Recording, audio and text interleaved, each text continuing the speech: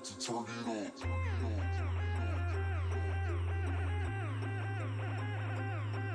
Turn it. We about to turn it on.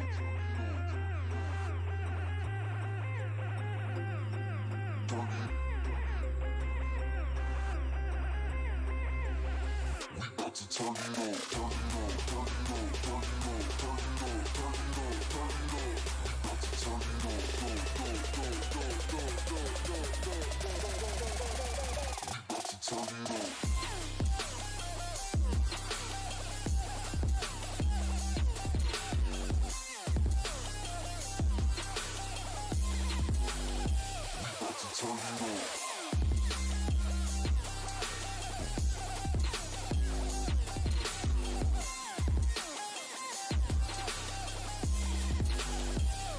Turn it on. Turn it on. We about to turn it on. Go, go, go, go, go, go, go, go, go, go, go. We about to turn it on. Turn it on.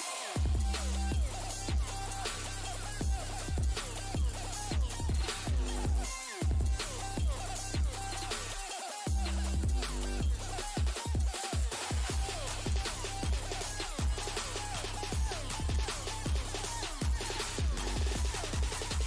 on.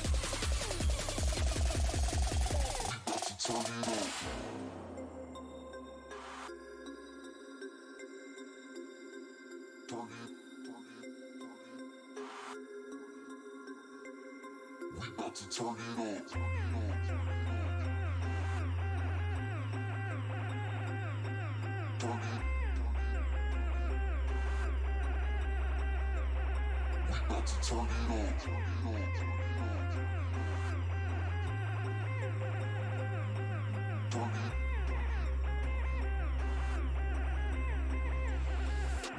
Turn it on, go, go, go, go, go, go, go, go, go,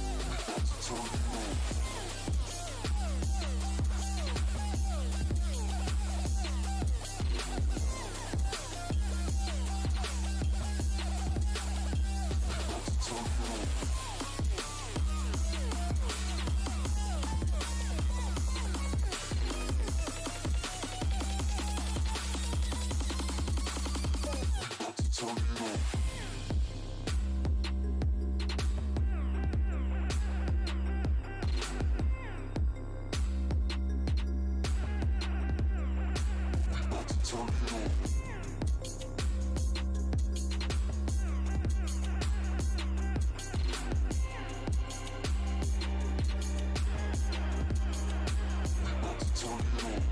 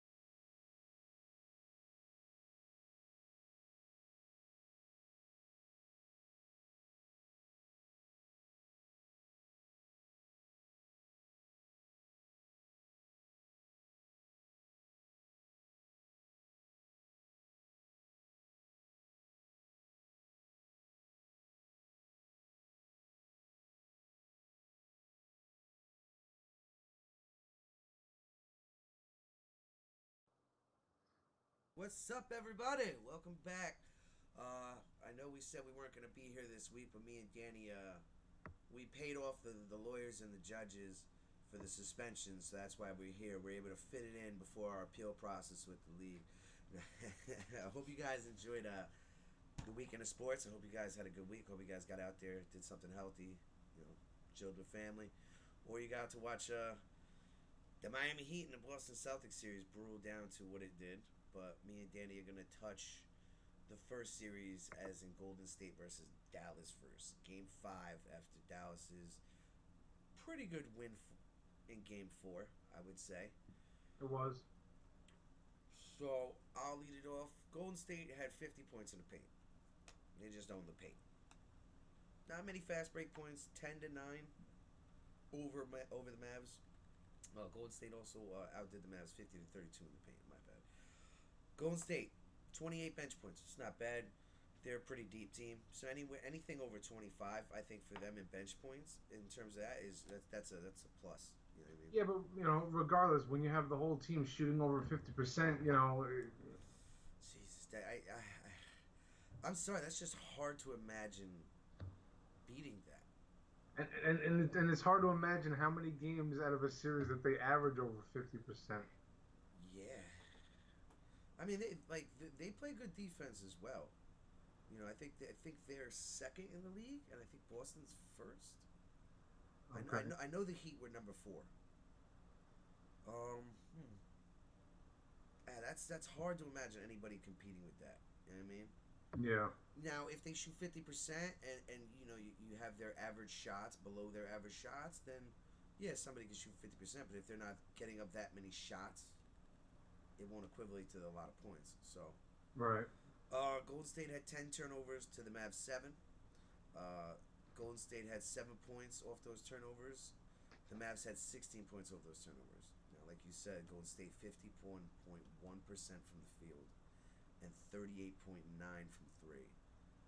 Whew. The Mavs shot 45.1 from the field and 40.5 from three. Yeah, I mean it was a good game. Golden State won 120-110. It was pretty much a battle, I would say, all the way until maybe like mid fourth, where Golden State started to push. Yeah.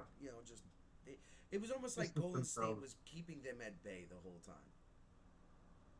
Yeah. Dallas couldn't really, get much going. I mean, Luca was the points leader with 28 points, 9 rebounds, 6 assists. So, He had one steal and 4 turnovers. Four turnovers is not bad. You know what I mean? Especially in a conference final. You know, Dinwiddie, he stepped up, 26 points, 4 assists, 2 blocks, 1 turnover. Uh, yeah, they got that other guy to score. Like we were saying the whole series, you can't just have 3 guys out there scoring. You're not going to win against a team who shoot 50% no. or anywhere close to it. They had Finney Smith with 13, 2 assists, 4 rebounds, 1 block, 1 turnover. Brunson, I think he had a bad game. I just played out flat like that. 10 points, 4 assists, 2 rebounds, no turnovers, no steals. You know what I mean? No blocks, but you Just know that's it's not going to cut the mustard. it's not going to cut the mustard. And the reason why I believe that is how well he's played throughout these playoffs. He was scoring. I think damn near. He was averaging almost 20 some odd points in the playoffs. Dude, we can't have no tens out of you for the life of us. For 4 weeks, we've been bitching about the number 10, and it just keeps showing up every week from somebody that is not allowed to score 10 points. Is up there like that's all I had, man. That's That's all I that's all can I do. that's all I could do. So all right, well then guess what? You're gonna get paid like you just scored 10 points. No, that's not fair. Well then don't do it. Imagine in the NBA, players got paid a quarter. You get paid at the end of the year, but you get paid a quarter for every point you score. Oh, like an So incentive. something like that, yeah. Like, okay, so this is your base contract or whatever Excuse you've me. been given, but at the end of the year, however many points you score, we'll give you, or let's just say we'll give you $1 for every point. All right, you scored 980 points on the year, All right, whatever. Yeah, but But a dollar. really, you're gonna give me $980 more that I have to get taxed now on, you piece of shit. I just donated to charity. $980. You Hey, said 1,000 for each point. Now we're talking. That's almost another mill on the table. You know what I mean? I don't know. I mean, like, But I'd imagine they have incentives for that. So that's why, come towards the end of the season, you see those guys trying to put up those 30 point games that have nothing, no meaning into the standings and the stuff. standings towards the playoffs. I mean, Right. I do like the play in because that mixes things up. Yeah. You know what I mean? I mean, incentives can go anywhere they want them to go. Now, Golden State, we'll get back to that. 6 players again, 10 plus points. It's Wiggins 18 points, Green 17, Looney 10, Thompson pulled his dick out and sat it on the table in Game 5. He said, "Y'all, do you know my name?" Curry didn't even really have to do much. Okay, here the ball, Clay, take the ball. He had 15 points. Poole 16 points. Now, Curry and Green both had 9 assists apiece. Looney, he's emerging as a pretty solid center in these playoffs. 10 points, 4 assists. 18 rebounds. That's fucking huge. 18 rebounds. Yeah, 100%. I mean, what could you say? There's not much to say. I mean, after a while, I mean, it just becomes the same script every night. Yeah, they shot him 50%. Yeah, Clay with another 30. All right, like there's. It's great season for the Mavs. Yeah. Great. Great getting out of that second round, beating the Suns, who everybody had going back to the finals. You know what I mean? I like we discussed earlier, in the series, they could have snatched 2 games out of this. I mean, we could be looking at a different series if they hadn't blown a 19-point lead or blown another fucking 15-point lead. You know what I mean? Yeah, but definitely. All in all, I think with Mark Cuban and the direction they're heading with the young talent, I think they'll make a move to address some of their needs. And so I'm excited for them next year to see who they're going to add, right, and how they're going to play next year. But like we said, they need more than what they got because that's just not going to compete with a complete team like the Warriors are. Exactly. Even if you brought the Warriors down to earth and they shot like what, 41%, 45%. Yeah, from the field. It's still gonna look the same almost. Yeah, 100%. Like you said, when you got multiple people scoring, 6 plus people scoring 10 points a pop, that's 60 plus points right there. Yeah. You know what I mean? While only one or two of your guys has got 15, 20. You know what I mean? Now it's like a fight. These 3 got to fight for what these 6 easily do. Yeah. Just lower your camera a little bit. Lower? Oh, my bad. Yeah. We want to see that sexy glowing beard. Yeah, easy breezy. Cover girl.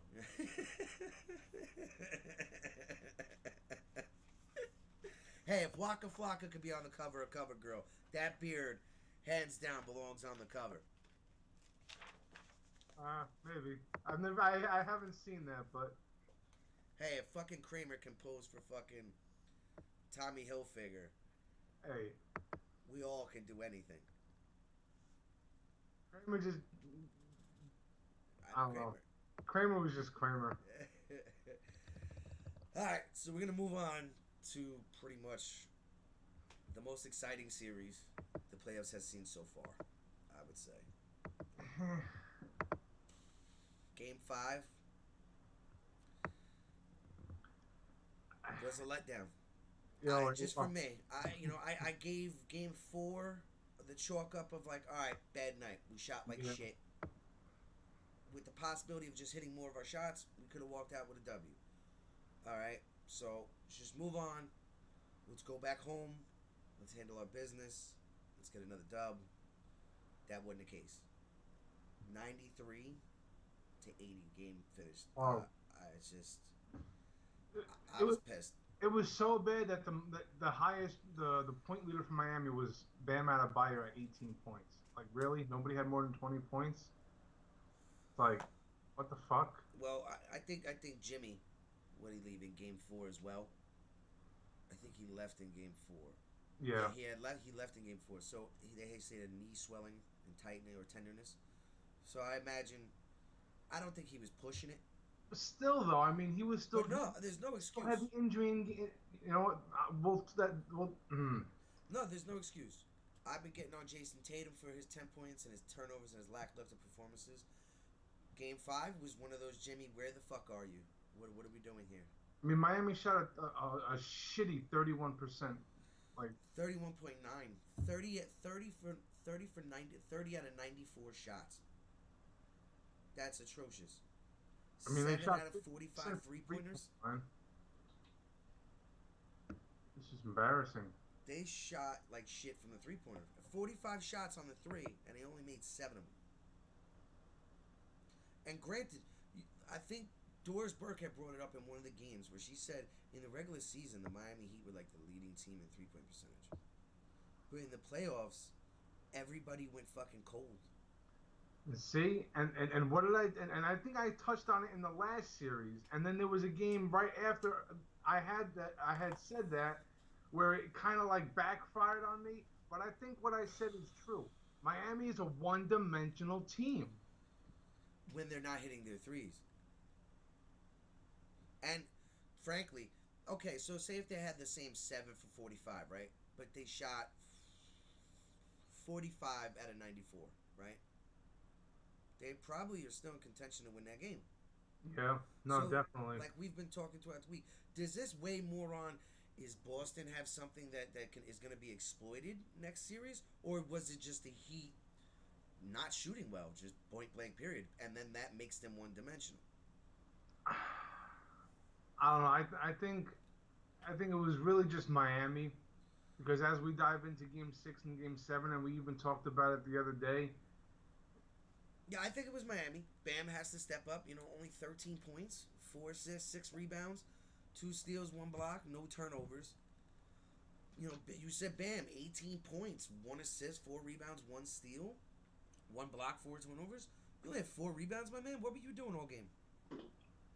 Were you walking around the 3-point line?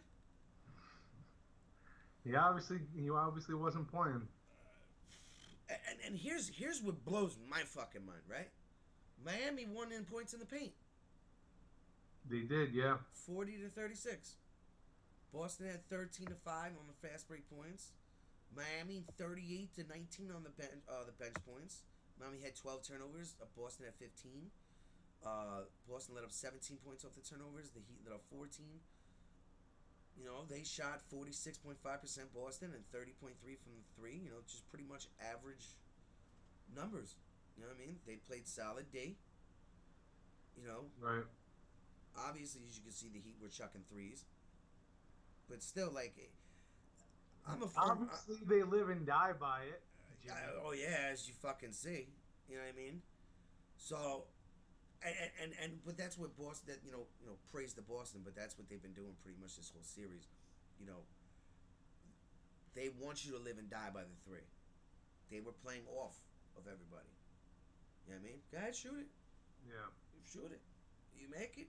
Fuck me. Whatever. But you're not coming in this paint. We're going to make it very difficult for you guys to come in the paint. Because they felt like they were bigger. And yes, in a sense, they were bigger. And I feel like what happened, what might have helped Boston in that series is the fact that they were able to match up physicality and go blow for blow with Milwaukee. And I think, in a sense, they kind of took that mentality and they brought it into this series, because Miami is a smaller team than Milwaukee is.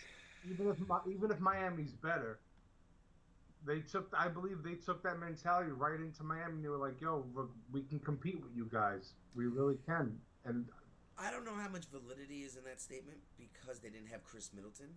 So, like we've said too, that series would have looked way different if Middleton was in there. But still, I mean, even without Middleton, Milwaukee still played fairly well on the defensive side of the ball. Yeah. Their offense is where it really lacked. Yeah, outside of Giannis and Drew, But I mean, to your point, only 4 players were above 10 points for the Boston Celtics as well. Tatum had his 22, 9, and 12 rebounds, 5 turnovers. The turnovers got to go down, but solid game.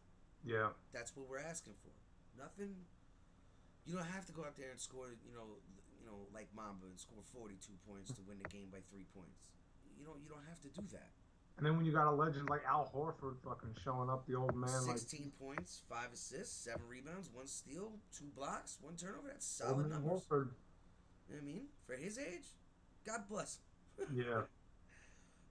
Jaylen Brown, solid game. That's what you want your second star to do, right? 25 points, 1 assist, 4 rebound, 1 steal, 1 block, 4 turnovers. Absolutely. Derek White, their backup point guard. 14 points, 5 assists, 1 rebound, 2 steals, 1 block, 3 turnovers. That's not a bad game. No. You know, They had more contribution in this game yeah, as compared to others. yeah, but it wasn't eye opening to me. It's just like I don't care if you're injured or not, Jimmy. We need the 25, 28 points. That's just that's a must. You gotta have it. I mean, not for nothing. We're about to go into Game 6, so I'm gonna say it. Regardless, if you're still banged up, dude, you dropped 47 in Game 6. He dropped 40 something in Game 1. So it's like, oh no, was it Game 1 or maybe Game 2? If I'm fuck. And I get it. Game 6 is quote unquote more, desperate to win because if you don't win Game 6, you don't make it back home. But yeah, come on, Jimmy. Yeah, but Game 6 was Jimmy was there. That knee definitely felt better. We seen it. You know what I mean?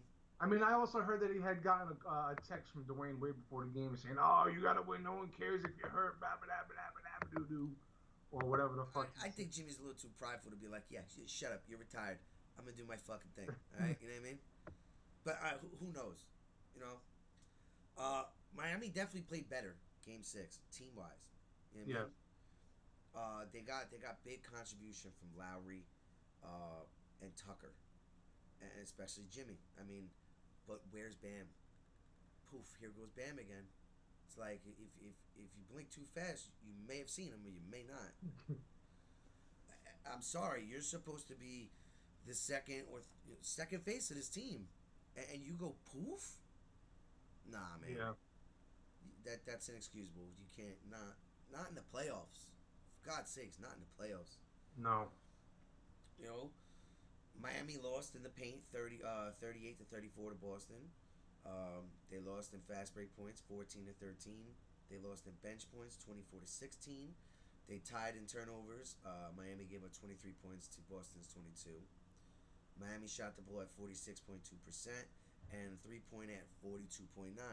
See how good they are when they make their three. They become a dangerous team. That's what I'm saying. So that's why I say they're one-dimensional. Because without that, even if they're shooting 46%, they barely win this game. Dude, outside of Jimmy, they only had 3 players in double-digit points. Tucker, Struss, and Lowry. Tucker with 11, 1 assist, 5 rebounds, 2 steals. So even if moving forward, the people that, have already followed the series and we know where things are at, after this game moving forward, I was still feeling really suspect. That if Miami was going to play this way going up against Golden State, there's no way they come out of that series with a championship. No. Not happening. No. I mean, like I said, I would be happy if you're looking at the last 4 games, right, throughout, or if you just look at the whole series, regardless of its end or if you move on or not, your defense played well. You're holding a team with two juggernauts on it, right? And within their own respective 3-headed monster, and they're only dropping 100, 103, 93, So you're keeping them underneath the league minimum, and not the league minimum, the league average, okay? For this year, is 110 points is the league average in points. Okay. You played defensively well. Now, I just think because Harrow being injured and a couple guys being injured and just how cold the team was outside of their 4 or 5 guys that the Heat have, I didn't think it was going to be enough to beat the Heat.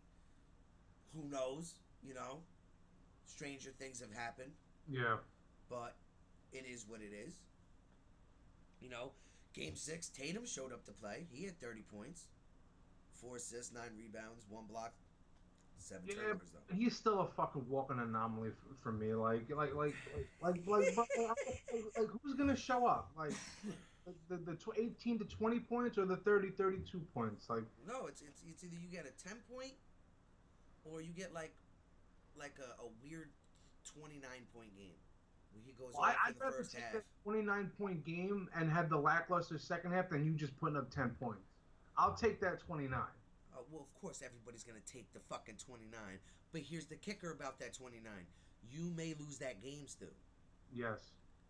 So, it's not like, with the players that go out there, they score like 9 first quarter, 8 the second, 9 in the third, then 12 in the fourth or whatever. They're consistently putting up points. Bro, in the second half, you were non-existent. 8 points? Yeah. Where did you go? Agreed. Granted, halftime adjustments, everything like that.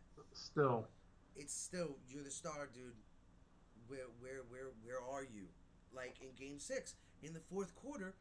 Now, Brown and Tatum, 50 points, and adding White in the mix of it, you had 72 points from the 3 of them. But in the fourth quarter, I think the 2 of them only took 1 shot together. And they made it, but it was only 1 shot. That's it. You telling me it's fucking fly? I got the bastard. Ha! Did you really? Yeah, I got him. Fucking Mr. Me, I got him. 72 points between 3 players, and you throw in Smart with 14 and Williams with the third with 12. That's 26, 72. 98 points. And you couldn't win that game? Yeah. That's a little strange to me. And honestly, that's what... You know how you were suspect of Miami? In your building, right? At your house, you laid up a goose egg in the fourth quarter and let Jimmy just fucking... Jimmy had a Michael Jordan game again. He did. What I mean? Where he was like, look, if ain't nobody else gonna do it, then move the fuck out the way. I'll do it my goddamn self. You know what I mean? I love players like that with that attitude. But in the playoffs, depending on... Dude, he still had 8 assists. That mentality has to be there every game. He still had 8 assists, so it's not like you couldn't say, oh, he's being a ball hawk. Are you out of your wowing? He had 8 assists, 9 rebounds, 4 steals, 1 block, and 1 turnover. That's a Mike type of game. Yeah. He showed up when it was needed. Went to somebody else's house and stole one. Now you're going home? I'm thinking, all right. I'm literally thinking we're going to get the same energy.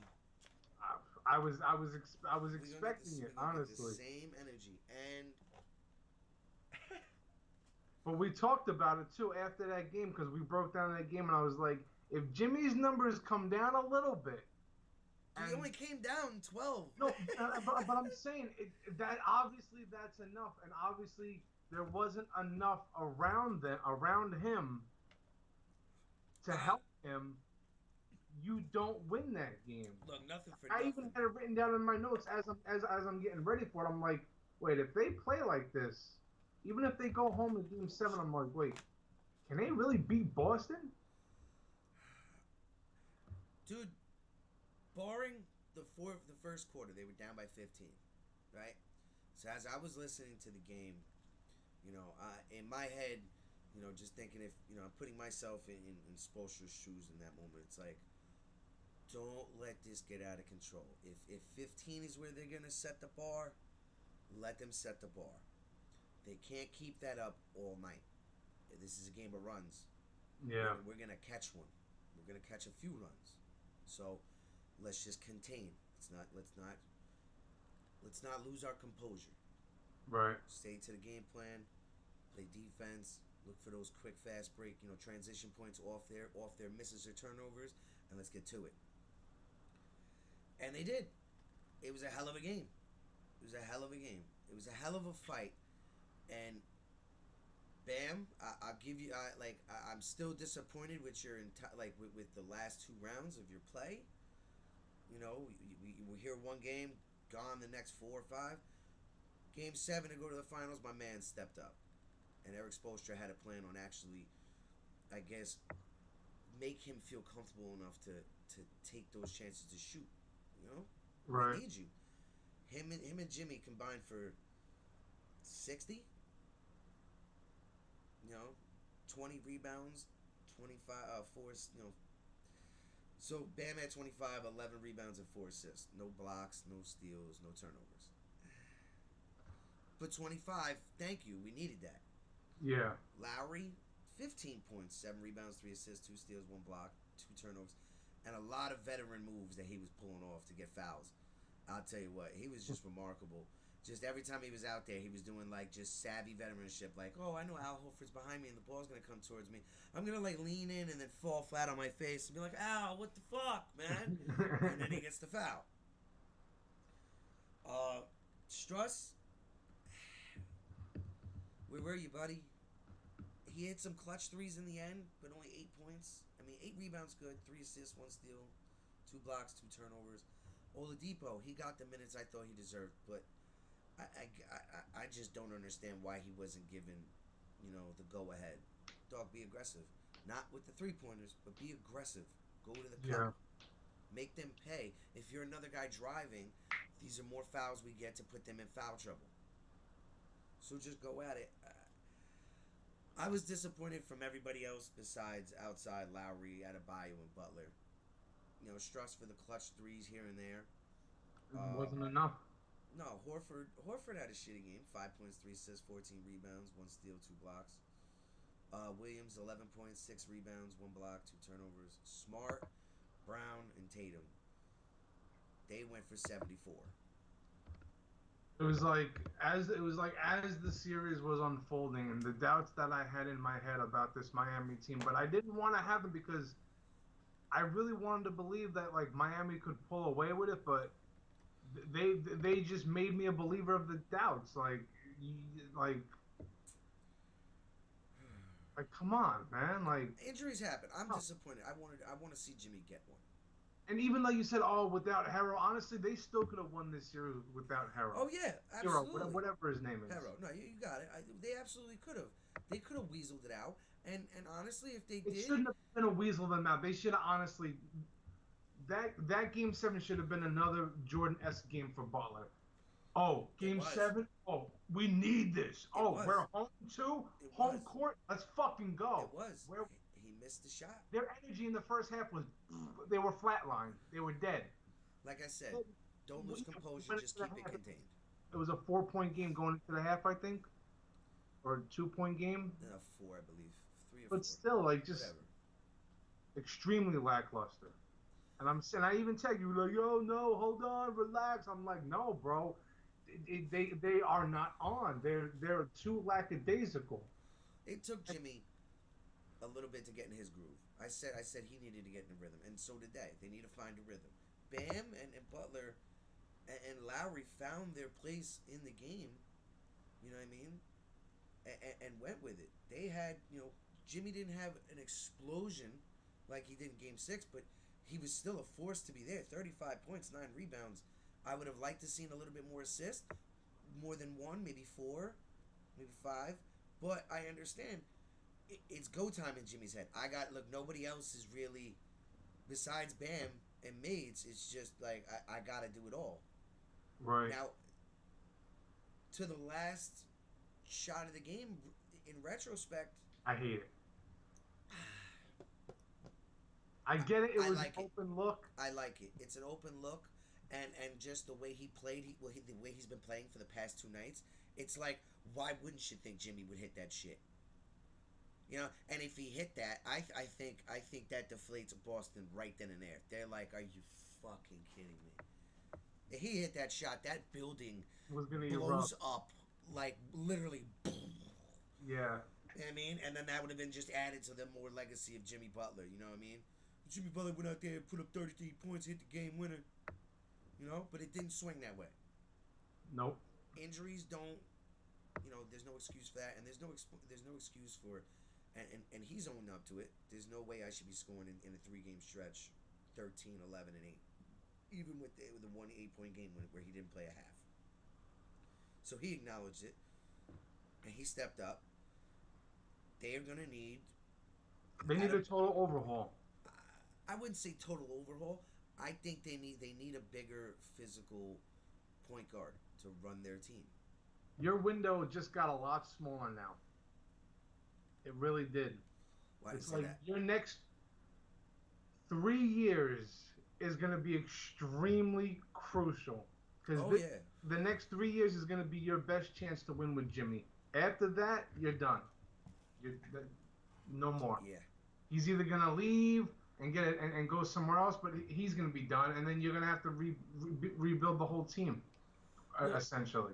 Well, I mean, yeah, but look at how bad Philly's kicking themselves in the balls right now for letting him walk out the door for Tobias Harris. So you know they had Jimmy, Embiid, Curry, all those guys, but no, they have Harden. I mean, look, initially you didn't think the Harden deal was going to be that bad, and when the deal was first made, it looked like it was going to work out for the Sixers. Yeah, then at some point he was like, "Fuck it." I mean, I got paid. Like him and Antonio Brown literally did like the things that we wish we could do in everyday life. Yeah, I fucking quit. I'm here. You still gotta pay me, so I'm here. I'm gonna do the bare minimum. Yeah. And that wasn't what he did. Wasn't even the bare minimum.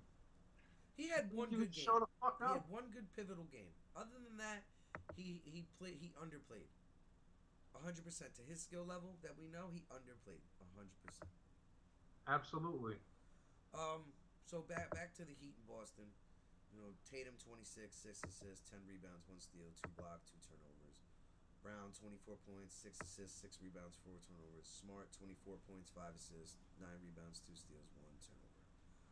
Boston had a pretty good team game out of 4 of their guys. Boston, Miami. So Miami owned the paint, 56 to 46. Boston had 20 fast break points to Miami's 13. Boston had 19 bench points to Miami's 13. So I mean, that's what you expect for a Game 7. You're really gonna go with all your starters. You want it to come down to the wire. Yeah. So Miami only 13. Miami only had 8 turnovers to Boston's 13. Boston only let up 13 points off their turnovers, but Miami let up 14 off their 8. Now, Boston shot 41.2 from the field and 34.4 from the 3-point line, right? Miami shot 42% and 20% from 3. The 20%, that's bad. That's bad. I mean, they shot like the 3-pointer like shit all playoffs long. I was gonna say it seemed like that. Yeah. Yeah. So I mean, that's got to get better. They had a good season, but in my eyes, the way that Miami carries themselves with Pat Riley, Eric Spoelstra, that's an L. That's a bad season. It is. It's a bad season. You didn't get to where you wanted, or even win what you wanted. So it's it's an L. Got to get back at it. And to your point, they only got about a small window of 3 years, so they better get a point guard in there fast. Yeah. Or maybe another big guy. If they go out there and snatch maybe DeAndre Ayton, now you're looking at a Bayou and fucking Ayton, Jimmy, Oladipo. You know what I mean? They're looking even better. Looking a little bit better. Yeah, especially if they go out. Say the Suns walk away from fucking Chris Paul too.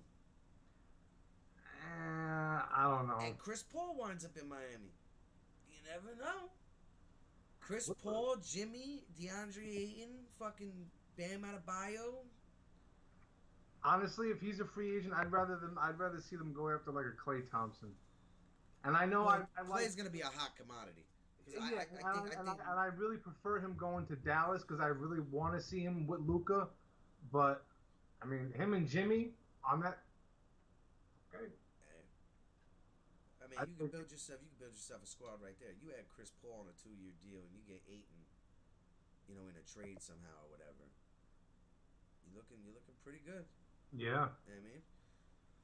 Or even if maybe you trade fucking Bam and you get Ayton. Hey, I'm sorry, Ayton actually played a lot more consistently and better in the playoffs than Bam has. Dude, you showed up in 2 games. Literally, like 2 games. Yeah, Ayton was in there in every game for the most part. For the most part. I would say that, they misused him in that series. But barring that, he still had a solid series. So now moving on, Danny. Golden State versus the Boston Celtics. I don't even want to root for nobody. Because if Golden State wins, this will be their 4th ring in 8 years, and I definitely don't want the Celtics to win. But I figured out who we can root for. We can root for the refs. Honestly, just let it go 7. Let it go 7 and then figure it out at the end. Just let it go 7. So, Jaylen Brown released that he still texts Kobe Bryant's number, right? And he told him that he got him or whatever in that capacity. So somebody took it and cropped in a response actually from Kobe, and the response from Kobe was Warriors in 5. Honestly, yeah, I could see a sweep. Nah, no sweep. You know them. You know Golden State. We'd rather go home and finish it at home. Why don't you come take that plane right out, dog? You know what I mean? Why would I want to do it here?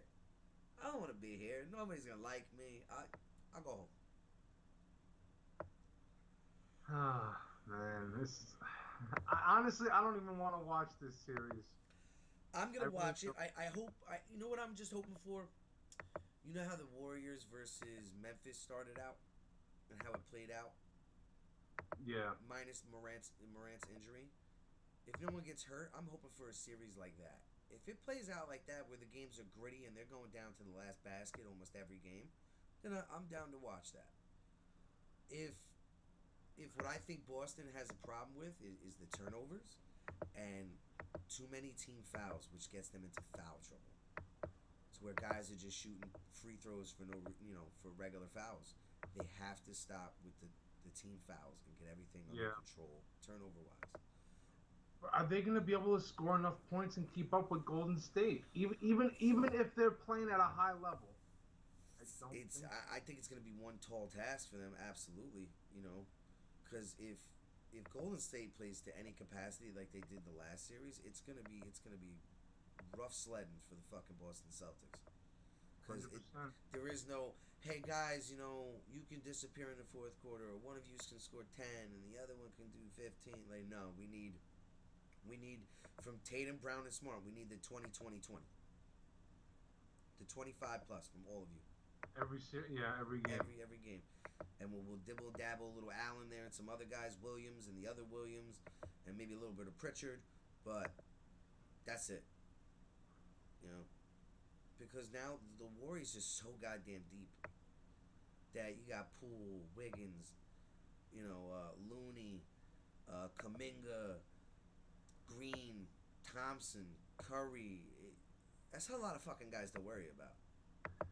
It is. Even if you shut down one, the other one's right there. But it's not to the capacity where it's like Boston, where it's like 3 guys, maybe one guy off the bench, or another one can kind of hurt you. So it's like the max, like maybe 5 to 6 guys, where it's like they're throwing up 9 guys that could just fucking come out there and score 10 points, 10 plus points each game. And God forbid if Curry has his 30-point game, Clay has a 30-point game. Wiggins and Poole combined for 36 points, then and then fucking Green and Looney combined for fucking 15. They're gonna put up 140 easy. Yeah, while you were struggling to score 100 points and blowout wins against the Miami Heat. Yes, that's why. Honestly, that's why I say a sweep. But I mean, I get what you're saying. Golden State's gonna want to take it back home and win it on their home court in front of their fans because they're cocky enough that they can do that because they're good enough that they can do that. But look, I was cheering for Jimmy, so I wanted him to go, even if it was Miami. I don't think either team has the capacity to get out I mean, I just don't think, like, I feel being like realistic, I don't think anybody had a shot in hell. I feel like if Miami really played at the high level that they're really capable of playing, and if they didn't have any injuries and they were going up against Golden State, I'd feel well, obviously I'd beat Miami, but I'd feel like Miami definitely has a better chance to beat Golden State. But I think I like the way that Miami plays defense more than Boston. You know, that they're chippier. You know, they go for the hand smacks and the strips and then flying through the lane, the passing lanes. yeah, Which I think would have gave Steph and them a little bit of trouble. And then if Jimmy has his games where if Jimmy's going 35 plus a game, you got a shot. That's absolutely. evident. You know what I mean? And then what you're kind of banking on is, which ultimately can happen, guys are going to have bad games. They've been on for 2 series now. When will it click off? We know we're going to get Curry at his best. We're going to get, Clay may start to show up now more in a capacity. Wiggins has grown into a consistent player now for them. Poole can score in bunches like the rest of them. Yeah, And Draymond does Draymond things, and you got Looney, and then you got Moody. It's so many fucking guys. And they're not hurt. That's the fucking thing. Yeah, they're missing Andre Iguodala, who's actually going to come back. So now you're going to have to play against Andre Iguodala and Otto Porter Jr. He's not coming back. I don't think he's coming back. But like, you can't defend everybody. Even if Golden State's bench is out there against Boston's starting 5, even that is still. They're so deep, but dude, they could play almost realistically a 10-man lineup if they wanted and conserve their minutes. Oh my God! While you're expending all that time just trying to keep up with them, you got Curry and Thompson and Draymond on the bench getting much needed rest. Yeah. While you're just hoping to go on a run because as soon as you go on that run, Curry's gonna be like, yeah, time out. All right, come on, guys. And then you're like, fuck. Just when we thought we had them. Exactly. No, that's not even just when we thought we had. Just when we thought we could, kind of like build something. These cocksuckers are like, nuh-uh. Right. Yeah, now, no, definitely. I think the only team that had a shot really against Golden State was Memphis. It was the only team that could stand toe-to-toe with them in the West. Maybe Phoenix if they played better, but from what they shown us in that fucking Dallas series, it looked like they didn't even have it or nor want it. They didn't even show up. Yeah. So, they're like, oh, we got to play. Oh, we got to flight. All right, we're gonna. Yeah. Yeah. No. Yeah. When's tea time? Oh, okay. So it starts Thursday. I imagine. I think 8:30, 9 o'clock. I'll be watching, but like I said, I have Golden State with the game 1 dub. I expect Golden State to win the series, but hey, if it goes 7, that's awesome. Yeah. But if it doesn't, it is what it is. There's nothing you can do about it. We'll see you guys all next year for basketball. Yeah, right. So sad. It's so very sad. So sad. So sorry. Alright, we're going to move on to the... we're going to do Hate It or Love It. Okay. You want to kick us off, Danny? Sure. Give me 1 second. Scroll down to my part. Okay. Hate it or love it. So we were actually talking about this before the show started, and we talked about it over the last couple of days. Hate it or love it, Ravens trade Lamar Jackson next season.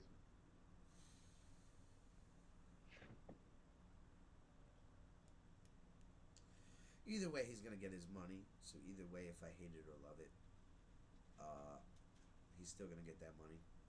Like someone told me today, that's what the market called for. So I don't care what he did, but that's what the market is. The market's $250 million. Well, who set that market? Fucking the woman toucher. And I'm honestly, just because they were an idiot, it doesn't mean I'm gonna be an idiot. You're not getting that bread, dog. What have you done for me lately? Yeah. For Christ's sakes, you were banged up all of last year. Then the years before that, yeah, we had good seasons. We went to the playoffs, maybe won a game, and then we got booted. So what? And then, like you touched on that one playoff game where I think he had like 60 total yards thrown or something like that against 60 or Tennessee. 80, and then like 100 and some odd rushing yards. Dog, you play in the wrong position then. and then if that's the case, guess what? You're definitely not getting paid $250 million. No, I agree. Like I was saying, like we'll get into this after we do our football segment, but like I was saying, like just as a base, not yearly, but just as a base to start off, like with how much I'm gonna give you. Okay, so you got 37 career wins. In what, You're 4 gonna years? get at least $1 million per win. So he's at the Dak Prescott contract. Yeah, but then you look at fucking Deshaun Watson, and he's only got 24 or 25 career wins. But he's the fucking dodo bird that got 250 million. Who just fluctuated the market out of nowhere. So Like, now, I question I question the market then. I question the market then because by that logic, the stats don't mean jack shit. No. The wins don't mean shit. The numbers don't mean shit. It's like you're just paying the guy just because he says, okay, this is what I want. You got to pay me this. Okay. So you're paying to, in a sense, be competitive every year, maybe make the playoffs, but that's it. No playoff wins, no Super Bowls. You better be throwing out free blowjobs or something if you want players to come there. Because why would you want to go there? Because you already know, all right, well, dickhead over here, he got about half the salary cap. Yeah. Not to mention the cap hits they're going to take in whatever capacity, opt out or not, or if they structure in a certain way, maybe it's not that big of a cap hit. But who else is going to come there? They were already down on wide receivers. You know what I mean? So if you get Odell, you're only getting Odell at half the capacity. Jarvis Landry signed with the Saints. So what are the guys are out there that are good guys for Lamar to actually throw to, like a number one? There's nobody right now. Nope. I mean,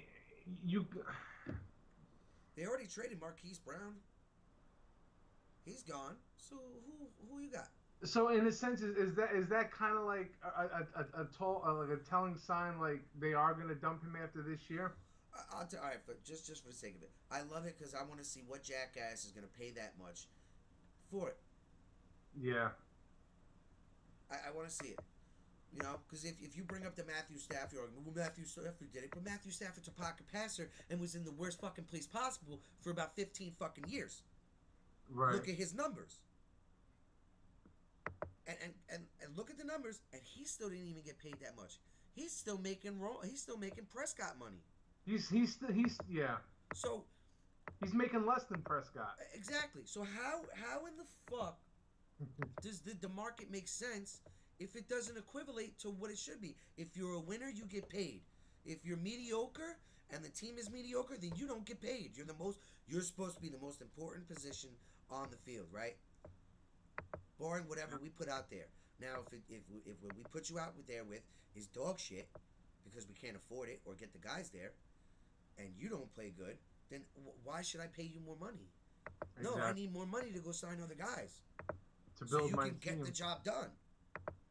Yeah, I mean, look at Kirk Cousins. I mean, when he was a free agent, and you looked at his stats coming at a. But the minimum, I think, what was it? The franchise tag right there was like 33.3, right? They gave him 88 guaranteed, or 88 million, or 90 million guaranteed. Like, yo, really, this guy's a mediocre quarterback. Well, I mean, we agreed on that. He didn't deserve that money. Yes, he bet on himself those years in Washington, and it panned out, right? But not 90 guaranteed. Not 90 guaranteed. There's no way. All right, so you made out with $33.5 million a year. I'll give you the 40. Okay? I'll give you the 40 over 4. At the 40 over 4, 160. You know what I mean? There's no way I'm giving you $100 million. No. We could have a renegotiation over 2 years, a window of that, so we could bump it up if you play to that level. Yeah. But there's no way you have the presidents to, I bet on myself. I was in Washington. Yeah, a dog shit place, dude. Did you make the playoffs those years? Did you go far? One time. So it's. I'm sorry. We're paying for. All right, not. It's we're not paying. We're basically just paying for the.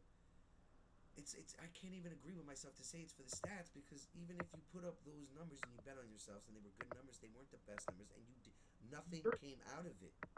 You're paying for the hope and essentially that okay, yeah, you're a league average quarterback, but with this defense and the guys on this offense, maybe you can bump that up a little bit, and that gets us over the top. But see, but I wouldn't argue this for anything if it was Tom Brady or Drew Brees if he was still in the league, or Russ wanted to, or Pat already got his deal. Look, I was there twice. I earned a capacity of that money because I can get us there for the next so many years. Aaron Rodgers to a capacity, he's earned that money. If there's guys that won something that had something to show for it, then hey, you earned it. I can't say nothing like that. But when you haven't been all right. So you broke your leg one year. All right, then the next year you want to get paid. You're out your fucking mind, dude. That's what set me off. You just broke your leg, and I want 160 million. Yeah, and I want to be king shit of fuck mountain, but you don't see me out here fucking climbing hills. Hey, look, everybody deserves to get paid. We understand that. We agree on that. But the amount of money these guys are asking for is getting ridiculous. This is not baseball. Not even in baseball, it's a little ridiculous. Like, no, that was my point. It's baseball. There's no way somebody should be making $400 million. Okay, yeah, you can hit 40 home runs a year and drive in 120 guys. Great job. You're a great ball player. But $400 million? Come on. Yeah, it's getting out of hand.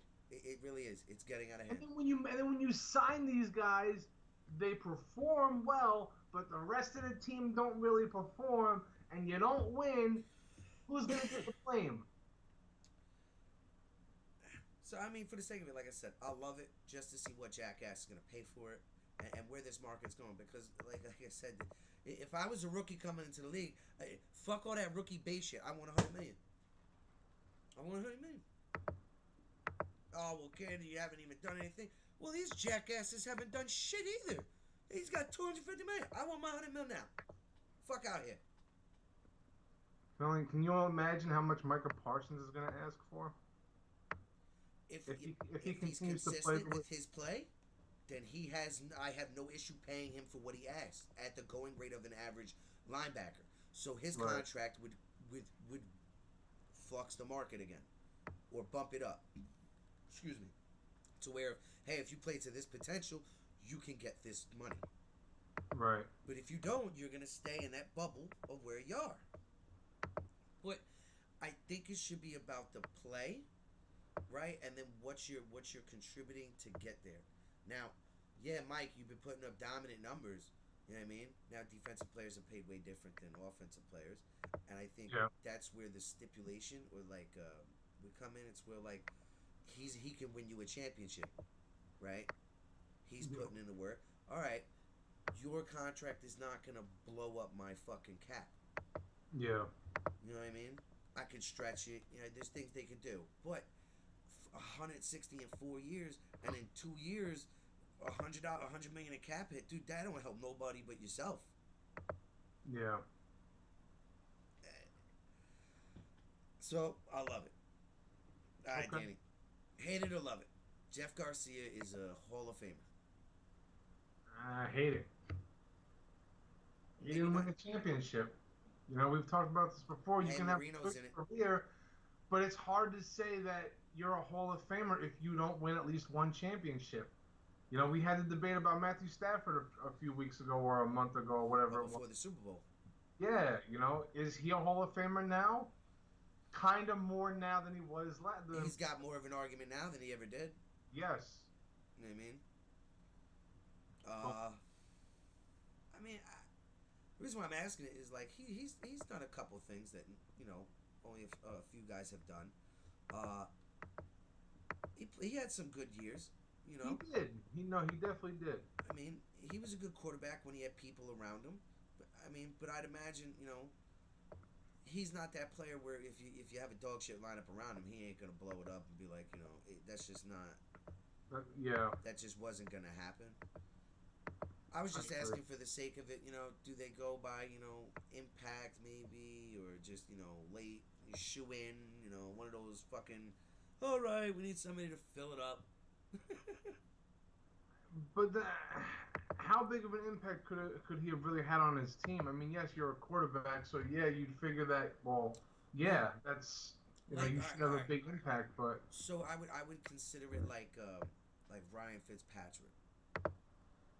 Starting wise and like as a starter and a stat wise, no, in no shape or form is he a Hall of Famer. But if we're talking about just the fact that his age and how many times he's been around the block and he was still able to compete and give teams what he did. If right. you were doing like the NFL's top 100s of backup quarterbacks or something like that, you have to put him in that conversation because it's like, at any moment he could come off the bench and he could win you the game. Yeah. You know what I mean? And he can manage you through a season. You know Yeah. what I mean? Even at his age. So it's like, does he get in for something like that? If you were really trying to build a lineup instead of, like how everybody does, well, I'll take Peyton Manning, I'll take Tom Brady. You'd be like, no, you get to pick one realistic starter and then one realistic backup. Yeah. Like it is in the NFL. So if it's like, all right, well, I'll take Tom Brady. Well, if Tom Brady gets hurt, could Jeff come in there and, probably, maybe. With a Bill Belichick offense, yeah, it wouldn't doubt me, honestly. Yeah, I mean, so that's the reason why I say kayaks. But I understand why you hate it. That's one of those. That's when we were just having that conversation. I just wanted to see what your viewpoint would be on that. You know what I mean? Right. I'm not calling him a Hall of Famer. I'm not saying he is. I'm just saying for the sake of the argument, could he somehow, in a shape or form, get in? Most likely not. I mean, look, if you look at his stats when he went to the CFL, and I get it, yeah, the CFL is not the NFL, but I mean, if he had stayed with the NFL and put up at least some,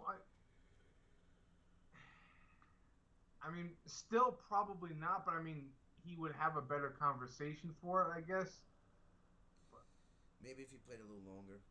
Yeah. Maybe if he had a couple more shots. But hey, it is what it is.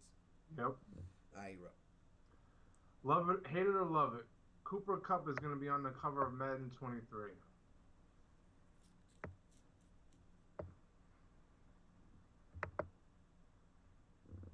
I hate it for the sake of injury for him.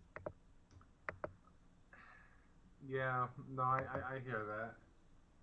I think there's only been like one or two guys. Like Tom Brady's the only one that breaks the curse. And Megatron. And Megatron. I think those are the only. Maybe no.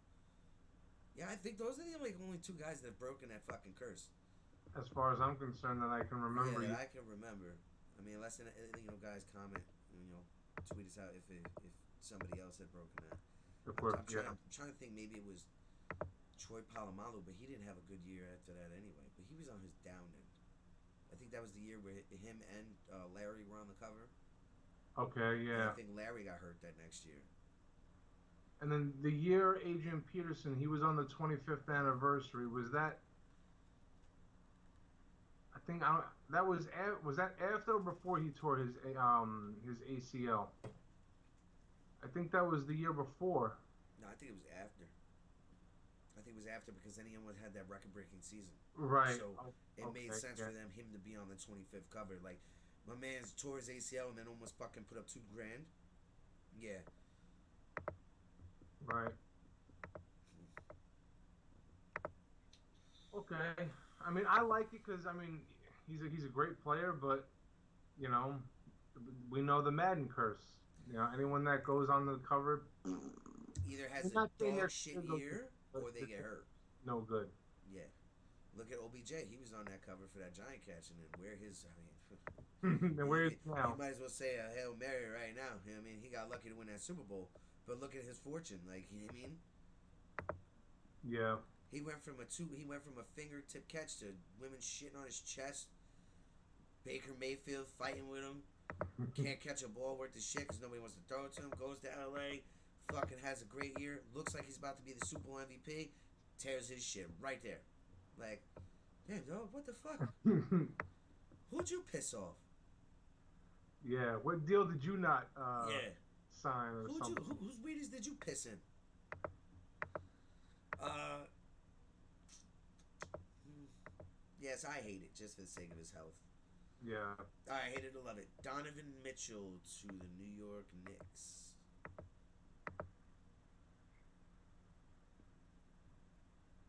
I hate it. Why? You're like the only one that hates that. I fucking love it. It's not that he. Look, it's not a knock on Donovan, but Then who the fuck's it a knock on? it's you a throwing knock shade on at? the Knicks. Because even if they get him, like you were saying the other day, yeah, that would make them more competitive. But they're not. I don't think they're anywhere near a win now team. So it's like, okay, you get him. He's still very young. Yes, okay, 25, 26. You get him now. You got R.J. Barrett, who's coming into his own, who's looking pretty good. They have players there. Yeah, but you're still not going to really be competing for a championship at least for another 2 or 3 years. So you figure after those 2 or 3 years are gone, he's essentially going to be kind of coming out of his prime at 28, 29, going into 30. So it's kind of like wasted years if you're not ready to put him into a position to really catapult this team.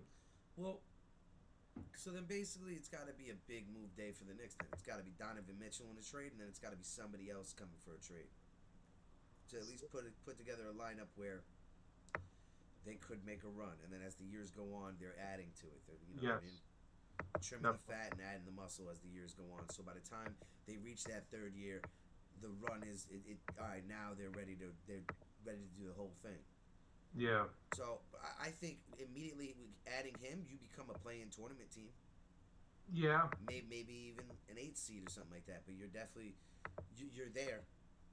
I mean, if he could put Utah on his back with Bogdanovich and that team and make it to the playoffs, why can't he do it with the Knicks? And the Knicks all year were fighting for that play-in spot. That puts them over the hump to get into the show. Yeah. Over the 3 years as you build, you should be able to get to the end of the show. You know? I mean, I understand that, but I mean, like you said, if you're not gonna make that move and then make other moves to kind of like really progress this along, and he's like your big star signing of the summer, it's just gonna be a waste. What? Because then you're gonna wait and bank on him being like the guy that can bring you your superstar next summer. All right, so you hate it. You're up. I really do. All right. Hate it or love it. The NFL, I'm not saying they're going to, but it's just something that like I conjured up in my head. The NFL adopts the MLB rule. Away teams get the ball first. I hate it. Why? I hate it just for the simple strategy of like when we play Madden, I never want the ball first. I want it away. I mean, I want it in the second half, right? Right. If I'm away, now I have to take the ball, and then I don't get the ball at that. Like, nah, fuck that. I don't like that.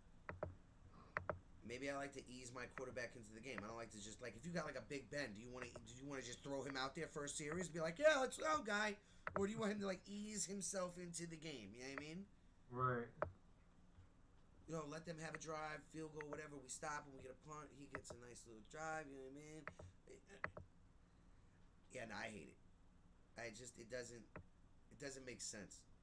You know what I mean? Yeah. All right. Baseball's, it does have strategy to it. I would just say football is more strategical, so that aspect needs to be there with that coin flip for the who gets the ball first, who doesn't. You know what I mean? Yeah. All right. I mean, I hate it too, but I just figured, why not? I can throw it out there. Maybe somebody else thinks differently. Maybe they like that, you know? Yeah. Hate it or love it. The spitball should be brought back and be legal. I love it. Now, I like that you love it because I love it too, but I'm not talking about I'm talking for it to be legal, you got a hawk right on that ball. All right? That has to be a decision made by both the catcher and the pitcher that they're throwing spit. Okay. They're like, are you ready to catch this loogie? Because it's coming at you. Yeah, exactly. I'm talking It about shouldn't even 100% call a spit. spit. It should call the loogie ball. Or whatever, loogie ball. No, you don't put the actual booger in it. I'm talking about just you get a nice amount of drool and spit, and you fucking. Bleh. Right. You know, I want it all in or none. I don't want no little pit. Like I want you to be able to throw that, and then they slow mo the pitch as it's going. And you see the spit, the goo, like just like. Yeah. Like if Batter's like. you're on Molly, like whoa man. The batter's like this, like like disgusted, like. Because if he swings, he might get a speed. Exactly. So he's like. I mean, the only reason why like I'm against it is because now you're putting a person's bodily fluids onto the baseball. Yeah. And then even though pre-COVID, you test players, make sure they're not sick, or so it's like I get it on that aspect, but if like honestly, I like it because it brings the nostalgia back to the they're game. still allowed to, and to get a feel for the ball, or I think they're also allowed to have like a wet napkin or something in their back pocket that they can reach down into and get a little bit of a grip for the ball. Right. But it'll probably never happen. I just threw it out there because we weren't alive to see that era where Gaylord Perry was really out here and throwing a mean slider. I think that'd just been awesome to see, but yeah, with everything that's going on, no more sticky stuff. I mean, why not? All right, here's the rule: there has to be enough spit on the ball for it to be legal. Right. Oh, then the after inning checks will be even fucking crazier. All right, let's see it. Let's see it. All right, lift your tongue. All right, you're good. It's a fucking dental appointment out there. Yeah. All right, go ahead. You're up. All right, hate it or love it. Now, maybe not this year, but maybe, depending on where they go, because he's definitely having an MVP season. But Pete Alonso, hate it or love it, Pete Alonso wins the first MVP award for a Met. I love the idea. I just don't think realistically it's going to happen the way that Manny Machado is playing out in the West this year. Now, if Manny Machado decides to fucking whirlwind out of control, and Pete stays steady, and he's steadily, just has a little bit over everybody, I don't see why not. He shouldn't be able to get it. I mean, look, San Diego, I think they're in second, I think they're in second place, but look, usually the MVPs always go to the players that are on the teams that make the playoffs, because you had the most impact on your team, and your team made the playoffs. I'd love to see that happen, man. The Polar Bear winning the first MVP for the Mets. Oh man, that'd be dope. It really would. I'd really like to see that. But, well, you know what? While you get into your next one, I'm actually gonna go look at Manny Machado's stats for the year, real quick. I just wanna compare.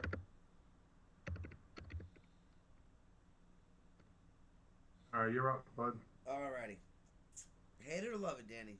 Bill Belichick is the greatest NFL coach of all time.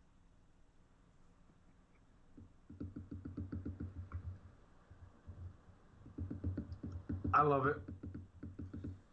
I'm surprised to hear you say, everybody, you should fucking write this down on your calendar.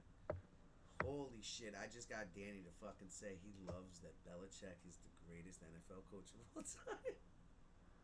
I mean, because I think it was last night or the night before, like we were talking about, if he goes on to win 3 more championships or 2 more championships with Mac Jones, I'm not as opposed to seeing that happen as I'm opposed to seeing Tom Brady win another one. Okay. All right, so I can respect that.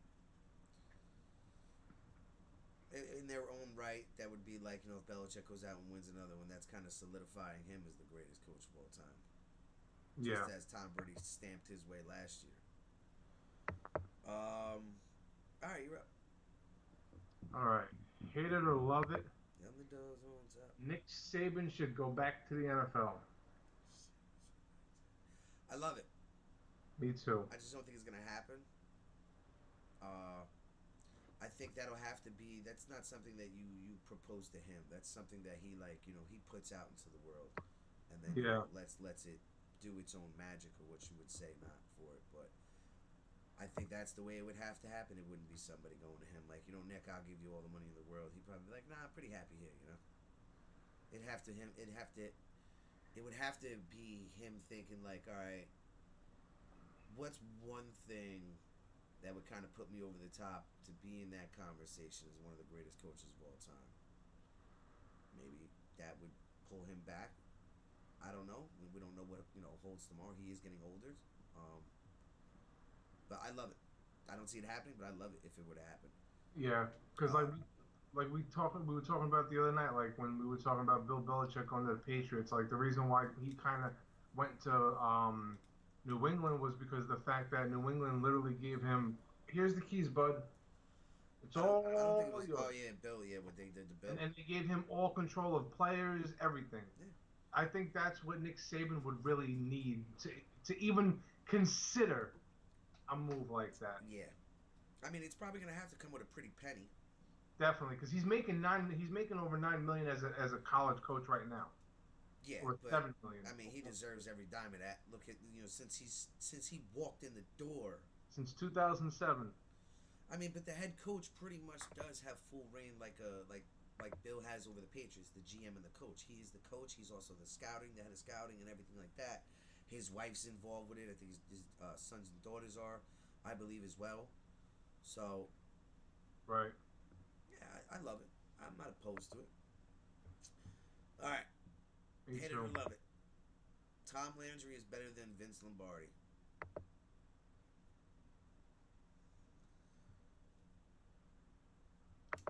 I don't know. I mean, it's hard for me to like it. I mean, because it's like, well, how do you say that when the other guy is the reason why you named the fucking Super Bowl title after that guy? Yeah, but he did that with a one play package offense and a stolen defense, and he stole it from the guy who he beat. He ran Tom Landry's 4-3 attacking defense. So he stole his defense and then just ran. I mean, look, it was a great play. I'm not saying anything. I'm not saying Lombardi's not a great coach. Lombardi's one of the greatest coaches of all time in terms of NFL. I just say, as in terms of career and impact of the game and the advancements in the game, I think Tom Landry is better. All right. But I mean, they're not changing the fucking Lombardi. So, No. this is just speculation. I feel as if Landry was the better coach. He coached longer. He knew how to advance the game. I mean, for Christ's sakes, we wouldn't have the 4-3 without him. We wouldn't have the wide receiver screen. We wouldn't have the Hail Mary. We wouldn't have half the things we have without him. Yeah. No, and I agree. It's something we touched on the other day, but I feel like at some point I'm looking for a fucking pen. Someone's got to be the villain when it comes to some of these, and it's like, you know what? Yeah, well, how can you go against the guy that they named the fucking Super Bowl trophy after? 1,000 pens in my house, and I can't find a pen. Talk about being unprepared. So, I hate it just for that aspect, but I love it because of everything you just talked and we went over the other day. Yeah. So it's like, dude, they're both vital to the game. I just think Landry winning the first Lombardi winning the first 2 Super Bowls, and then I think 1 or 2 of them was against Landry. He did implement that power run scheme, which was very pivotal in the run game of the future of the NFL. But if we're talking about accolades across the board, Landry has him on the accolades. I coached longer. I impacted the game way more than you. Better. Yeah. All right, you're up. Alrighty, so we are now finally on the NFC side of our draft analysis. So we're doing the NFC North. I got the Vikings and the Packers. So You can lead The us off Vikings. with the Vikings. He already jumped right into it. I'm sorry. I'll start. Let me take a step back. Like I'm like, oh man, as I'm doing this, I'm still sitting here and I'm like, You're still you cursing know, up a storm? I'm still fucking sour, man. Like I felt like they. I'm not even gonna get into it. So with their 32nd pick in the first round, I'm sorry. I'm sorry. I'm not even getting rid of it. In the 32nd pick, these cocksuckers picked. they took defensive back, or I mean, Corner. when he was on the board when they drafted him, it said safety, but when I was looking at him, it said DB. But so DB safety, Lewis Seen out of Georgia. Okay. They gave him a 6.26 prospect grade, average starter. He had a 4.37 40 time. He's the guy that, in their mind and in Viking fans' minds, that he's going to be the guy that's going to take and replace Harrison Smith after next year. Yeah, Well, the kid looks hopefully he learns everything from Harrison Smith within this year. He can, right. and he becomes his own player, and he's just as good as Harrison Smith. Oh, I wouldn't say that. I said just as good. I'm not saying I, better. I still wouldn't even say that. I mean, yeah, this kid looks good, but I mean, Minnesota does not have a track record of drafting DBs or safeties good outside of Harrison Smith and outside of Xavier Rhodes. No, that's what I'm saying. Outside of those two, who else have they really drafted as a DB or a safety that has really made the impact like they both did? Granted, Xavier Rhodes had some injury issues to deal with, but like he was an All-Pro corner. Excuse me. So, All right, but they addressed a very big need. What they needed, a safety because they're not going to pay Harrison Smith next year. no, and he doesn't have the step that he used to have. Yeah, so I understand you're not excited about the pick, but that's a move that needed to be done. Yeah. Maybe on their board, that was the best available player at that trade point. You know what I mean? And they took him. Yeah. So, I mean, look, Minnesota allowed 252 passing yards per game last year. He should help improve that a little bit, but I mean, I don't know. They still have some other issues. But so with their next pick in round 2, pick 10, they took defensive back Andrew Booth Jr. out of Clemson. They gave him a 6.34 prospect grade. He's projected to be a plus starter. He ran a 4.5 40 time. And it's nothing against him, and it's not that. And even though I still would have preferred them go after something like in a different direction, I just got a feeling like this kid's gonna be a bust. Who? Booth? Booth. I feel it like in my gut. Like I'm not saying I'm not ready to say that. I gotta see the first year. I'll say it. I think he has the assets, as in like the height, the weight, the length, to compete in this league. So we've seen stranger things happen, especially in the NFL, especially in a league that predominantly stands for not for long. Yeah. So I mean, I wouldn't go as far as bust. He may be, not what he was drafted to be. Yes, but I wouldn't say a bust. Maybe he lacks certain fundamentals over the time in Vikings, and they let him go, and he goes somewhere else, and then he steadily improves, and then after 5-6 years, we're not talking about him like a household name, but as a respectable cornerback in the league. Right, which is fine, but at least in my eyes, for Minnesota, that's a bust because it didn't pan out the way that you had anticipated, despite what else he's doing in the league now. Yes, but I mean, he was projected to go first round, so to get him in the second, that's a snag. In my eyes, that could be something, a cause for concern, as in why did he drop? I mean, for the most part, it was predominantly linemen and fucking, defensive linemen and offensive linemen and, wide receivers and corners going. So, Right. I know you dislike it. I like it. Who else did they get after that? With their second pick in the second round, pick 27, they took guard Ed Ingram out of LSU. He Okay. had a what's up? That's all right. Yeah, honestly, I like this pick. Honestly, it is an offensive lineman, but in some ways, I like this pick more than I like the first two.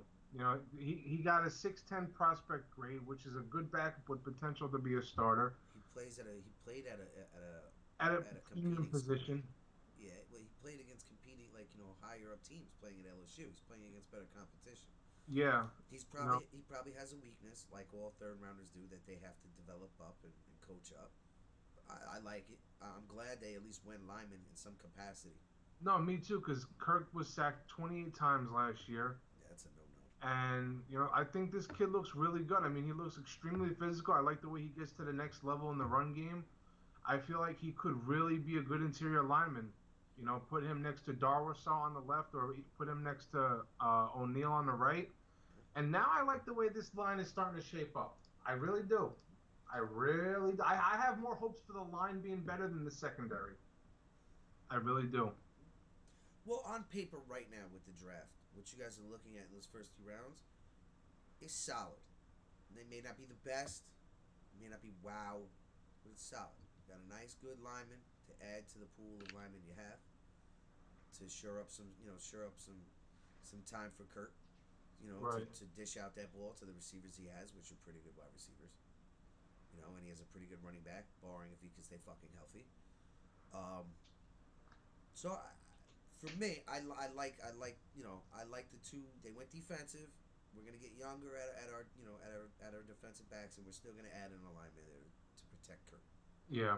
And then they took a linebacker with their first pick in the third round. Nothing special, but a good depth piece. I initially like wrote it off on the side like, oh, is he going to be the guy that replaces Anthony Barr? And I'm like, yeah, this kid does not have the caliber of player that Anthony Barr did when he came out of LSU. So stop that. But it's a good depth piece, I think. Yeah, but like, look, I mean, I'll bring it up. I mean, I don't think he'll do what Michael Parsons did, but No. the thing for me is I wasn't discrediting Michael Parsons' talent. I was dismissive of his size. He's a little undersized for a linebacker. Yeah. But his speed, agility, and everything made the difference. For Christ's sakes, they were putting him on defensive line. So, like I said, stranger things have happened.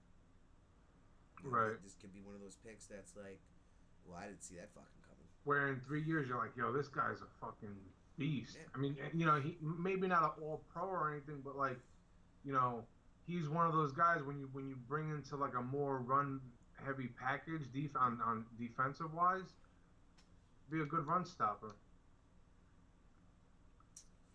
So agree. I gave them an overall B for their draft grade. Yeah, that's fair. I think that's as fair as you can get. I mean, I think any higher would have been a little bit like, I don't know. Anything lower would have been like, well, come on, I mean, I honestly for a second wanted to go a little bit lower, but I'm like, Yeah, but they did what they were supposed to. It's not like they went, third round. They were like, all right, we'll take a kicker. It's like, what the fuck were you guys thinking? You know what I mean? Or it's like, just doing something batshit or off the path. yeah. All right. So with the Anybody Green- else? Did No, that was all their draft picks. That was all their draft picks? their first four guys. All right. So I'll start with Chicago then. All right. So they didn't have a first round pick. Their first pick in round two, the 39th overall pick, was Kyler Gordon, cornerback out of Washington. Probably gonna be a day one starter. He's got the talent to be to compete. Overall, I think for where he was projected to go, they got him right at where he was gonna be at. So I think that was a good pick, just taking the best player off the board. Yeah. Then they had another second round pick, the 48th pick in Jaquan Brisker, safety out of Penn State. This is a player who could start on opposite of Eddie Jackson at safety. So now you got Eddie Jackson, who's a strong, a pretty good safety in coverages and stripping the ball. But he'll be able to play in the box, a little bit, and he can play deep safety. So they went with a versatile safety to complement Eddie Jackson. So I like it. 6'1", 204 pounds. He's physical. I think the Bears always been that physical defensive team, and that's what they want. So I like their first two picks right off the jump. They're getting younger at defense. They wanna salvage what they can out of Khalil Mack to help him. Oh wait, no, did Khalil Mack get traded? Yeah, they traded him to Oakland. Okay, all right. Oh no, that's right. To the Chargers. Yeah. Yeah. All right. I forgot. Yeah. All right. So they're getting younger. I mean, so then I would have liked maybe a DE in there. Now their third round pick, the 71st overall pick. We were talking about this guy way before the draft in the combine, and I said he looked the sharpest out of all of them. Velus Jones Jr., wide receiver out of Tennessee. He ran a 4.31, right? Okay. I believe, let's see his height. I'm trying to see his height here. I believe he's like about 6'2", 6'3". He's a big boy, about 2. He is 210. And running that, he has a lot of. What he did in Tennessee was a lot of yards after the catch and after contact. So, I love this pick. I think he's going to be. I think this is a stud, and it's a stud for Justin Fields. Big body that you could just throw to. Let him catch it. Let him do his work. So I love that pick. You got hopefully Fields the guy. You know what I mean? Hopefully. Hopefully. And I like that kid too. Yeah. They didn't have a 4th round pick, so the 5th round with the 168th pick, they put Braxton Jones, an offensive tackle out of Southern Utah. Most likely going to be a project, but would have liked to have seen that earlier. Like, I do like the safety and the corner pick. It's not that I hate it. I think what they're counting on is Justin Fields' movement, so they're gonna. I think that's why they shied away from like offensive line early in this draft. Okay. But I would have liked to seen a defensive end in there, earlier. I mean, in the 5th round with the 174th pick, they picked Dominique Robinson from Miami. You know what I mean? And he also played for Ohio, an edge rusher. I would have liked to see that a little early. You know what I mean? Barring that, I went same thing. I went B. You know what I mean? I wanted it to be a B plus, but just the fact that you're getting rid of Khalil, you're really not getting. That's going to be a hole right there. You really. So I mean, it does make sense to go corner and and a safety to shore up your back end because you're not going to have it all on the front end. But I would have liked to see an edge rusher or a lineman in there. But overall, a B. Yeah, I mean, for the most part, they did address most of the needs that they needed. Now, how these guys pan out is, all up to the coaching staff. Yeah. But all right, cool, man, cool. All right, so you got the Green Bay Packers. So with their first pick in the first round, they took linebacker Quay Walker out of Georgia. They gave him a 6.27 prospect grade, an average starter. Is he the potential replacement for Zadarius Smith? Maybe. I mean, this kid looks really, really good. I mean, I get it's college, but I mean, how many guys came out of Georgia in this draft? A lot. Now, does it really say anything as far as what they're gonna be? No, but does it say anything as far as like their program in developing young players to get them NFL ready? Yes. So I think. Well, Georgia is one of those schools that's outside of the regular colleges. You know what I mean? Like they have those 2 or 3 starters that could play in the NFL, and the rest of Joe Schmoes. Georgia, Alabama's, and those big schools. Those like in Clemson. Yeah. Majority of those rosters are future NFL players. You know what I mean? Right. And I think, so since Green Bay allowed 109 rushing yards per game last year, I think he should definitely help improve the run game immediately. Definitely. I mean, Georgia always they're known for their defensive linemen. Yes. So it's almost like a no-brainer. Like Alabama gives you wide receivers, you know what I mean? Clemson, Alabama gives you quarterbacks and wide receiver. Clemson gives you a mix of all guys. Georgia, you most likely are getting safeties and defensive linemen. You know what I mean? Or Yeah. I mean, look at Green Bay's next pick. Their second pick in the first round. They took defensive tackle Devontae Wyatt, another Georgia product. oh, these motherfuckers doubled down. They were like, all right, we just going Georgia. If anybody from Georgia's there, just pick them. They gave him 7.7 prospect grade. He's projected to be a plus starter. I think he's going to be better than Quay Walker because this kid I know what we say about college, but this kid, he's one of those kids where you can look at him and be like, nah, he's the real deal. He's definitely going to be a difference maker from day one. He's one of those guys that when he it's like in that scene from Moneyball when he's like, oh, when you walk around, oh, this guy's dick's already been in here for fucking. It's like he's like he fits the bill Yeah, he's the and guy. then we put him next to Kenny Clark. Oh my god, dude, what a monster duo that could really be, man. Him and Kenny Clark. Ay. That looks real scary. I mean, they're doing a great job at building this defense, even for after when Rodgers leaves. But like we've said, our concern is last year versus San Francisco. Your defense played great. Your offense was dog shit, and you even had Devontae Adams. Now you don't have Devontae Adams, so I get it. You're building the defense, you're making it stronger. But if AR can't go up there and put up his average points that he usually does, that's all for nothing. Yeah. It's almost like it's like a catch-22. Yeah, we got better. You know what I mean? Right. So with their first pick in the second round, they took a wide receiver, Christian Watson, out of North Dakota. He had a 6.27 prospect grade, average starter. Obviously, no Devontae Adams, but this kid should get his fair share of touches. I mean, when you look at the receivers that Green Bay has, Green Bay's found guys. They've always been consistent in finding guys that kind of like, Jennings, Jordy Nelson, Cobb. You know what I mean? So Greg Jennings. Oh yeah, Greg Jennings. I'm not doubting that this kid could be something special or something like that. I just like that eats at me. You know what I mean? That's a guy that justifiably deserved his money. Right? Yeah. And we're not talking about quarterback pay here. We're talking about wide receiver pay. All right. The max that's going to be about $100 million, right? Right. But that's over time.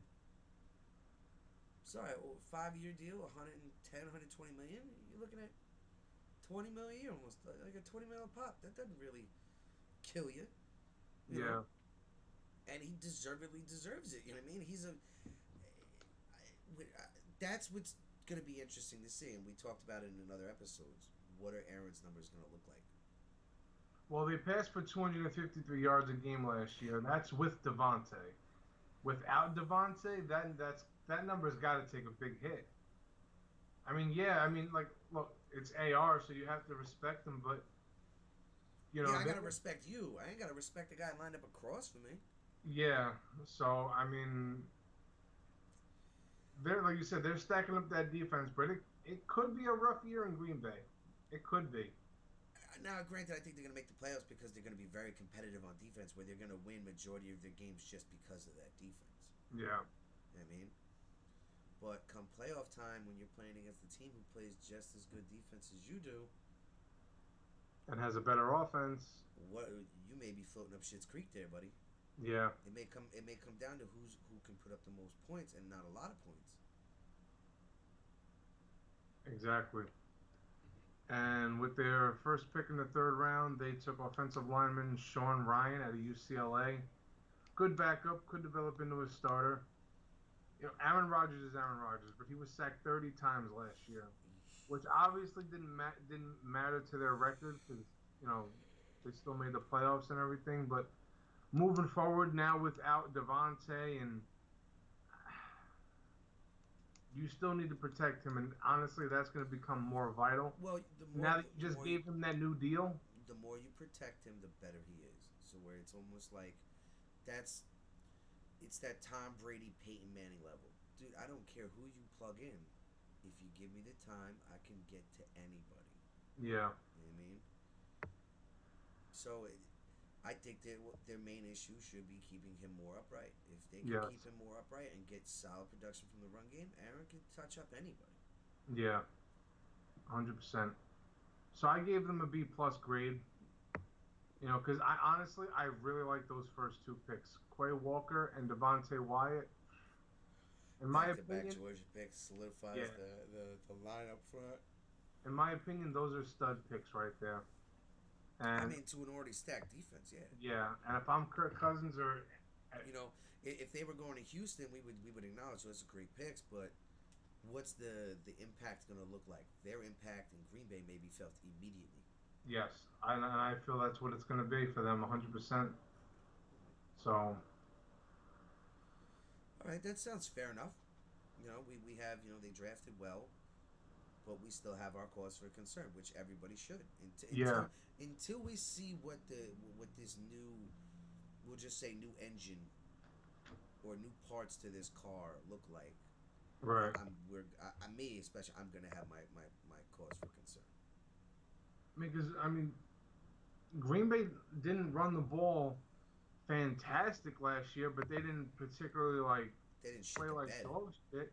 But with a running game that's not that great, let me just real quick. So, okay, they averaged 111 yards rushing last year a game on offense. Not bad.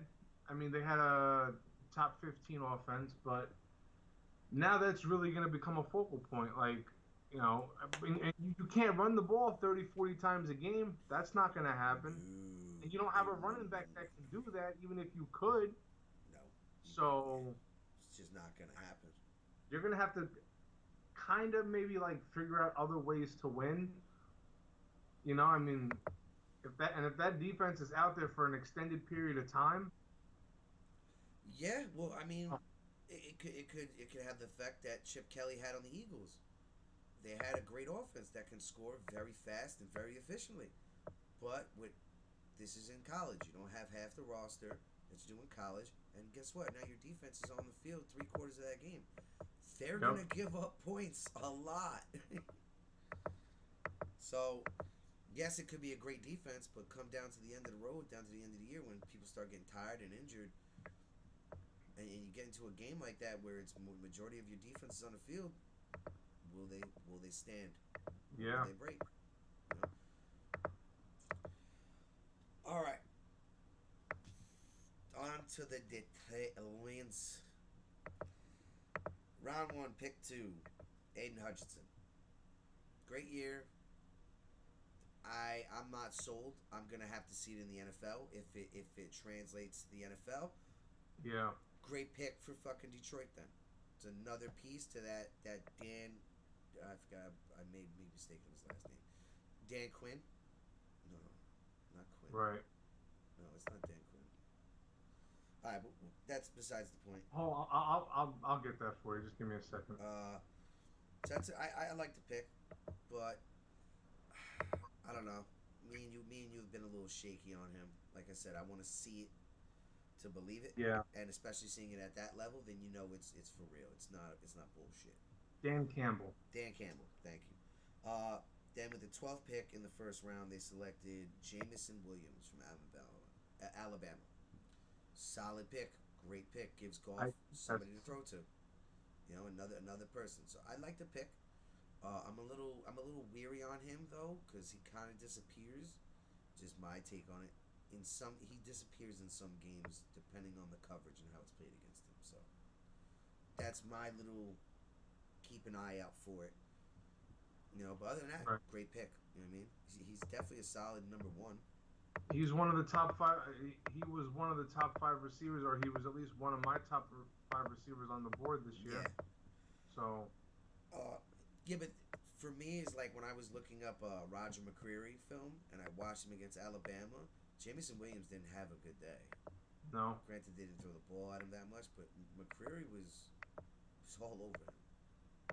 So that's why I'm saying look out for. Now, barring the NFL is a little bit more trigger happy when it comes to laying your hands on these fucking prima donnas.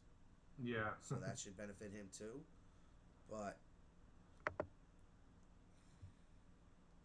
I couldn't imagine getting to the playoffs, but that's where they kind of let you be handsy. So I don't think Detroit has anything There's to no worry way about in they that make the playoffs department. this year. um, Lions make the playoffs this year, that'd be insane. yeah, it would be. That's a hell of a turnaround in one fucking year. Yep. Round 2, pick 46, edge rusher Josh Pascal from Kentucky. All right. Dan Campbell obviously wants to load up his defense. He wants to be a loaded defense. So I'm Right. not mad at the pick. Round 3, pick 97, they went with safety Kirby Joseph from Illinois. He's just basically he's almost stealing a page out of Green Bay's book right now. Like he's following suit. You know what I mean? But he's in a more favorable situation as in Cap. And like and leeway, like, okay, so this, next year, this upcoming year, and the year after, like he has like he has things that. All some, right, so like, Goff is probably most likely going to be out of there. They're yeah. going to be taking a number 1 quarterback within the next few years. And I think Campbell's gonna get at least a year or 2 with that kid. I think Campbell's going to be there for a while. I don't think they're going to let go of him. I think he's recreating and establishing the culture of what is Detroit. Right? Yeah. For the They longest. finished off the year playing pretty well. Exactly. So he's building a culture there. And I think if he builds the culture to a degree, you can't keep a short list on that guy because all that work that you just did to build a culture now is out the door. Because the next guy that steps in, he's going to have his own culture and his own process and everything. So I don't see Dan Campbell going anywhere for quite a while.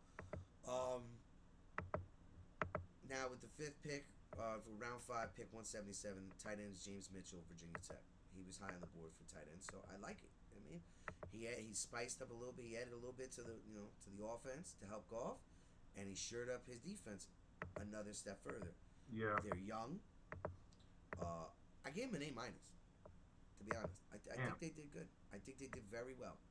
I think now what can come back to bite me in my ass on my grade here is if Aiden Hutchinson shits the bed. So it's basically going off of. It depends how Aiden and Jamison and Josh Pascal really like shaping and Kirby Joseph. If they all fit in day 1 and day 1 starters, then yeah, they made out like bandits. That's an A-, A+, A grade. And having 2 first-round picks in the top 13,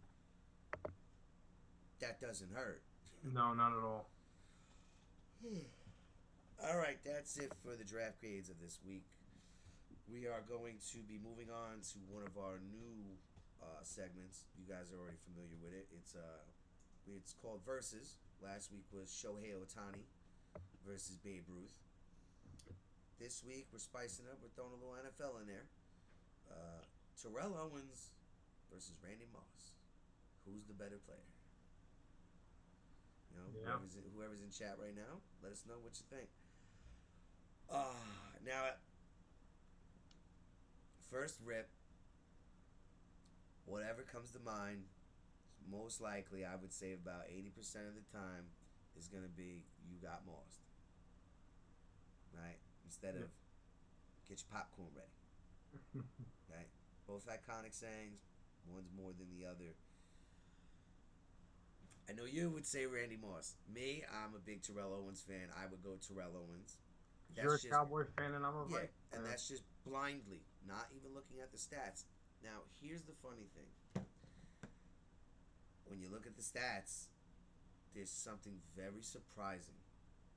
Very surprising. Now, Yes. this is essentially the same goddamn player. They really are. Almost to a T on their stats. Not much variation or differences in any category by too much. Yeah, nothing that would make you go, all right, well, this guy's definitely better. Maybe the moments that Moss had would lean more in his favor. Like I said, everybody will remember you got Moss more than get your popcorn ready, right? But on the field between the numbers, they're damn near the same fucking guy. Owens had 1,078 catches. He had 153 touchdowns. He had 15,934 yards. He averaged I think 167. Hold on, let me see. Started targets, receptions, yards. All right. So he averaged 14.8 yards a catch. He had 153 touchdowns. His longest reception was 98 yards. He averaged 72.8 yards a game. His catching percentage is 57.7. Let's see. Not really most rushing. I mean, he has some rushing, but let's see. He's a Hall of Famer, 6-time Pro Bowl. 5-time All-Pro. Hall of Fame All 2000s team. Yeah. He set that record in the Super Bowl for most, I think, most yardage or most catches, I believe. I think most catches. I think he had 12 catches. Yeah, I think it was 12 or, yeah. Like a $140 or something like that. Yeah, so now Danny's gonna, pretty much rattle off Randy's stats, and I hope you guys are gonna be surprised like we were, because I wasn't. We weren't expecting that at all. Like when I first broke it down to him, I was like, I'm sitting here and I'm like, no, that can't be. I'm like, no, but it is. Am I spelling Terrell right? Like, is it 2 R's or 2 L's or 1 R? Like, am I getting the right guy here? And Right. we even got down to the point where it was, Danny, where we were like, all right, so let's take away Randy Moss's year with Tom Brady. Yeah. And you take off 4 years of Terrell Owens' career, so they're equal in playing time. It's still the same fucking thing. They're in the ballpark of each other.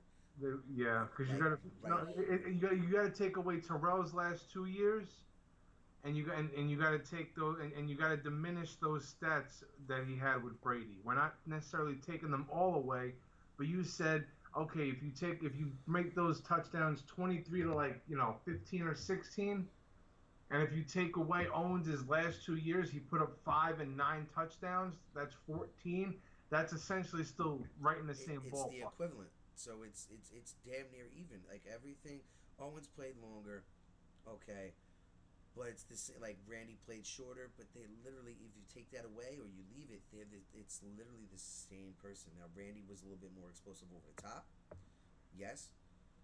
Owens could could fly up the field just as well as him. I wouldn't say in the dramatic fashion that Randy was doing it to people. No. But I think Owens was the better across the middle wide receiver. Yeah, let me hear Randy's stats. All right. So, he was a member of the Hall of Fame All 2000s team, 6-time Pro Bowler, 4-time All-Pro, 1998 Rookie of the Year, played in 218 games, had 1,741 targets, 982 receptions, 15,292 yards, 156 touchdowns, and he had a catching percentage of 56.4. They're the same player, It's man. literally like, you can't even say oranges to apples. It's literally the same fucking guy. And now I couldn't even imagine like them both like on that 2000s Hall of Fame team. Oh man. Randy on one side and Terrell on the other. I'm sorry. That's diabolically scary. Yeah. How do you Moss is going long, and T.O. can go long as well or cut across the middle. So it's like you can't even pick your poison with it. You know what I mean? Yeah. Because it's like, all right, so I'll bracket coverage Randy, so you know what I mean. But even still, Randy can catch it in double coverage. All right, so I'll triple him, right, and then I'll just play the ones on Terrell. Well, Terrell can catch a 5-yard fucking slant route and take it to the house. So it's what the fuck, dude. If you look at this this Hall of Fame All 2000s team, dude, from top to bottom, Tom Brady, Peyton Manning, LaDainian Tomlinson, Edgerrin James, Sean Alexander, Jamal Lewis, Lorenzo Neal, Tony Richardson, Marvin Harrison, Randy Moss, Terrell Owens, Torrey Holt, Tony Gonzalez, Antonio Gates, Jonathan Ogden, Walter Jones, Willie Roaf, Orlando Pace, Alan Faneca, and Steve Hutchinson. What's the defense look like? Oh man, that's just insane. It was insane. It was insane the other night when we thought of this And that's just the offensive side of the ball. That's what I was gonna say. What's the defense look like? Okay, well they finish up some of the guards here. So Larry Allen, Will Shields, Kevin Mawai, and Alan Krutz. But now as far as the defensive side of the ball, Michael Strahan, Dwight Freeney, Jason Taylor, Julius Peppers, Richard Seymour, Warren Sapp, Leroy Glover, Kevin Williams, Ray Lewis, Brian Urlacher, Derek Brooks, Zach Thomas, DeMarcus Ware, Joey Porter, Charles Woodson, Champ Bailey, Ty Law, Rondé Barber, Ed Reed, Brian Dawkins, Troy Polamalu, Darren Sharper. And you had Devin Hester and Dante Hall as your kick return and punt returners.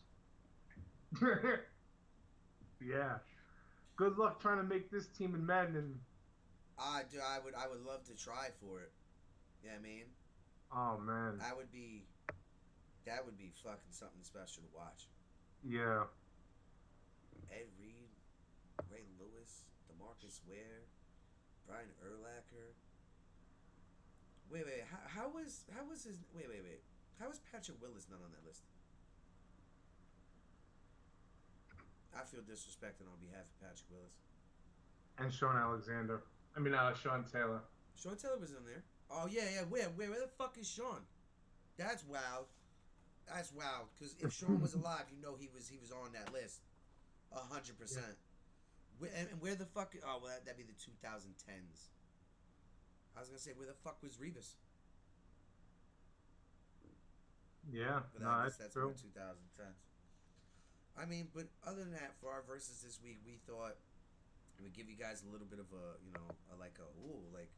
taken back like we were, So We didn't even know it was gonna be that even like that. yeah, I mean, what it all boils down to is your preference, who you liked more. It's pretty much it. Yeah. You know what I mean, there's slight differences in their stats, but they're so finite and so small. All right, so Owens had 700 more yards. Well, Moss had 3 more touchdowns. Well, fucking Terrell had played one less game and one more game. And Terrell had more catches. There's a lot of intangibles, but it's almost like a spitting image. It's like they're doubles. Like it's Right. I found it flabbergasting at first. Like, holy shit! Like, I thought there would be just ranges. Like, I thought Randy would have blown him out on touchdowns, and I thought he would have blown him out on not blown him out, but like had him by yards by maybe a couple thousand. Right. But for Owens to have more yards, more catches, and still be only 3 touchdowns behind for Randy, literally just catching bombs all his career. It's like, all right, wow, like these guys are fucking right there. Yeah. Now, I do think Moss had the benefit at the end of his career having Tom Brady. Yeah, because he put up almost 1,500 yards that year with the 23 touchdowns. To be honest, Terrell Owens' best quarterback that he played with in his career was Tony Romo. Yeah. I mean, Donovan was pretty good. He had Steve and Jeff, but I wouldn't even count Steve. He had Steve on his last year. Steve's just trying to manage, get paid, and go home. Yeah. Respectfully to Steve. And we talked about Jeff before. I mean, yeah, he wasn't that bad. I mean, he, more touchdowns and interceptions in his career. And as far as the NFL goes, he threw for over I think 2,500 yards or something like that. But so he had a coming of his own Jeff. Then he leaves to Donovan. Donovan was pretty good then. Wasn't great. He was pretty good. Good enough to get into a Super Bowl, but not good enough to not get drunk the night before. That's another fucking story for another day. But then it was Romo. Then who he had after that? Andy Dalton, Ryan Fitzpatrick, and the Buffalo Bills. I mean, and Randy had no picnic either outside of Tom Brady. yeah. He had what? I think he had the ending of Randall Cunningham. Randall Cunningham, and then the beginning of Dante. And then they traded him to Oakland for 2 years. And I think it was Jamarcus Russell was their fucking quarterback at that time, or even before yeah. that, or somebody. You know what I mean? Then he goes to New England, and then pretty much after New England, he hung it up. I mean, he went back to Minnesota, but he only played in 4 games, so it wasn't. Oh, that's some hoe shit. I'm not even counting that. Yeah. You just got paid, dog. Now, if you guys want to hear any more verses, send us some tweets, shout it out in chat. We'll look into. We're always looking for, for stuff like this, especially. You know what I mean? Yeah. We were gonna do, Pete Rose versus Tony Gwynn, but that was just way too one-sided. We thought that would have been way closer, and it literally out of like what 2 things. I think you thought it was going to be more closer because I originally knew Pete had over 4,000 hits, and when I told you how many hits he had, you were like, wait, what? I always thought it was like, three and some change. I knew it was the highest. I knew he had the most. I just like, it's so hard to get to 3,000, and you're like, yeah, how many hits did Pete Rose had? 4,100. What the fuck? Yeah. He not in the Hall of Fame? Nope. But like all those accolades that Gwynn had. No strikeouts, barely any strikeouts. The amount of hits and consistency he was doing it. Tony Gwynn struck out 434 times in the span of 20 years. Like, that's just insane, bro. Like, see, that's why, like, just off that accolade alone, it's like, all right, well, why not line them up side by side? There's got to be some, some argument there. But then once you said, well, the 4,100 hits, then the two rings, and then you played 5 positions. I mean, that's as close as being a two-way player as you can get. Yeah. You know what I mean? So like we said, if you guys have any ideas or you guys want to shout, some verses our way, we'll take them. Alrighty, what are we on to now? That would be the MLB Standings. Yes. So there are games going on at the moment. The Yankees are up right now over the Angels, and the Mets are winning. They're up 2-0 for the local teams. In the American League Central, the Twins have a 5-game lead over the White Sox. They're 30-20. Wow. Yeah. Now, shouts out to Minnesota, man. Like we said weeks ago, we thought there was going to be a process for them, like a year or two before they really fucking, put their foot on the gas and took over that division. It looked like they're ready to do it right now. They do. I mean, the White Sox are skidding. They're all over the place right now. I hope so, and I think they will find themselves, but they better hope it's not too late. Yeah. Because if Minnesota builds that to almost a 12-game lead, White Sox can almost kiss that fucking division goodbye. Yeah, definitely. The Yankees are in first in the American League East. They're 33-15. They got a 5-game lead over the Rays. And the American League West, the Astros are in first. They're 31-18. They have a 4-game lead over the Angels. Shit. Well, it doesn't help when you play fucking Toronto and fucking Guerrero Jr. is fucking cranking in the fucking winning runs and home runs. Like I've been saying since last year, I'm like, yo, this kid is pretty good, but I feel like he could be better than his father. Which might be a stretch, but dude. Batting wise, it's looking like that now. I don't know about fielding. You play first base, your father played the outfield. Yeah, and now there's the DH is more prevalent and more. Exactly, when your father had to deal with the whole where there was no DH. You know what I mean?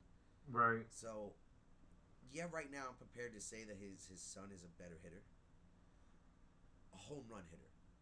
I mean, dude, his dad had a fucking cannon of an arm from right field. Yeah, and his dad was a great contact hitter. Dude, he can go down on one knee and hit something out of the dirt and hit it to opposite field 500 feet. Yeah. I mean, and he doesn't get talked about enough, his father. I mean, no. Yes, when he was in the league, he did get talked about his fair share, but that was a special talent. Vladimir Guerrero was a special fucking talent. He was. So is his son. I mean, and honestly, before you move on to the next division, the Yankees there should be I'm sorry, Michael Kay and everybody else, don't ring the alarm yet. No, it's time to ring the fucking alarm because it's coming fast. That division is starting to pick itself up. The Blue Jays are getting better consistently, and so are the Rays. So the more they play each other in that division, the more those division games are going to be more valuable. Yeah, And 100%. now I know Boone's doing the right thing, trying to mix these match these guys with days off and shit like that, so they last longer. But in a sense, he may be shooting himself in the foot there too. You know, because it's like you may lose more games by not pushing the guy to play, a day when he should have a day off. Right. If this is an 82 game season, I would love it. It's 82 games. Yeah. They play 162 matters, man. The way they do it, especially the way it's looking in the division you are in now, where Boston's starting to slowly wake up, the Blue Jays are waking up, Rays are waking, like everybody's coming awake. Yeah, you had a hot start. What's your second half gonna look like? Not your second half, the second leg of the first half gonna look like for you? How do you finish going into the All-Star break? Exactly, because if you finish the opposite of how you started, you're looking at 500, while those teams are just gonna creep above 500. So now you're losing ground on your division. Now you're second or third. So I think it's time to put the cop lights on and start looking to address shit for the Yankees. Granted, great start. I'll definitely eat my words, but the skid is coming. So all right, so move on. All right, so in the National League, the Brewers are in first in the Central. They're 32-18. They got a 4-game lead over the Cardinals. I think that's their division to lose. Yeah, because that's going to be it's going to stay that close the whole way. Barring major injuries to either team. Yeah. I think it'll be close all the way down, but I think it's Milwaukee's division to lose. So if they crumble at some point and play really shitty, and the Cardinals steal it from them, then it's nobody's fault but their own. Yeah. So in the NL East, the Mets are in first. They're 33-17. They got a 9.5 game lead over the Braves, and the Dodgers are. 9.5. Let's go, baby. Dodgers are in Let's first. give a round of applause for the real at people in New York, the 33-16. New York Mets. The guys that can go down 3-0 in the second inning and win the game 9-4. The team that doesn't, in my eyes, from the day they played opening day till right now, they fight every game. There is no. And they're doing this off. with a lack of power, and they're doing this without DeGrom and without Scherzer. They're two best players. It's like, yo, I don't even think we've seen the full ceiling on this team yet. No. And we haven't even seen who they're going to trade for at the trade deadline. And we know they're going to make a move. I'd be surprised if they didn't. This honestly popped in my head. Yeah, I don't know. I just thought it would be kind of cool. I mean, because I didn't see what their record was at the moment when I was thinking about it. But, like, we were saying before, about Alonso winning the MVP, and you said Machado. I was like, oh, wait. Depending on how the Padres do, what if the Mets traded for Manny? Nah, they're not letting him go. Not even that, and his contract is still... Exactly. So, I mean, and that'd be foolish of San Diego to walk away with that, what they've invested. Because they still have a pretty decent team. They do. I think they need better pitchers. But barring that, I think the wave right now is going to leave towards Soto. You add Soto in that lineup. I mean, look, I agree, but do the Nationals trade Soto to the Mets? I just can't, like, all right, look. If you're getting Ronnie and Alvarez. Pre-2005, the Marlins traded Delgado to the Mets. Those interdivision trades don't happen like that too often. And in a sense, okay, what are you going to be giving up for Soto? I'll tell you what, I don't care how you slice it or dice it. I don't give you Alvarez for Soto. And it's not a knock on Soto, but Alvarez is one of those prospects where, yes, we haven't seen what he can do and he hasn't done anything yet, but that's a premier position where guys like him don't come around every day. And guys like Soto come around every day. A little more frequently. All right. I just wanted to check you real quick. Yes, I just wanted to check you. Because when you look in baseball and you look at all the outfielders as compared to all the catchers, there's more top-tier outfielders than there are catchers. Yeah, 100% agree. So you can't trade Alvarez unless you're gonna get a Mike Trout or an Ohtani kind of player. I still don't move Alvarez. I really don't. And if they move him, I'm really upset. If they Yeah. if they move Ronnie and they move Even, Alvarez, even Ronnie. wait a minute. They move them both. Washington gets that. They get a player here and there. You get Soto and bullpen help. No. I know you're saying no, just like you keep saying no to the fucking DeGrom trade. One of these things are gonna happen, Danny. And I'm leaning more towards Soto going to the fucking Mets and you guys being without those two prospects. I'm sorry. I know you don't want to hear it, and I know Met fans probably don't want to hear it, but that's a worthy trade. It sounds like it on no, paper. it's a worthy trade. They're prospects. I haven't seen anything from them in the majors. The majors that tells me differently. He's in the majors. He's a fucking all-star. I mean, he's having a down year, but look at how bad the Nationals are having of a year. Exactly. Put him in that locker room.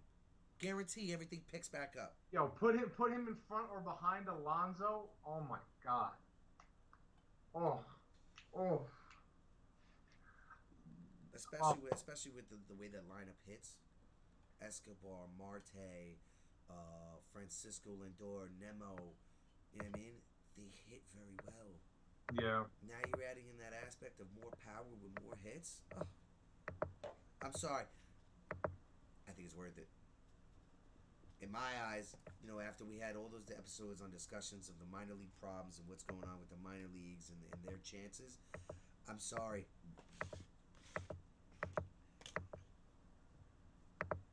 Baseball's a sport right now where it's not what you could do for me 4 years from now.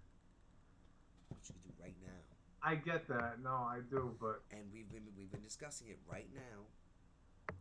Is the changing of the guard. Do not spoil it. I don't know. I just do not spoil it. This has been a transition period, and you guys are going into it very smoothly and appropriately. You get the owner, you get new GMs, you get a new coach, you get new players with some of your great players still. Yeah. I mean, I heard it on the radio the other day. I mean, just the way that this team is operating and functioning on every level from top to bottom. I've never seen this team play this well and be run this professionally before. Bucks honestly, Bucks got to be in the discussion for manager of the year. Absolutely. Right now, manager of the year. I mean, I think what would take away from that is if he was there for a couple years already, right? It's like, you've been there a couple years, you built this. No, this is his first go around with this team, and the way he's got them playing, phenomenal. I'm sorry, barring records, the Mets are playing the best baseball in the entire major leagues, all around. Even if their pitching isn't doing the best, they're doing enough. The bats are alive. There's no quit. I'll tell you one thing. Their first real test this year starts Thursday. LA? In LA for 4. If they can split with the Dodgers, I'll feel good. I mean, now I'm gonna get on you for a second here, and it's not your fault. It's the organization's fault because of what they put you through. All Met fans, where you guys are like, just because of the history and the way things go, you guys are like, oh, we just want to split. Sorry, the way the team's playing this year, if I'm Buck, let's take it all from these motherfuckers. Not one motherfucking game. Everyone. Yo, if they sweep the Dodgers, plant your flag early. Dude, they're already on a 4-game win streak, and they very well could be on a 6-game win streak coming out of the end of this series. If they move on and they sweep the Dodgers and complete a 10-game win streak, that's planting your flag. Tell me that's not planting your fucking flag. That's one of those. This is my house, and I'm here to stay. If you would like to remove me, it's going to be by force. This is not going to be no. All right, well, here's the door. You should go. You know your history. Doesn't end up well. This is fuck all that nonsense in the past. That's in the past. We're here now. Can you keep up? can you remove me? And like we said, the moves that potentially could be coming come the trade deadline, and then you're getting DeGrom back, Scherzer back. And I know that the Scherzer thing kind of hurt you guys, but there's a positive in that negative. Yeah. He's older. Now the arm gets more rest. Yeah, So it let the arm does. get rest. And honestly, I feel like they're gonna make a move for a bat and a glove. I think a bat and bullpen help. Yeah. It's gonna be fun. I tell you that. It's already been a wet and wild ride. It has, and I can't say that I'm not shocked. I was shocked, I would say, the first 15 games. Now I'm not shocked anymore. Now, this is a normal. I'm not going to say normal because I want to see where they are. No, I'm not saying normal as in for like the history of their organization. This year, the way they're playing just this year specifically, all right, this is who you guys are. I see your identity already. There's no quitting us. We're gonna go out there and give 110%. No matter how it goes, we're gonna make lemonade out of lemons. Like when DeGrom went down last year, I think that was what. When hasn't he gone down? No, but I'm. Dude, that guy's gone down more than a fucking prostitute on the It's only been over the Friday, last 2 years. Prior to the last 2 years, he's been as durable as they come. But what I'm saying is, when DeGrom went down last year, I'm trying to remember what day that was. I really don't remember. But I want to see where the team is by that point. And honestly, I want to see what kind of second half they have. I'm about ready to like. Look, I'm not a bandwagoner because I've been a Met fan my whole life, but like,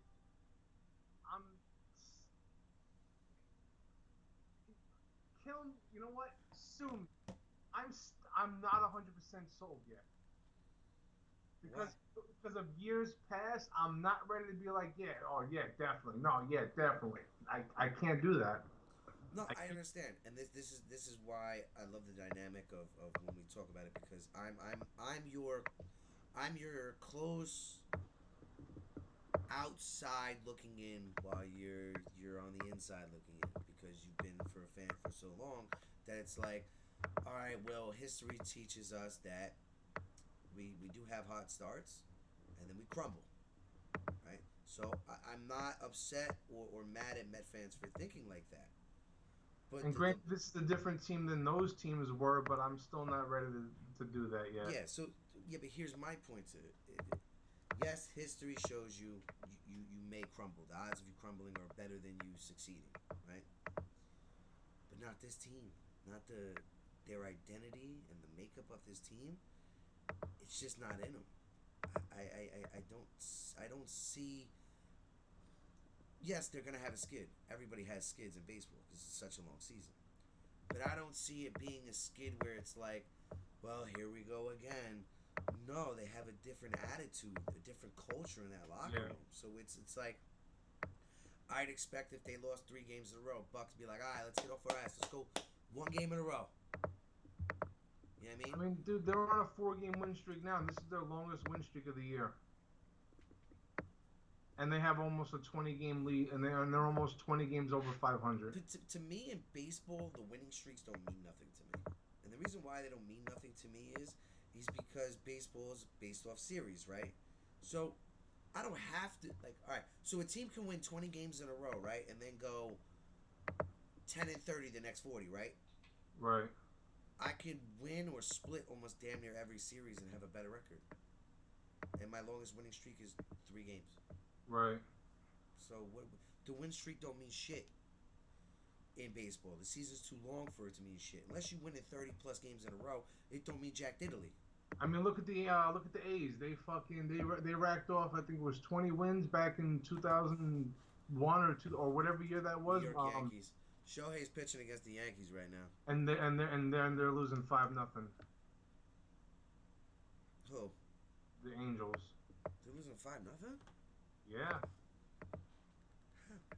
You know, like a couple years ago, fucking, I think the Cleveland Guardians had like a 22 game win streak. Did they win a World Series or did they make the playoffs? I mean, they might have made the playoffs that year, but they didn't win a World Series. Well, what about the Oakland A's? The year that they had the what is it, the 20 some odd games? That's what I'm saying. They didn't. They made it to the playoffs, but they didn't. They didn't Yeah, win. so that's like my effect to earlier what we were talking about with these contracts. Like, oh, winning's a stat. Well, yeah, it is, but when you come down to the end of the year and you ain't got nothing to show for it, then it doesn't mean shit. Right. Yeah, high five, guy. You won 30 in a row. How the rest of the season go? Oh, we got bounced out in the second round. Yeah, fuck you. That don't mean jack shit. Like my father always said, and it rings true every time. Nobody remembers second place. And for the life of you, nobody remembers anybody outside of second place. Yeah. Yes. Absolutely. I agree. So, top 5 dead or alive. Top 5 dead or alive. Starting pitchers. You want to start it off? Yeah, I'll start it off since my list is a little bit out there. It is. Number 1, of course, has to be Cy Young. Right? Just the amount of work he put in the wins and the stats, let alone number 1. Number 2. Cy Young was almost not going to be your guy at 1 too. No, he wasn't. He wasn't. But then when I took a further look at the stats, it's a no-brainer. He's got to be there. Number 2, I have the crafty fucker, Greg Maddux. No, I just love his versatility. He's like, I ain't got to blow you away, but you still got to hit it, bitch. I mean, Yeah. a true artist at pitching, painting the corners and location. Number 3, Randy Johnson. Okay. His length, velocity, and throwing lefty, and 300 wins, World Series, longevity. I think he's got to be in that top 5. I put him number 3 just because of how dominant he was at a time. Right. Number 4. He even came out of the bullpen at times for Seattle, I think. Yeah, I believe so. Number 4, Nolan Ryan. You gotta have Nolan in there. You know, Nolan was just a monster. You know, Nolan was throwing 170 pitches with complete games. Yeah. So not one give a fuck. I mean, granted, different time and era of the game, but I'm sorry, he didn't get paid half these guys, and he pitched way more, and he didn't get hurt. Just gotta say something. And number 5 is my controversial one. Tim Wakefield. This is my top 5 dead or alive. If I was building my five all-time starting lineup, I'm throwing Tim in there. I got a guy who Cy Young, potentially at the start of baseball or the hype of baseball, the best ever. Greg Maddux, no speed, he's an artist. He can paint the corners on your ass. Randy Johnson, different angle, hard throwing lefty. Nolan Ryan, I got junk, I got speed, I can throw all night. Right? So now it's like you're bouncing, and then guess what? Here's a fucking grenade in the middle of that. A knuckleballer. The best knuckleballer that probably ever pitched. I would say Phil Negro was probably better. Definitely. But he's in the conversation for it. Well, if it wasn't for Phil Negro, you wouldn't have Tim Wakefield or R.A. Dickey. Just like that. He's the grandfather of the knuckleball, or the father of the knuckleball, whatever you want. He is. But I think Tim did more with it. Tim also he didn't just have the knuckle. He had the knuckle curve.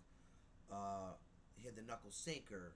He was throwing knuckle, like he was innovating more or less. I mean, it's a dead thing now, which I can't stand. I love knuckleballers. Oh, man, watching R.A. Dickey was so much fun. Dude, anybody that can throw a nice, consistent knuckleball and uses it effectively, oh, it's fucking amazing.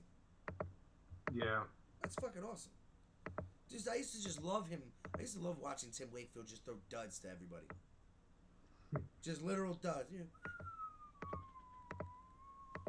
And the guy's looking at it like a fucking pancake. When he fucking hits it, the fucking thing is a dribbler. As a batter, that's gotta enrage you. You know what I mean? Yeah.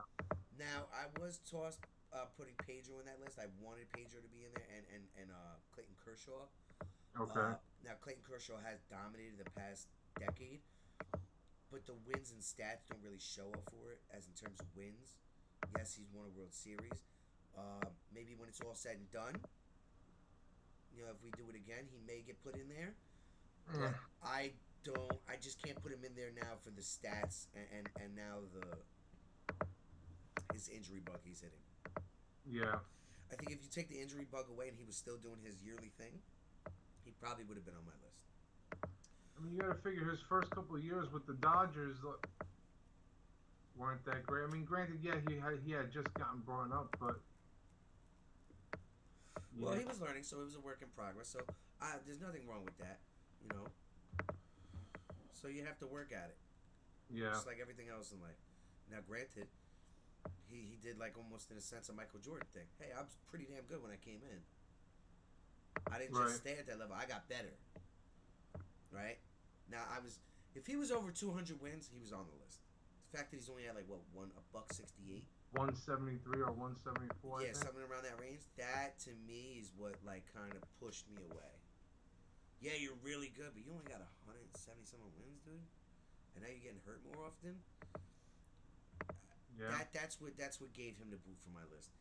And you can argue Pedro Martinez can take Tim Wakefield's spot, but it's my top 5 dead or alive, and the reason why I put him in that list is because if that was my 5 for a series against anybody's team, you need that. And I'm not saying have him at 5. Throw him in the middle of Maddox and Johnson. You know how pissed off the team you're playing is going to be? So you just had a junk baller thrown out there, right? Painting the corners on you. Now this guy's throwing duds to you. And the next game, you got a fucking lefty with a wingspan as fucking big as anybody whipping 98 fucking fastballs at you at a fucking different angle. I'd be pretty fucking pissed. All right, Cy Young. Hopefully we could just manage a run or two and pitch well and win the game. Right. Greg, almost the same thing. Trying to just make him go deep in pitches so you can get him out of there. You throw Tim in there, it's hard to work Tim because he's not throwing hard enough. Right. And he's throwing dead ball. And here's the thing, if you start him in game 3, you can still use him as a bullpen arm. And he was a good bullpen too. Yeah. So I mean, that's why for me. I mean, if you guys have another opinion, I won't be mad at it. You know what I mean? We're open to all types of suggestions here. You know this. And as we build a community, we're all going to understand this. Look, sometimes we may not know things. Sometimes we do. The best thing is to share the information, and we all can get better at it and understand it. Right. All right. You sneaky fuck. What's yours? Top 5 dead or alive. Number 1, Cy Young. Number 2, Walter Johnson. Number 3, Walter, my boy. Huh? Walter, my boy. Yeah, Walter fucking Johnson. That's the whitest name in history. It Walter sounds like Johnson, it is, yeah. Right? And well, if you Google his fucking picture, that's the whitest guy ever for baseball. Yeah. Got like them fucked up little teeth, fucking hat, like out here, like. Number 3, Nolan Ryan. Okay. Number 4, Tom Seaver. And number 5, Randy Johnson. Tom Seaver, yeah. Tom was nasty. Tom was terrific. Tom was nasty. See, I'm not mad at that. You know what I mean? That's somebody who I seen, but I was just like, it was almost like in a sense like I'm trying to instead of us just going with the generic 5 or something like that. You know what I mean? Yeah. That's the way I say it. But you throwing Tom Seaver in there, Jesus damn. So, all right, so now because we both have Randy, Nolan, and Cy, off the top of your head, throw in 3 other guys.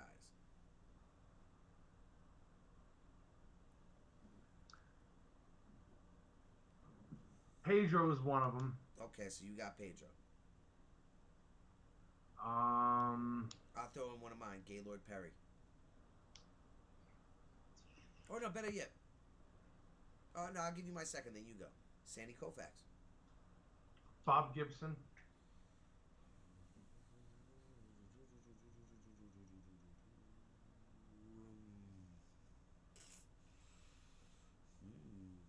John Smoltz.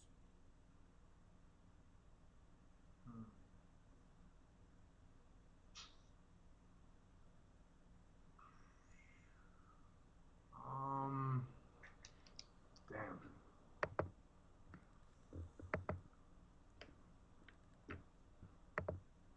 This is gonna take a minute. What about Sandy Koufax? Huh? What about Sandy Koufax? Well, you chose Sandy. No, I didn't. And yeah, you said Sandy Koufax. Sandy Koufax. Sandy Koufax was your second. On my list? Yeah. Oh, no, for the three. For the three. Gaylord Perry, Sandy Koufax, and John Smoltz. So, hi, how are ya? I know you don't like him. You can throw Roger Clemens in there. For my third guy, I could go with Christy Mathewson. Okay, all right. I don't hate on that. You could have did Dwight Goodwill or whatever the fuck his name is. I don't think he's one of the. He was a great pitcher. No, he's in that conversation. I wouldn't maybe top five, but like I said, this is our top five. You know what I mean? Right. If you wanted to, you could throw him in there. You could. I mean, it's up for debate, but I like it. You know what I mean? We have our like I said, if granted if we weren't picking the same name, our list would be different. You know what I mean? Yeah. Because your Randys, your Nolans, and your Size have to be on that list in such a way, right? You know, the Christian Mathewson and the Walter fucking Johnson, the way I like to refer to him. Wasn't Walter one that threw like a fucking? Where it was like kind of up. No. He threw like fucking Michael Myers. Who was that guy that threw like Michael Myers that would just fucking pitch to me in MLB that would be standing there like this? I think that was Walter Johnson. Yeah, the Michael Myers fucking killer. Fucking just stare you down. Then he moved. It's like, dude, what the fuck is going on right now? You trying to read my soul? I'm sorry, that was the first time I seen that in a game. It was fucking eerie. I was like, what the fuck is this guy doing? Why is he standing there like a murderer? Yeah, that's was exactly funny. what he was thinking about doing.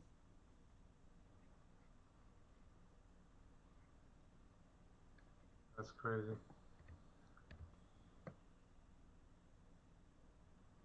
So, quick question, real quick. Yes, sir. Aaron Donald retires, or does he get the contract he's looking for? I know it's, we did football already, but honestly, we've gone over it, and how much money they've allocated and spread across the board, we know they're fucked to years to come. I think him being such a vital piece, you've already doubled down in a sense. Might as well just triple it down, get him signed for a 2 or 3 year deal. Because like he said, he's like, hey, I'm comfortable walking away. Well, then have the conversation with him. Aaron, this thing is going to go to shit in 2 years. Right. So this is all we're going to give you. You said you're okay without playing, and you want to compete for a championship. You're no more, no less, right? Okay. This thing is going to shit in 2 years, dude. So here's the 2 year deal. We'll give you the max value at the 2 year point, but that's it. I can't give you the 3 or 4 deal or even bump it up higher. It's not the crazy thing is, okay. He's not even willing to probably go to a different team. That's the fucked up thing about it. Like, bro, you're only 30 years old. Like, no. That's also not the fucked up thing to worry about. That's a stand-up thing, and I commend Aaron Donald for that. I don't want to go play nowhere else. I've spent my whole career here. I went through all the ups and downs. Went to a Super Bowl and lost. I got back to a Super Bowl and won. I'm only here to compete for a championship. So that means we go to the playoffs. We go to the Super Bowl, or we lose in the Super Bowl, or we lose in the playoffs to some extent. Right. That's what I'm there for. I'm not there for that 9-7 shit. I'm not there for that, that 8-9 season. I'm not there for that. If that was the kid, then he's like he said, I'm okay with walking away. I mean, he's going to be walking away, and he's going to be foregoing $14 million Well, all right, put it this in way. base salary. 5 million bonus, 9 million. Excuse me, everybody. I apologize. Well, just to give everybody an inkling, if they don't know, he was the first player to sign with Kanye West Donda Sports Agency. Okay. Okay. Now you don't sign somebody to an agency that's gonna retire, right? Why would you sign your first client to be a guy who's gonna walk away? That's just as a starting company. That's just loading the barrel and just pulling the bitch. You know what I mean? He's gonna come back. So now I foresee it. Like I said, the 2 years. You know what I mean? Because realistically, we have them in 2 years. That thing is gonna be a burning ship that nobody wants to fucking touch. They'll probably do a 3-year deal with him. I mean, they're saying it's going to take north of $30 million just to bring him back. But he deserves that. Does he not? He's the best defensive player in the league. Arguably. You think he's better than J.J. Watt? Right now, yeah. I mean, J.J. Watt in his prime was doing things that fucking nobody was doing. A defensive lineman intercepting passes, taking them for touchdowns, sack fumbles, taking them for touchdowns, then going out there and being a tight end and catching touchdowns. And for Christ's sakes, the guy changed the fucking game if when you look at a defensive end like that. Yeah. I mean, so I would edge that to JJ, but right now and for the past while, oh yeah, Aaron Donald's been that guy.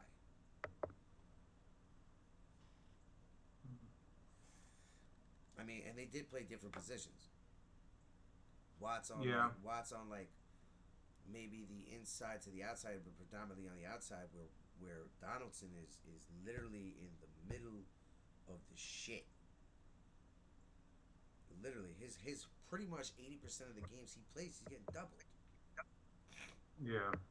When you have JJ on the outside, yeah, you can still double or chip with a tight end, but it's still problematic.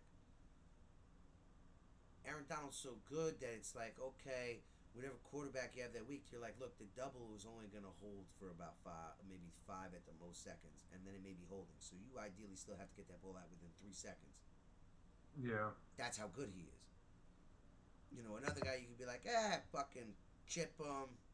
You got it. You know what I mean? Right. Look at this stats. I think for Aaron Donald, that was an inkling to everybody signing with fucking Kanye West's sports agency. He's gonna sign a deal. I would say, like I said, 3 years. Realistically, if I was the Rams, look, I'll give you 2. But most likely it's gonna be a 4-year deal. Probably after the 3 years, there'll be an opt-out for the 4th year, which they'll probably part ways amicably.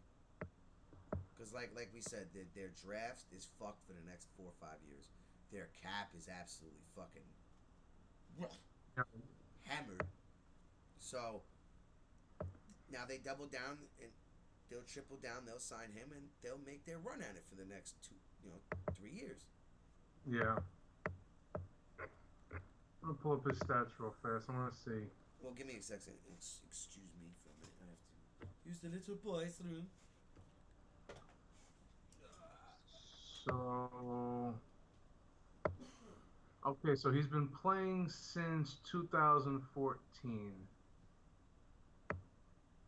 I'll run it back when he gets back, but so far, he's an 8-time Pro Bowler, 7-time All-Pro. He's got a Super Bowl, Hall of Fame All-2010 team, 3-time Defensive Player of the Year, Defensive Rookie of the Year, and Ooh, first, I heard like a motherfucker. 3 hours in this motherfucker, I haven't pissed once. Jesus. Yeah, I used to piss more when I was drinking. Yeah, well, I mean, I had the deuce. That's about it, and I've just been sipping on like a little Manhattan. So I've been like, and I've been drinking water, not soda, with it. So Right. Aaron Donald has 98 sacks through 8 years of his career. 8 years. He's averaging 10 a year, 10 a year. almost. Yeah, but that's nowhere near the greats, dude. No, but he's only 30, so if he plays, But he's not. uh, If we already talking about right now, he's willing to walk away if he doesn't get paid because he deserves to get paid that money, right? right, Then we're only gonna see three or four at the most at him. So tack on 55 sacks. yeah, that still doesn't even put him near the top. Yo, Reggie White has like I think 300. Bruce Smith has 200. Reggie White has 198. Deacon Jones has 173. Yeah, Hold then on. it's Wares, then the fucking those guys. Hold on. Then you got Kevin Green at 160. Julius Peppers at 159. Jack Youngblood. Lawrence Taylor and Michael Strahan are 9 and 10. DeMarcus Ware is 13 at 138. Where's your boy? Jared Allen, he's at 16, 136. All right. I mean, yeah. So tack on to 55. Where would he be at? $150? Yeah. So that would slot him. That would solidify him as Hall of Famer. Yeah. 100%. But hypothetically, I don't think it's gonna happen. But say he retires, it's kind of hard to get him in. What is he at? 95 sacks, you said? 98. 98. You're just on the cusp of 100. You won one Super Bowl. You were a dominating factor. That may not be enough. Because, like, look, look at Jared Allen. He never won a Super Bowl. But No. he's 16 on that list with like 130 something. He probably played way more years. So granted, your pace is unbelievable. Actually, not. At that pace, yeah, he's got to be a Hall of Famer. His pace for nowadays is incredible. Yeah, it's incredible. So that would get him in, let alone. But it's like the argument there is did you only play 8 years? Jared Allen played for 11 years. Oh, okay. So if he doesn't And get DeMarcus Ware is at 8. Had 8? How many? He's years at 8 right now. No. How many years did DeMarcus Ware play? I mean, not DeMarcus. I'm talking Aaron Donald. He's at 8 years right now. If he walks away. And he's only 30 years old. Dude, look at this guy, Bruce Smith. He put up over 200. He has 200 career sacks in 19 years. But he played in a different era, though. Yeah, he played when men played the game. Yeah. You know what the rule was for when he was in his day and era? The only person allowed to run out of bounds is the quarterback. Right? It's the only person allowed. If you were so much a running back, a wide receiver, tight end, right? Anybody else but the quarterback, and you were running upfield and you did that, you know how they just, they two-step out of bounds? Right. He said, I call you in such many words, him being politically correct on TV, but him still being a gangster that Deacon Jones is. You're a fucking pussy. You're a pussy. We're playing football. We're not playing two-hand touch. And the way he looked at it is you just quit on your team. You're slowing up. You're lagging a little bit. You're quitting on your team. Instead of lowering your shoulder and driving through my tackle, right? Right. And getting 3 more extra yards, you just robbed your team. Yep. Oh, you stopped the clock. Whoop-de-doo. No. When it's a clutch time where you need time, that's just being a smart play. He's talking about in general. First quarter, we're running out of bounds. Yeah. What the fuck is this? We're really scared to hit each other? Then why do we have the pads on? Right. You know what I mean? DeMarcus Ware played for 12 years. Yeah, but see, that's what's blowing my mind right now, Danny. Is What? Deacon Jones played 21 years, right? Or 20 years? No, Deacon Jones, 1961 and 1974. So how many years he played? 1971, like 16, 13, 14 years. 14 years, 200 sacks. You're looking at almost 15 a pop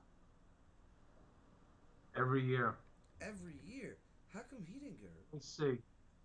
9.5, 12, 6, 22, 19, 16, 21, 22, 15, 12. Well, He obviously, finished with 100, 173. yeah, but see, like, just that, like, just holy shit. Like, once he figured it out, he exploded. Right. Like, legit exploded. But now, well, who's the leader? Reggie White, right? Bruce Smith, 200. Bruce Smith with 200. Bruce Smith was different. Reggie White second at 198. They were both two different animals. I mean, Yeah. look at Bruce's career. I think it's like only like 11 years. See, now that was the list. Now the first list I gave you, that was the unofficial leaders since 1960, but the official leaders since 1982. Bruce Smith, Reggie White, Kevin Green, Julius Peppers, Chris Dolman, Michael Strahan, Jason Taylor, Terrell Suggs, DeMarcus Ware, Jared Allen comes in at 12. Yeah, but like, all right. So the defensive line, right? Its responsibility, we know, is run stuff, right? Containment, and get to the quarterback. Right now, if Aaron Donald retires, who is the better player? Julius Peppers or Aaron Donald? Well, let me see. Julius Peppers at 159 sacks. So if he retires now, you'd have to say it'd be Julius Peppers. I mean, yeah, you got a ring. I mean, 60 more sacks. I mean, that's a big gap. That's what I'm saying. But like, that's he's definitely not retiring. So he, like I said, Max no, but I will see think him. he's back to top 5. He'll play for a total of 12 years. He'll play the 4 years until he's 34, right? Because that's when around year 3 is when that ship is going to start to sink, right? And then year 4 will roll around and he'll just fuck it, let's just cash in, take the money. Right. And run. Or unless after the 3rd year he's like, yo, I'm out. Like, just keep that last year paycheck. I'm good. You know what I mean?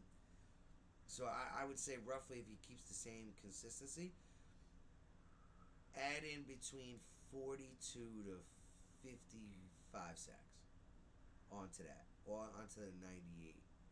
Well, so, I'm cool with saying 50. A cool 50. Mm-hmm. See, I'm at it. I'm honestly, because I don't see why he can't go out and put up another 20 next year. Not saying he will, but I mean he's still at the level where he can go out next year and put up 20. There's too many double teams for that, dude. Literally, what they'll do is they'll dub him, right, and then off the fucking, what'll happen is they'll initially get the dub, right. The one lineman will let go to help. The running back will literally crack and chip him too. Right. Where other guys aren't getting that sort of say, but a cool 50. I'm cool with a 45. You know what I mean? Every year you get older is a year is a second off. Sorry, yeah. that's the way the father time works. You may be able to keep it at a steady, right there, but it's still other aspects. Body may not be healthy. The mind may react a little slower. You know what I mean? Right. So, I'm cool with a 45. If he gets 50, he gets 50, whatever. So, I mean, he's definitely going to pass J.J. Watt. J.J. Watt's at 102. yeah, but that's also, we got to really take into consideration J.J. Watt. After he had that chunk of playing time where he was just doing crazy shit, he got hurt. Kept getting hurt. Yeah. Yeah, he's a surefire Hall of Famer. But the asterisk on his career is definitely going to be those injuries. If J.J. Watt was able to stay healthy, could he have sought down that 200 sack? Maybe not the 200, but I think he would have got a lot closer than Aaron Donald. I think he would have been in the 160 club. If Aaron puts up the 50, the cool 50 right now, He's at 148. So I mean, he top 20. So that right there, you're a Hall of Famer. You're top 20 and you won a Super Bowl. Yeah. Where's Warren Sapp on that list?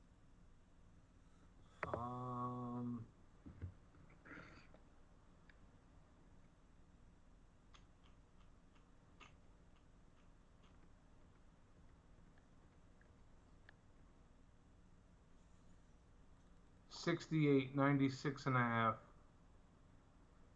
He only has 96 and a half. And he's a Hall of Famer. All right. That was a reality check a little bit. I mean, it was. I mean, you look at, like, honestly, in my book, Warren Sapp's probably top 3 nose tackles of all time. Yeah. I mean, but yeah, Aaron Donald is at 98, so yeah, it's a reality check. So, I mean, yeah. All signs. If he retired right now, he'd definitely be a Hall of Famer. Mm-hmm. And I think what solidified that is just the ring stamped that. There's like now you can't take it from him. He has to be in. You know what I mean? I mean, he's been a dominant force in the league Since day one. Since pretty much day one, and he's only gotten better. You know what I mean? And his consistency for sacks, and probably if we look at his hits for loss or something of that nature, it'll probably stand out. Yeah. You know, he doesn't have the flair like JJ did. You know, with the interceptions, the padded balls, you know, the fumbles. But he's a hell of a run stopper, and he gets to the quarterback. Look, the final play of the Super Bowl. Yeah. If Aaron Donald's not in that game right there, Ramsey slips. You know, he's past him. Jamar Chase is past him. That's ball game. But because you have Aaron Donald, yeah, made a big difference. just for me, I would love this. Like, if he called it quits, yeah, you're a Hall of Famer, but you're not, like, to me, like you kind of almost did like a Barry Sanders. This is what I got. Hall of Fame worthy. See you later. Granted, I mean, he'll definitely crack the top 20. yeah, I mean, if he has a cool 50, like you're saying. Now, if he goes cool hand Luke and sweats it the fuck out and plays a 5-year deal and puts up 70 sacks, Yeah. he launching himself right in the top 5. Right. So he'll forever be stamped in that top 5. You know, dead or alive, nose tackle. You know, defensive tackle conversation. You know what I mean? He'll go down as one of the best defensive players ever to play the game. Yeah. So I mean, imagine that. Like if you were gonna build the dream team, Warren Sapp and Aaron Donald, then Lawrence Taylor, and then Jack Youngblood, and then fucking DeMarcus Lawrence. There's so many guys Ware. that you can pick from that you can have on this team. You know, any variations of any of these guys, and you have a good team regardless. A dream team regardless. Well, I mean, my middle linebacker crew would be ridiculous. I mean, not my middle linebacker, but like my linebacker crew. You know, it's Ray all day. Right? On the right is Bruce Willis. On the left, it's fucking You mean Patrick Willis? Patrick Willis. I'm sorry. Patrick Willis, and then fucking DeMarcus Ware on the other side. Which we could do on Madden. If you do it, definitely have the Madden. Yeah. I mean, I built that Cowboys team. I just didn't spend money on it. Like, I just kept flipping shit. So I think it only got to high as a 95 rating. Right. Now, next year, Michael Parsons' card, like his standard card that comes, like, you know, the highest one, is coming out at a 96 with Superstar X Factors. But I'm interested to see how the league's going to adjust to him. What are they going to do? You know, like we always say, sophomore slump is for everybody, not just quarterbacks. But some guys don't really. I'm not saying some guys it just doesn't happen for like that. Yeah, but look at Miles Jack in Jacksonville. Great, great player the first couple years, especially when they were making their runs. After that, bro, he hasn't really amounted to anything. Now he's in Pittsburgh, so it's like things can happen because people can fucking game plan. Now that you have the proof of the pudding. You know, college is different. Oh, that guy missed his assignment because he just didn't know. This guy, blah blah blah. Certain situations already dominated or he did good, but if I put him up against so and so right now, would he get past him? And because you don't have the proof of the pudding, you're like, right? So now they have the proof.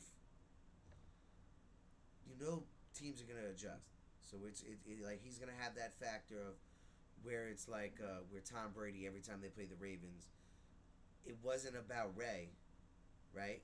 It was about where's Ed. Where's Ed? So it's like when a quarterback comes up and lines up, it's where's Parsons? Right. You know what I mean? And I suspect. Like if you look at Miles Jack's stats, he really didn't blow it up. I mean, yeah, but looking on the field, this is different. Football look like the look of it for like a defensive player. Not bad stats, not great stats, but like saying those stats, clutch moments, tackles, that pivotal moments, fumble or sack or a batted ball. You know what I mean? no, I hear. Yeah, I agree. So I mean, it's all about impact. Micah Parsons had a lot of impact. Not to mention of how many times he was held last year and they never called it. But Right. I get it. You're new blood. You don't have a pedigree. You know what I mean? You don't have that veteranship where you get the call. You haven't established yourself like where it's like if that was a Strahan or an Aaron Donald, right? You're gonna get the call because it's like it's Aaron Donald. If that guy's not doing that, we all know what's gonna happen. Right. Now we did want to touch on something we were talking about before the show.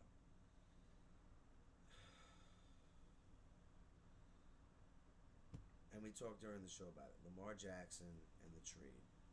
And that involves Kyler Murray and it also involves Deshaun Watson. Okay?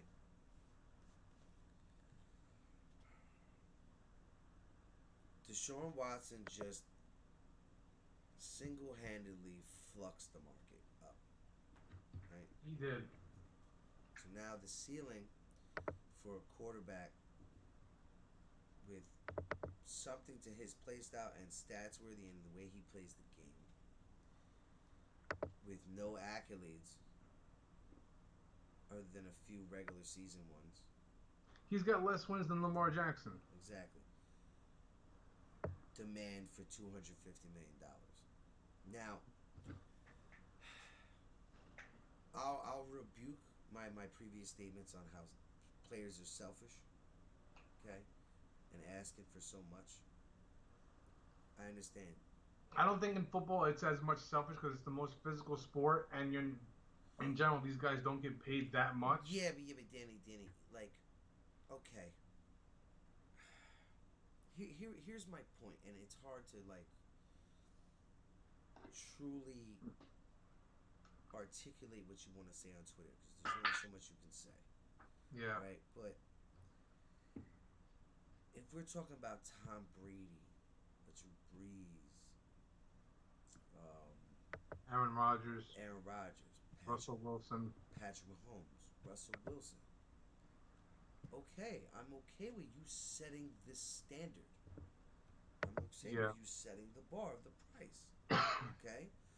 But that price comes with a stipulation of winning. I'm not just talking about winning to get to the first or the second round. Okay? Yeah. I'm talking conference championship or Super Bowl. That's it. You know what I mean? And the guys that we just named, they've won Super Bowls. Now Tom Brady, it looks different compared to everybody else because he's won it in so many fashions. Okay, Right. so you can almost we could cut him out, right, of the equation for now. He's But the anomaly. yeah, but he has to come back into the equation at some point, which we will add him to this, right? So Russ has a right to set a price, right? Do we Yeah. agree on that? 2 Super Bowls, won one, could have won two, right? Hey, dude, I'm looking at this and this and this. All right, you have presidents to ask for such a number, Yeah. okay? Now people will say, "Oh, Dak Prescott got a market value contract." Okay, if that's the case, fine. Then he got a market value contract. In my opinion, I think it was an overpayment. Yes, you passed the ball around a lot. If he had not gotten hurt, I couldn't argue it. I can't. You had just gotten injured. Right. You want to get paid that much? And honestly, kid, barring your rookie year and I'm not counting you the year you got hurt. Yeah, you were on pace to blow the fucking numbers out the water. Well, you didn't. I'm sorry. Slide. Right. Okay. So I watched that year for me. Okay, that helps you and me if we're talking about what we have as a sample size, right? You show very good promise. I just gave you Amari Cooper, CeeDee Lamb, these weapons. Some faults in it, some not. You know what I mean? One year you had a good offense, one year you didn't have good defense. This year you had a pretty good offense that should have been better than it was, but you had a calf injury. Calf injuries linger for more than months. Right. Okay, no excuse still, No. right? And you had a broken leg. Why do you deserve 160 million in 40 years? Just because the market is set at this value. If you had brought us to an NFC Championship and we had lost like Tony Romo did again, or the potential to against Green Bay that one year, and the way the team was clicking on all cylinders, Right. I could respect you asking for that. Doug, you just broke your fucking leg last year. Yeah. You know, even with that, I think like it just popped in my head. I think one reason why these guys get these mega deals, whether they're guys that have won a Super Bowl or not, is because all right, if you look around the league, how many elite quarterbacks are there? And okay, so like with all right, for instance, with the Dak Prescott deal, okay, if we don't sign him, is there going to be anybody in the draft that we can draft that'll be better or as good? Or is there going to be a free agent that's going to be as good or better? No. Okay, so in a sense, this is our guy, so let's pay for him, but you overpay a lot of the time. Yeah, I mean, and I'm not opposed to paying him. Look, he's got to get paid. I understand. My problem is the market, and who sets the market, right? So it's like in a sense, like say we're in the business of just like selling corks, right? Right. We know the value of this cork is 25 cents, right? But if somebody comes walking up, right, and it's like, oh, I'll give you $1 for that. Well, shit, fire. Now it's $1. Right. It's 25 cents. But everybody else's cork is just the same as this. Why should it be $1? Because that moron wanted to pay $1 for it. Yeah. See what I'm saying? I mean, if you look at the top 10. No, I'm not. Not to cut you off. I'm not comparing players to corks. I'm talking about it business wise. Okay. Right. Players have way more value, and as humans. Okay. Don't take it out of context. What I'm saying. I'm just saying from the business point of view. A business point of view is there's no guarantees behind this. Right? You haven't Nope. been to a Super Bowl. You haven't been deep in the playoffs. You haven't been healthy. Why do you deserve that much? If I've just named 3 things, which should be 2 out of 3 should be accomplishments. At least 2, yeah. At least 2. The injury one is gratefulness. Right? You stay healthy, you play, you do your numbers, whatever they are, and we go to an NFC Championship game. Right? Then the next step, we go to a Super Bowl. Right? If you fail at those 2, but you have the team to go back again, you damn sure better win one. Because if you don't, then you're gonna be played for that for your whole career. Yeah. I mean, if you look at the top 10 highest paid quarterbacks in the league, I mean, Aaron Rodgers is one at $50 million annually. Deshaun Watson at $46 million. Patrick Mahomes, $45. Josh Allen, $43. Derek Carr, $40. Stafford, $40. Prescott, $40. Yo, Russell, wait, Danny, pause. Fucking, not even epiphany, just fact right here. Pull up Tom Brady's stats for the last 5 years, okay? Then pull up his salary for the last 5 years, and then give me all those top 10 quarterbacks, and tell me who deserves the money and who's fluxing the market and who isn't. Fuck that. Right. People want to be assholes. Oh, you don't know the market or whatever it is. You don't understand. You don't watch football. My asshole, the whole fucking thing. My asshole. Ooh, Tom Brady's just different. Yeah, no shit. How much money do these athletes make off endorsement deals and whatever, all this shit? Granted, they may do great things off the field and charities. I'm not disclosing that. It's just we were talking about the most accomplished quarterback of all time. Probably has better stats than that top 10 list right there that are getting paid the most. he definitely does, and And he's getting paid less. Yeah. So tell me I'm an asshole for saying that somebody got overpaid. When my man, how old is he? 40, 43? 41, 42. 40, I think he's about 42, 43. He's thrown for more yards and more touchdown passes. So in the last 5 years, you figure 5, 9, 13, 5, 9, 13, 17. He's over the last 5 years, he's thrown for over 20,000 yards and 80, 100. He's thrown for like 140 touchdowns.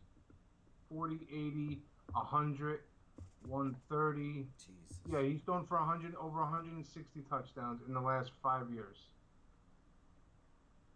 Now compare it to Dak, Stafford, that whole list, if we can. I'll try to help you. Give me names. We'll do this real quick before we send this off on the show. Well, I just did Tom Brady. All right, so you have it written. I'm gonna go look up his salary real quick. All right, you look up his salary. I'll compare the stats because we pretty much already have the salaries for these cocksuckers. I'll take Matt. All right, so Dak is. So I'll take Dak, Matt, and Okay, so over the last, oh my God, dude. Over the last 5 years, so last year, goddamn fucking pop-up blockers and shite. Well, you're lagging a bit too. Yeah, but I only have 2 things open. Why not use your phone? Because you're frozen right now. Am I? Yeah. Hold on. Better? Oh yeah, it'll catch up. Yeah, sorry about that. All right, so last year, Tom Brady. I'm not even going to include the signing bonus. I'm just talking basic salary. So last year he made $9 million. The year before that he made $1 million. The year before that, that's 15. The year before that, 1.7. The year before that, 4. The year before that, $1 million. I'm gonna keep going because these numbers are fucking ridiculous. The year before that, dude, the year before that, he made on a base salary $764,000, man. The year before that, 8 million.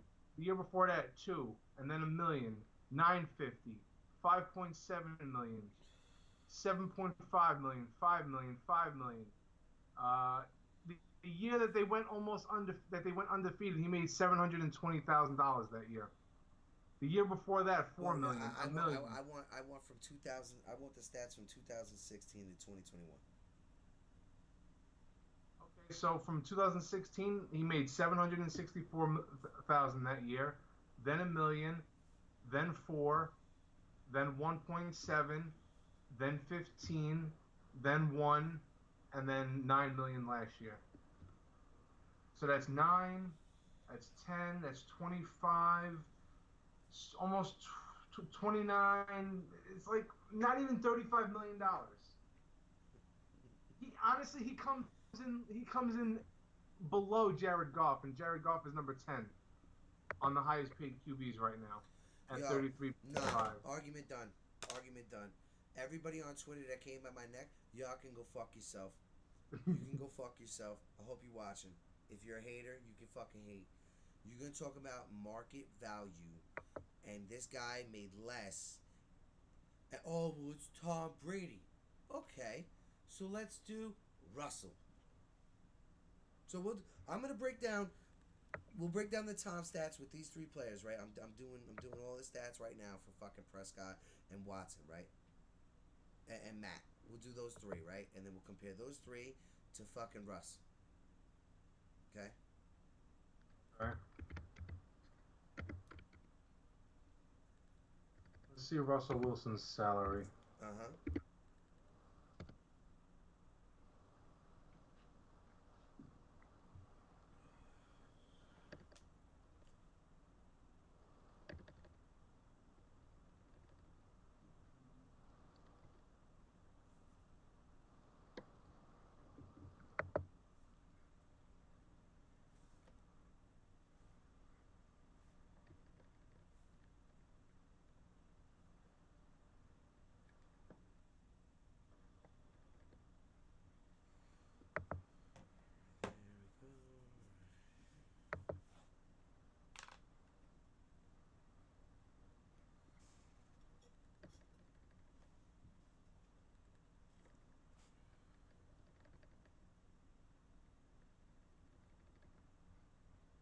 No. Why can't you give me the same website that you gave me for Tom Brady, you fucks? I'll be right back. Gotta get myself a fucking calculator for this. Let's see. So yeah, if Tom Brady really wanted to, he could have easily been the highest paid quarterback ever from damn near the minute he stepped onto the field. And that's ridiculous. It really is. And the fact that this guy on a given year, as far as his base salary, never made more than 15 million is just, that's crazy. And that goes to show you, I'm not a fan of Tom Brady, but he was a team player. He's like, no, don't pay me a lot. Build the team. Get everybody around me. Let me fucking win another Super Bowl.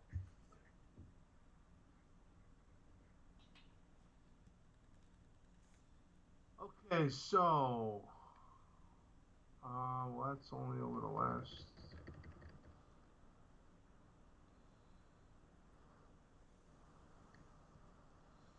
Okay, so... He signed that when I guess that was... Okay, so his entry level when he came into the league, he signed a 4-year deal for less than $3 million. So his average salary was $750,000. And then 2015 to 2019, he signed that 4-year deal for $87 million. His average annual was 21.9. Well, that first deal was kind of dog shit because where he was drafted in his pay grade. We have to look at the next contract after that first contract. So the next contract after that is 4 years for 140, and that's the average annual 35. So 35 million. Yeah. All right, so he took the league average.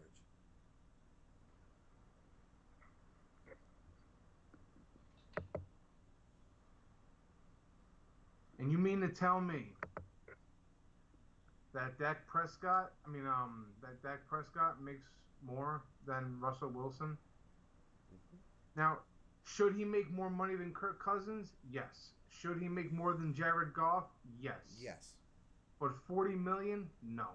Should like to figure that Watson's right there at 2 at 46 million and he's making more than Mahomes? That's insane. And I mean, granted, it's only $1 million more, but it doesn't matter. Yeah, Deshaun Watson's not worth more than Mahomes. No, yeah, but like we said, Danny, and like we stick to our guns. What he does off the field, that's his business, and that's for the courts and everybody else for to decide. And that's not for us. No, but I'm saying, like, he makes $1 million more than Mahomes. He's not worth more than Mahomes. There's no way. How do you pay a guy who's done nothing but until right now, right? So his upside was very good, right? But who had a bigger upside when they really came out? Mahomes, right? Okay. So now this guy, now exactly, been to 2 Super Bowls. He's one out of 1. He's 1 out of 2. Okay. Right. Where's Watson gone? Oh, well, Watson didn't have it. We're not talking about that. It's meeting expectations for the pay grade. That give me one justification for him getting that money. There is none. Yeah. Basically, what that was, like I said, I've been saying it all night, is why should I have to pay for another dummy's mistake? And this is where it boils down to. Now, this is years ago. This is before this new flux that we've just experienced. I want to know who fluxed it that high to begin with. Like, did shiza. Shit cake and mushrooms. Give us 1 second, guys. Sorry about that.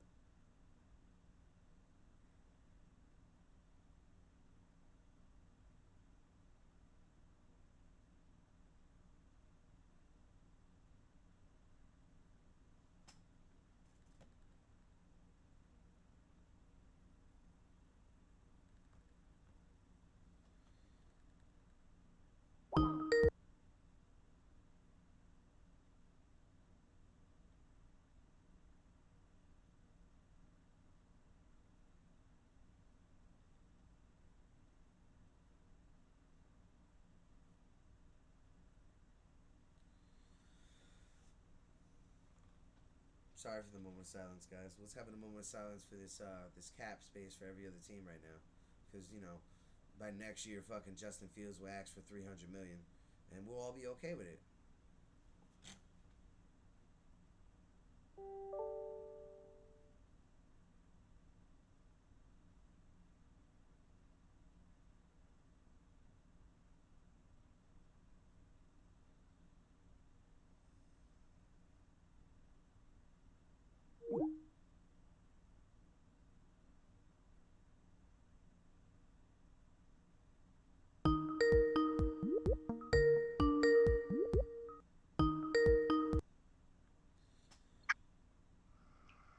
So what were you saying prior to getting disconnected?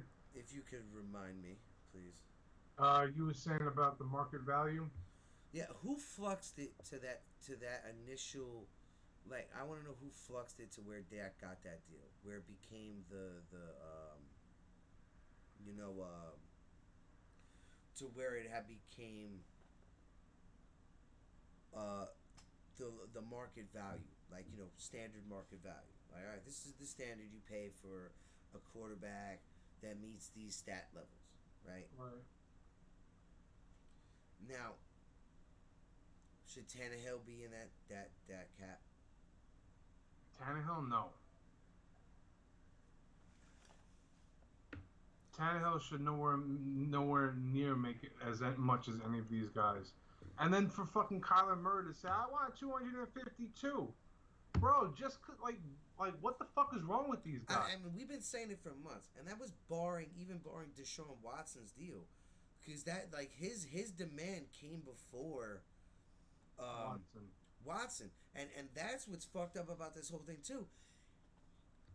He puts out a public memo of like a fucking mission statement. I deserve 250 mil, right? And then fucking Cleveland goes out and fucking pays Deshaun. Like, are you guys out of your fucking mind? Yeah. You know what the fucks you just created? That's why I said to you earlier. Well, at that point, fuck it. If I'm a rookie, fuck that rookie contract shit. I'm not signing it. I want 100 mil. I want 100 mil. Well, that's not the thing's work. Well, if somebody wants me, we're going to have to bend the rules a little bit. You know what I mean? Right. And that's what I feel like it is. All right, so just for... Give me those Tom Brady stats back. If you can, from 2016 to 2021, if you could break that down. Hold on. We'll just compare it against Matt while I pull up Deshaun Watson.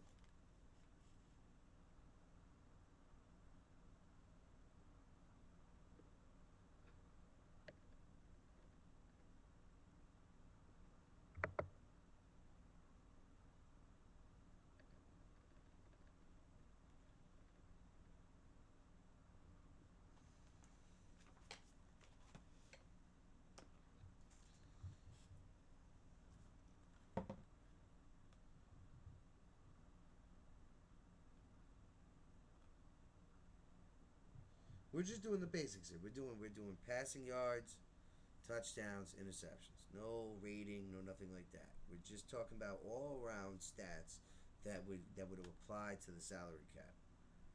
You know what I mean?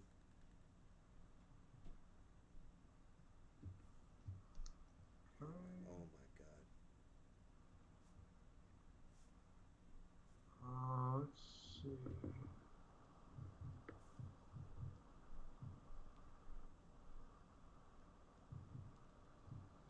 Dude, this is a sham. This is a sham. Deshaun Watson, in the 4 years he's played, because he didn't play last year, he only has 14,000 yards. 14,539 yards, 104 touchdowns, 36 intos. That's a good ratio. I'm not lying. Great stats. But do those stats in a 4-year span deserve 250 million? Nope. No fucking way. There's no way. There's no way.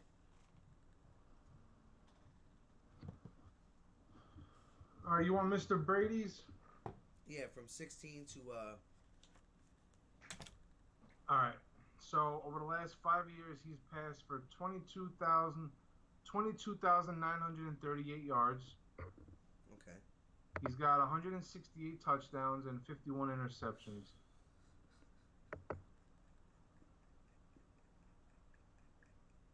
So Matt's out throwing him for about 1,000 yards within that time frame, right? He's got 8 more touchdowns than Matt. And how many interceptions did Brady have? 51. 51. He's 12 less interceptions.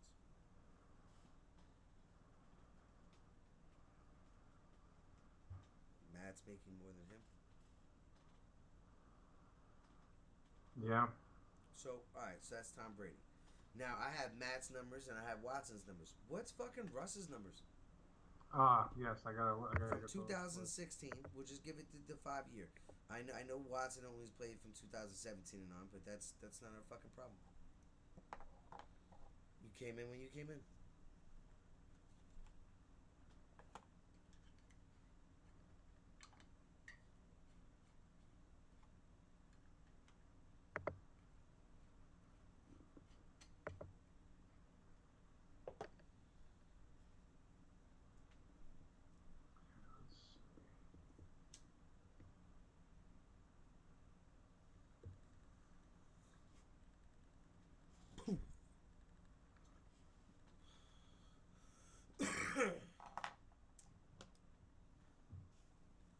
I mean, for Matt to have 24,000 yards, 160 touchdowns, and 63, interceptions, it's pretty good. It's almost a 3-to-1 ratio. 24,000 yards. It's an average of about 4,000 yards a year. It's not bad. Right. You know what I mean? Now does he deserve more after his Super Bowl win? Does he deserve the right to reconstruction to get paid more? Should. Absolutely, right? Because he set a precedence. Look, I won. Now, if he didn't go to the Super Bowl and didn't win it, or doesn't, like, say if he loses that one, right? And then the next year he goes to the Super Bowl again and wins that one, he still deserves to get paid more. Yeah. Right? Than the market value he was signed for. Like, am I fucking crazy here? Like, please tell us, guys. Like, am I out of my mind for saying this? Like, I agree. Look, I'm not mad at for Prescott for getting paid his money that he got out of the Cowboys. I think the Cowboys are idiots for signing him to that deal. All right, I got Russ's stats. All right, over the last 5 years, he's thrown for 18,866 yards, 165 touchdowns, and 42 interceptions. How many touchdowns? 165. And how many interceptions? 42. Okay. So, he's been to 2 Super Bowls. He's won 1. Now, granted, the yards compared to Brady, wow.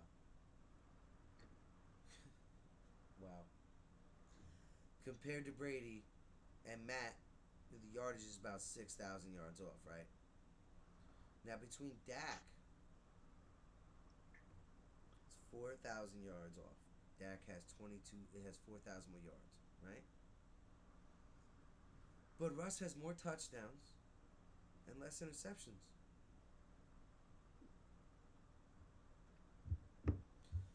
I mean, I'm not even gonna flip my notebook. I'm not even gonna flip my notebook for Deshaun Watson stats because to everybody here, he's down bad. Yes, his ratio is nice, but it's out of the list of guys we talked about that are still playing, he's making the most with the least amount of stats and the least to show for it. So when I'm saying I'm arguing the market, am I wrong for it? So I'm the asshole who wants to bring this up, right? But this guy's getting paid the most with the least amount to show for it. And problems off the field, which we won't discuss, but problems off the field that brings even more speculation. And then you're leaving Baker Mayfield in limbo. Yeah. Which, in fact, you still have to pay him too. Yeah. So because a franchise, which we thought was on the up and up,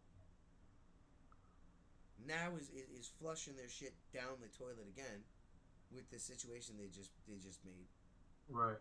Why does everybody else have to pay for it? So I will retract my statement a little bit on the amount that he got paid.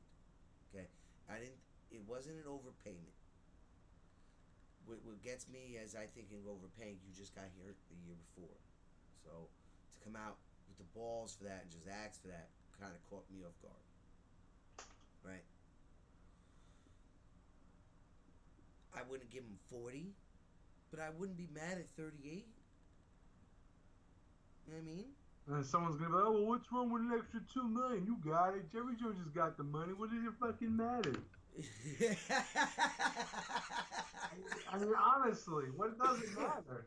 It matters for Cap to spread it. Because it like, all right, so if I could work 2 or maybe even 4. When do we ever hear about the Cowboys having cap issues? Ever rarely, but we had to work. Yeah, but we had to work a lot at it because of, and it's not just him, but that's just an added, like the guy today was like, oh well, not to mention his cap hit this year is $19 million. Like he was flexing his hard penis on the table. Like, all right, well, what about the next 2 years? Because the next year after that is $51 million, and the year after that is $50 million. Right. So we're talking about $102 million in cap space. So now, if we sign him to a cheaper deal, just saying, 38 million over 4,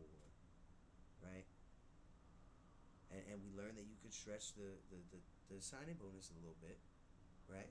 Right. So it doesn't take a cap hit. Now we get to spread a little bit of that money. Now we can't franchise tag you. We've allocated essentially not the year before and this year, but now the next year after that, you've essentially almost crippled us within $50 million of our cap. Yeah. So here's my issue with paying that much.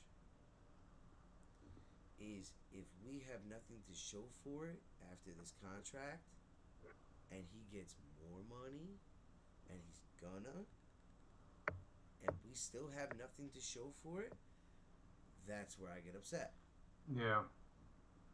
If we weren't paying you so much, don't you think we could have hit free agency a bit harder?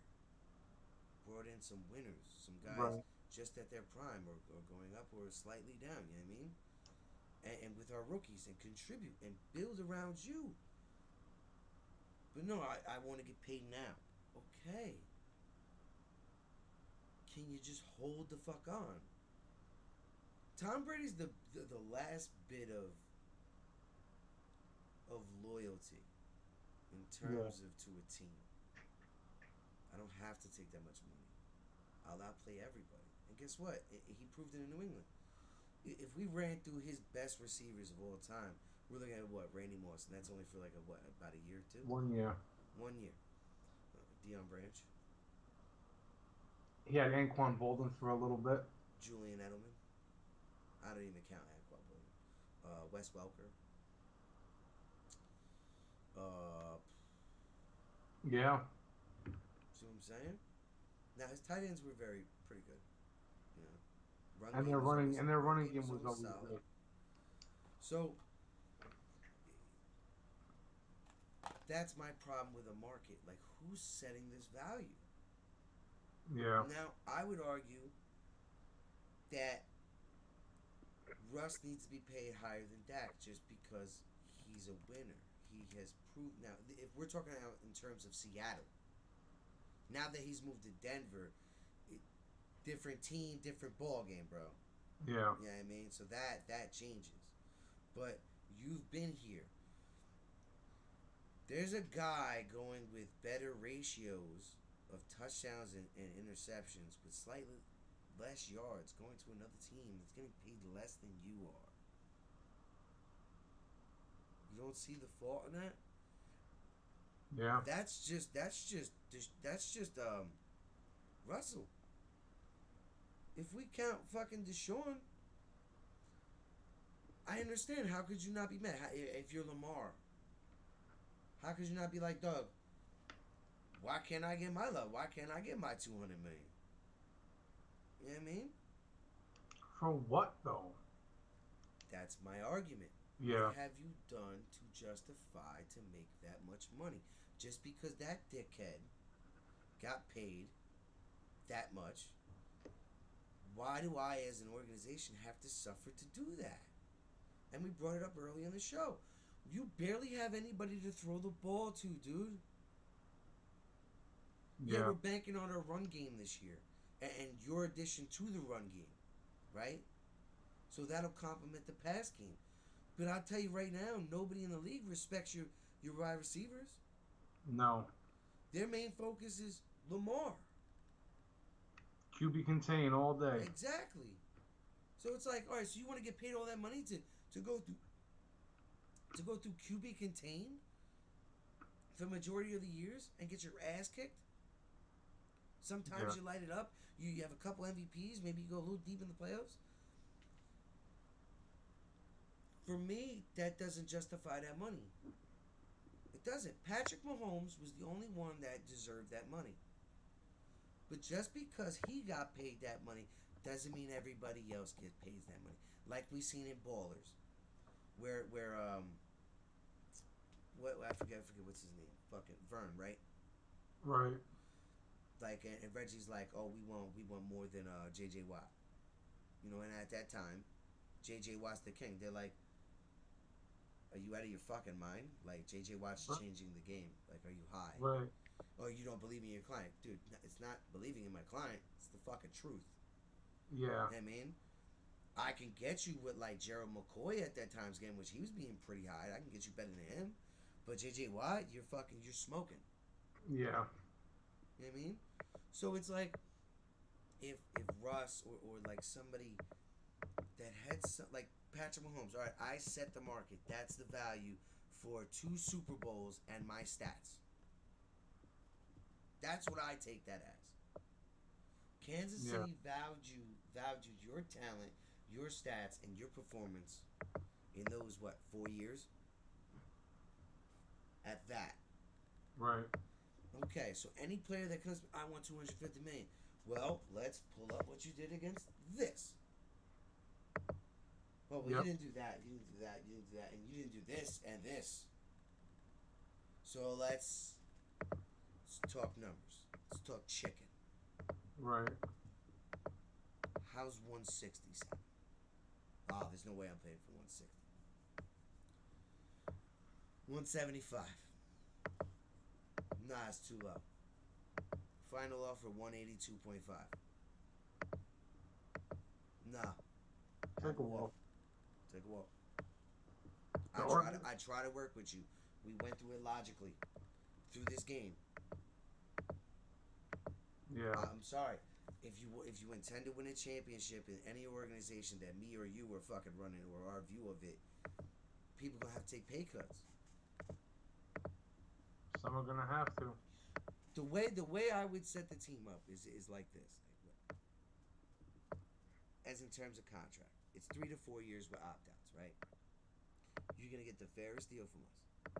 If that team produces a championship or two,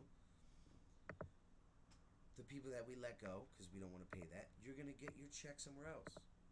Right. So there's no hard feelings. So you get paid somewhere else. Good for you. You deserve it, right?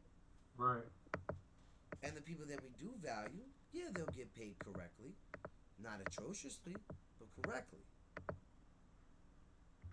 If they don't like it, go find it somewhere else. If we made do in the past, we can make do again. May take a little longer, maybe a little harder, but look, this is the name of the game, people. I'm not mad at Dak for grabbing his money. I'm mad at the Dallas Cowboys for not at least trying, and it's not even lowballing. It's for the simple fact of like, look, besides your rookie year, the year after that, and the year after that, we haven't gone anywhere. Nowhere. Now, if he wanted to talk chicken after this year and we had beat San Francisco and went to the NFC Championship game and lost to Green Bay again, then I would chalk it up to, look, Green Bay has had our number for years. It's not all on you. Yeah. It's just that's a psyche thing, you know what I mean? That's a weird, like, mystic thing of sports. Right? I could chalk it up to that. But we got bounced by a less talented San Francisco team. And Troy Aikman said it best. I'm sorry, Michael Irving and who else we got? One-on-one coverage. I'm not throwing the ball in one-on-one coverage. What did Romo do with Dez? What did Romo do with Terrell? I'm going to let my playmaker make a play. Right. Dak didn't do that. Granted, he was under duress, but where it... I don't want to get upset, but it's just agitating to me. It's like, we're going to talk about market and this and who's got the value and who doesn't. I'm sorry. When that guy named that list of Tannehill, Carr, and shit like that, I'm sorry, half those guys don't deserve that $40 million. Yeah. The bare minimum they deserve is 30. Yes, yeah. We could set the status there. Now where you guys land between 30 and 40 or 45 is your business. You know what I mean? That's between you and the organization, what you demanded as your value. Right. But now we're reaching $250 million for 10 years, which would, the way it's structured, it still hits hard. It does. Not as hard as it would, but you know he ain't playing all those 10 years.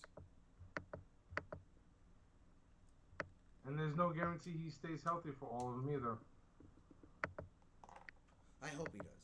I hope for his sake he does stay healthy. Because then, years later, Danny, when we talk about this, say he walks away with two championships in Cleveland, right? Hypothetically, right?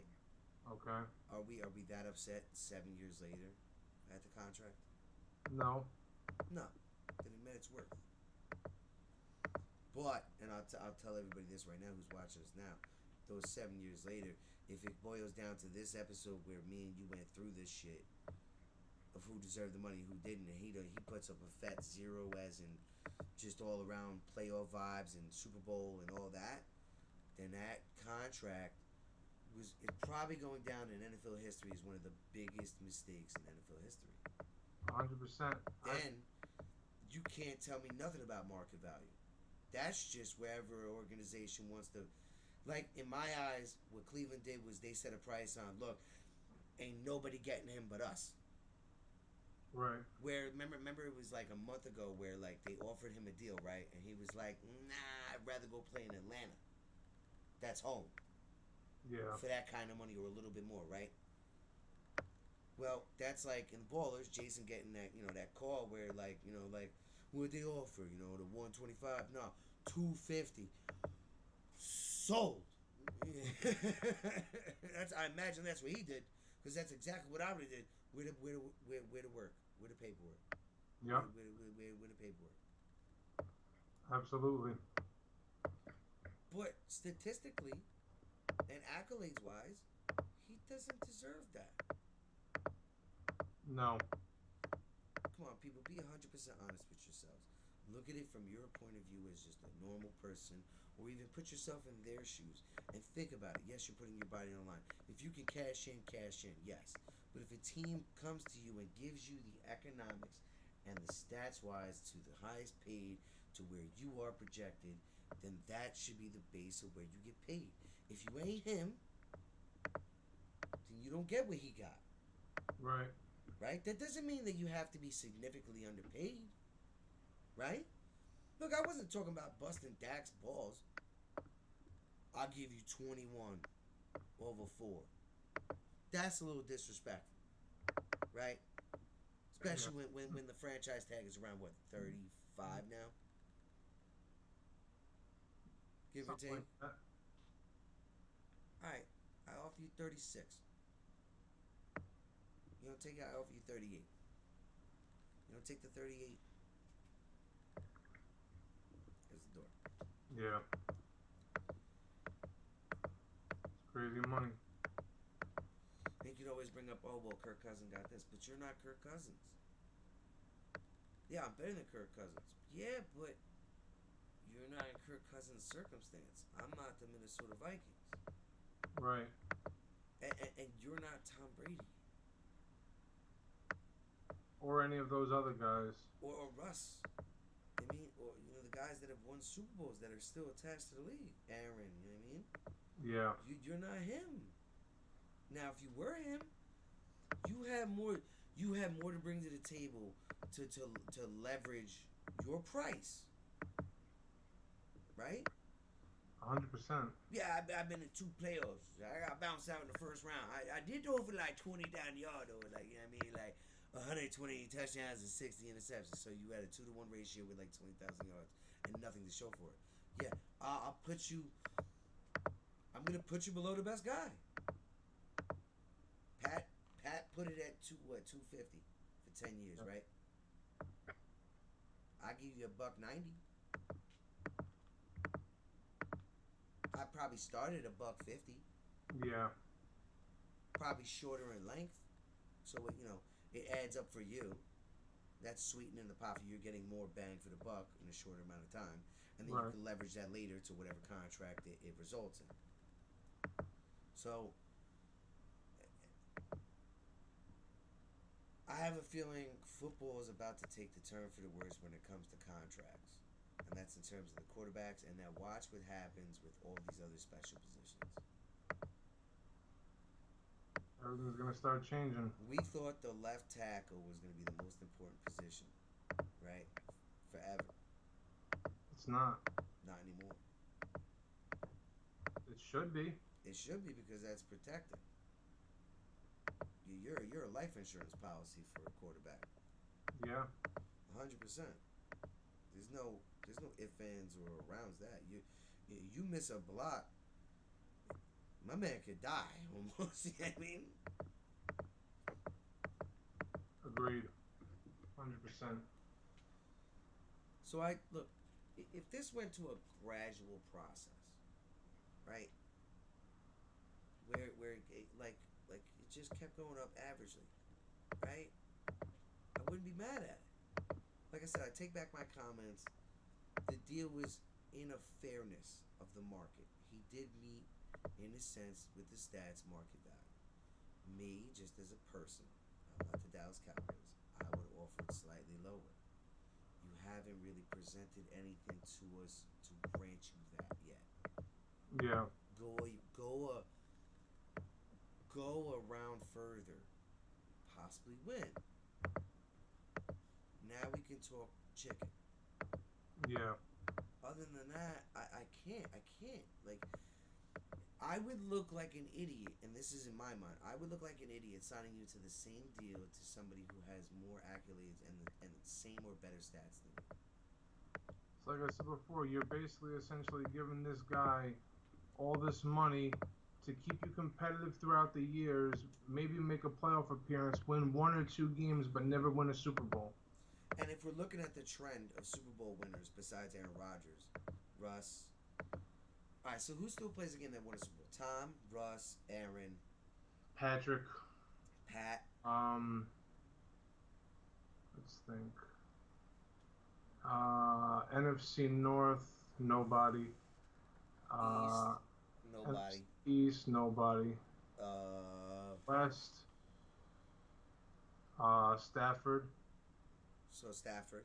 He's in AFC. I already have Russ. We have 5 right now. The South. Nobody. Well, Matt's been to 1. Who? Oh, Matt Ryan. Matt's been to 1, so we'll put Matt on that list. We can't.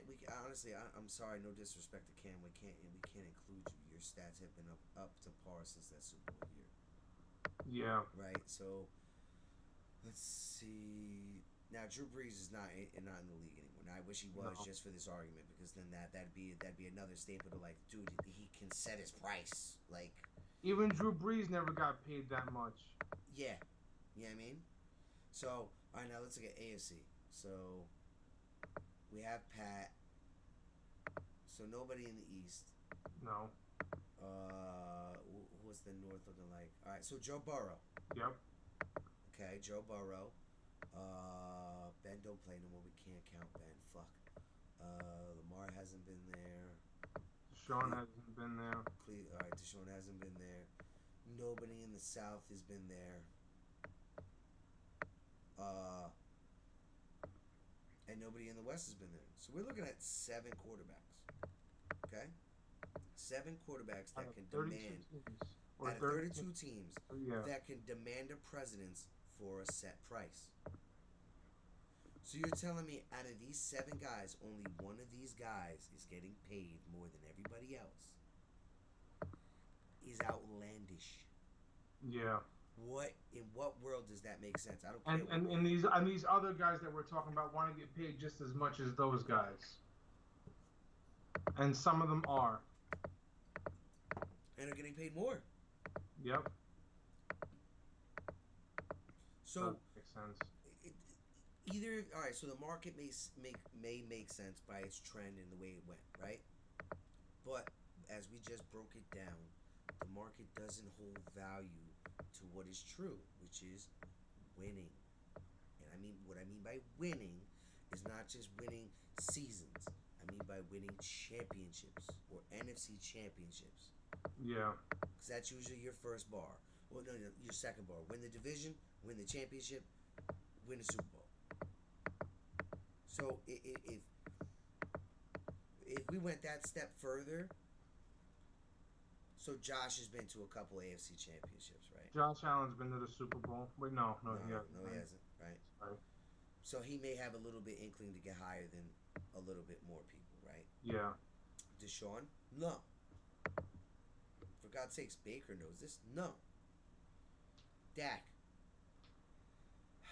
At market value, like I'll say again, 138 a year, broken down to about 145.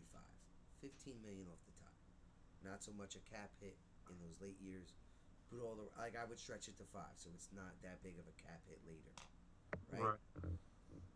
But after the third year, we can renegotiate. We can talk again.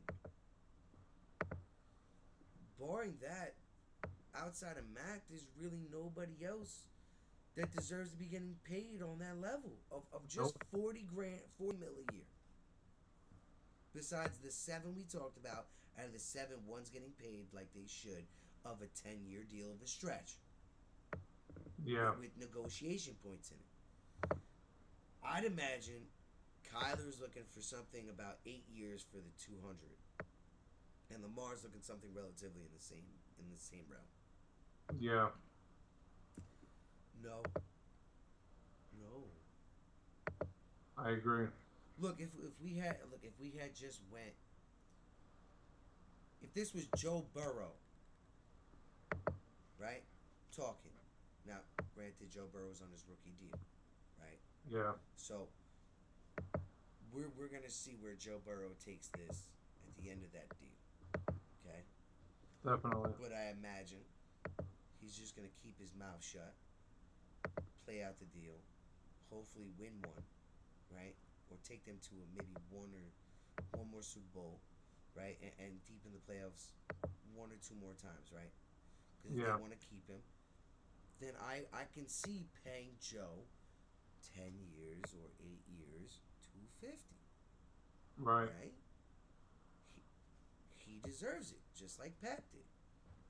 He's been competitive, consistently, statistically, and healthy, and amicably. Accolades wise, he meets like the year Super Bowl. I would say the 5 realm criteria, like I just named. You know what I mean? Statistically, what did I just say? Look, I wish I had the rewind button. Accolades, statistically, health, consistency, and competitiveness. Yeah. Right? Those 5 things within a number of 4 to 5 years. Right? You're young. Now you're in your prime, essential prime, right? Maybe mid prime or just at the start of your prime, and you deserve that money. Right? But now say all he goes to is this Super Bowl, right? In the next 5 years, he barely makes it to the playoffs or out of the playoffs, you know what I mean? Or further in the playoffs. Right. I'm sorry.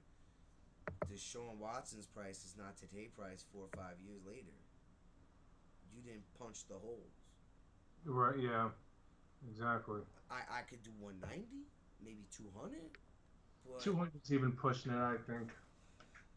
I feel better at like 150, 160. Well, all right. Well, here's the thing. This is like the way I feel about it is players are like these players are taking gambles. Like it's almost like a union. They're gambling on each other. Because if Deshaun goes out there and goes to a couple Super Bowls, maybe wins one, the money's justifiable, right? And we just said that. So now Burrow does a couple of those things, hits a couple more pinpointers. Hey, dude, I'm deserving of it. But that's my argument. That's our argument. You've hit the 5 points. You've done enough to deserve that money, right? But when you haven't been to a Super Bowl, you haven't been to an NFC Championship. You haven't done nothing. You haven't done nothing. You've been hurt. Why should I pay you like that? Why? I could overpay you, and then like you said, just competitive enough to make it to the playoffs, just to get knocked out of the playoffs. Yeah. So now you're essentially robbing yourself of draft picks, right? Definitely. That's number 1. And you're exhausting any good assets that you have that you want to keep on the team. Yep. So it's a waste. I'm sorry, Tom Brady, Russ, and all these quarterbacks like Peyton, Breeze, they give you the formula. Yeah, I'm gonna get paid. I'm gonna get paid well, but I'm not gonna break my team's ass. No. Because if I break their balls, I get all the money. Who else gets money? Now I Right. can't. Now I can't complain about I ain't got enough weapons or there's not enough weapons on defense. No, dickhead. You're the one that demanded $250 million. You got your money right. You said you play like an all-star. You would meet this expectations. Well, let's see it. Well, I can't do it without them. Whose fault is that? Because you wanted to bull us and hemorrhage us. Yeah. And I'll still say it again. If you get the deal, more ups to you, man. You got your money. Your agent did you a good job. I'm not gonna hate on you for it. And like I was saying before, I get it why you're giving these guys the money, because it's like, if you don't give them the money, you can't go out there and get somebody on the free agent market that's at least half as decent. Because we know every year, if we look at all the free agent quarterbacks, it's dick. There's nobody out there. Yeah, but if we're looking at outside the quarterback position, And then if you go draft, it's like, well, now I gotta make sure I got the draft pick to get him. Am I in a position to get him? And then how good is he? And then I gotta develop him. And it's just, it's a process, right? so Now, I get that, but still, there's just too much money, man. yeah, it's way too much money. Now, I'm not saying, look, if like I said, I'm gonna say it again. If they get it, they get it. Big ups to you for getting it, right? Right. I'm saying from an organizational point of view, right? I'm not attacking Dak, okay? Like, I want people to understand that even on Twitter. I'm not attacking Dak. I'm saying on his statistics, his accolade, his competitiveness, his consistency, and his healthiness. I can't break that much bread. No. He's all right. For one, it's not all his fault, but it's also the organization's fault for signing Ezekiel Elliott to such a lucrative deal. If we had a better deal with him, then it can make sense that Dak got that money, right? And then we could have kept Cooper. We could have held on to certain aspects here and there, or assets, not aspects, Right. assets. But that Dak and Ezekiel Elliott contract shows you that we blew a number one pick, and we didn't have enough money to keep it. Yeah. And to me, that's what makes it unacceptable. I'm not talking about the player. I'm talking about the organization. Shit, if we're getting to the point where we're just gonna shell out money, then we know who's gonna win every year. It's gonna be between the Patriots and the Dallas Cowboys, the two most lucrative fucking franchises in the NFL. Yeah. If you take a cap off, you're gonna see 4 or 5 teams every year. Every year. Yep. If we kind of already don't see that. Yeah, I mean, look, there's a mastery to Bill Belichick, like we talked about earlier, to his system. I mean, he gets guys to come off the street and just play like they've been there their whole life. Yeah. But then they go to another team and they barely can put up the stats that they put up in New England. So that has to speak volumes. You know what I mean? Right. But Tom Brady's the anomaly. Imagine how much Mac Jones is gonna want. Yeah, but you want to see the hit. He'll do what Brady did. You think so? Look, not all right. A quarterback, a known wide receiver in the league, very known players, the high point players of every year, the known players, the highest selling jersey players, right? Right. No matter what, their contract or not, their endorsements, their businesses, all that shit, they make way more than them contracts. You know what I mean? Your endorsement deal is like, the big contract you hit, your endorsement deal to do 2 years of fucking yogurt is that contract. Just to go, I love yogurt. See what I mean?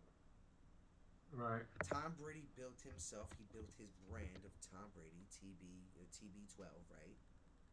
To Right. this level of almost like Money Mayweather, right? Look at the deal he just pulled from Fox. The man has no history in commentating, but he's fucking Tom Brady. Right. Now, if you're mad at him getting paid that much, you gotta be upside your fucking mind because this is the greatest quarterback, even if you want to say era-wise, that's getting paid less than quarterbacks that don't even come close to his stat line. No. You got to figure the amount of money that he's made over the course of his career. But how many Ben years is Roethlisberger probably made more money. Okay. Yeah, but Ben has won 2 Super Bowls, so you can't be mad at that. Right? No, but Brady's won 7. Yes. Yeah. Wait, no. Yeah, 7. But if it's just it's crazy. It is. I'm gonna look up Ben Roethlisberger's salary. At any time, Tom Brady could have flooded the market. Yep, and it would have been well worth it. Past the 2010s, anywhere in the 2010s, where anytime he had contract speculations and this and that, he could, potentially 7 years ago, he could have asked for that 250 10-year deal. Yeah, and he would have got it. Now, imagine what Deshaun Watson's deal would have been now if that would have been met like 7-8 years ago. right. We're talking maybe 4 or 500 mil. Yeah. So Ben signed 2 big contracts. I mean, more like I'm not really trying to count the 2 at the end. I mean, look, he signed a 2-year deal from 2019 to 2021 for an average annual of 34. But if you look at the biggest contract he got besides his rookie deal, which was the one after that, 6 years, $87.9 million. So that was an average annual of 14.6. Yeah, so I mean, he did. Look,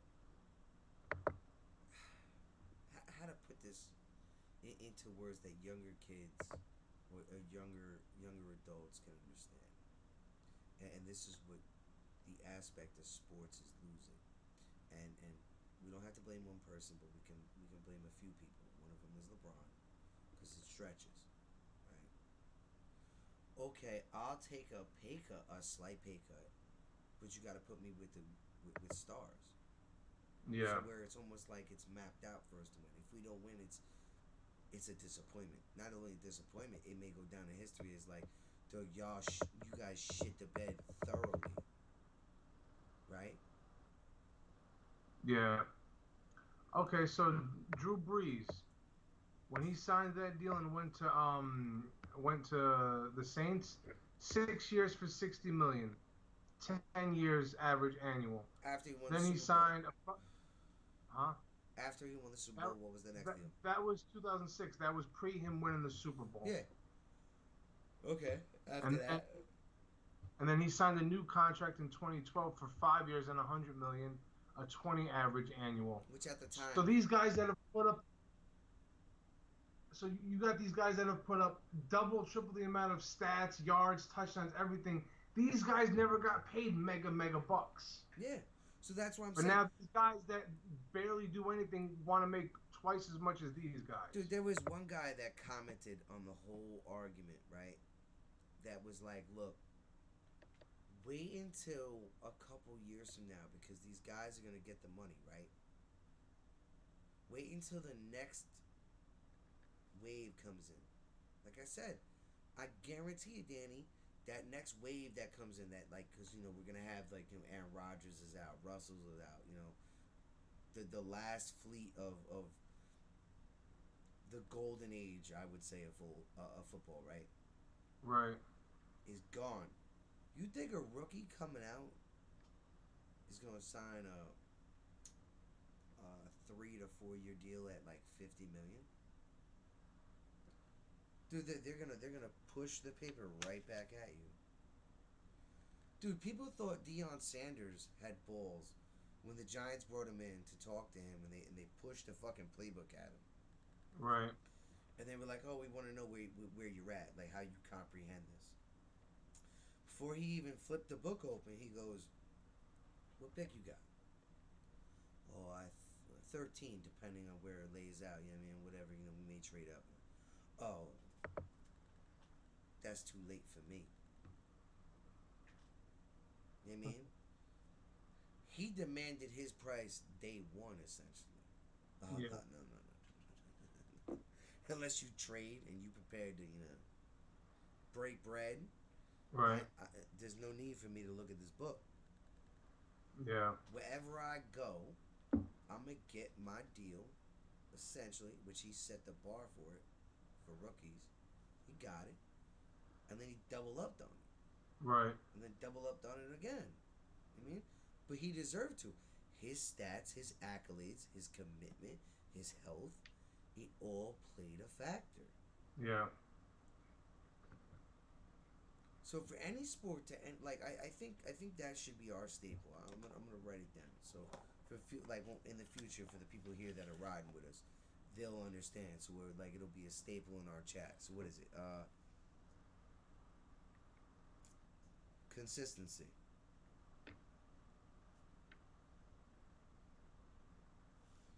Competitiveness.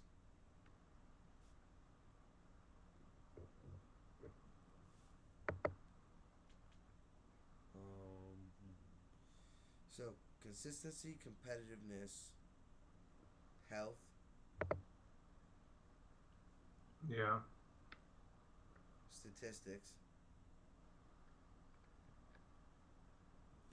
I feel like there was another C in there.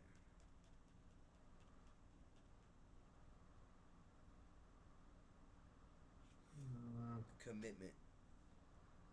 You have that one, didn't you? No. Consistency, competitiveness, health, statistics, Right. and commitment.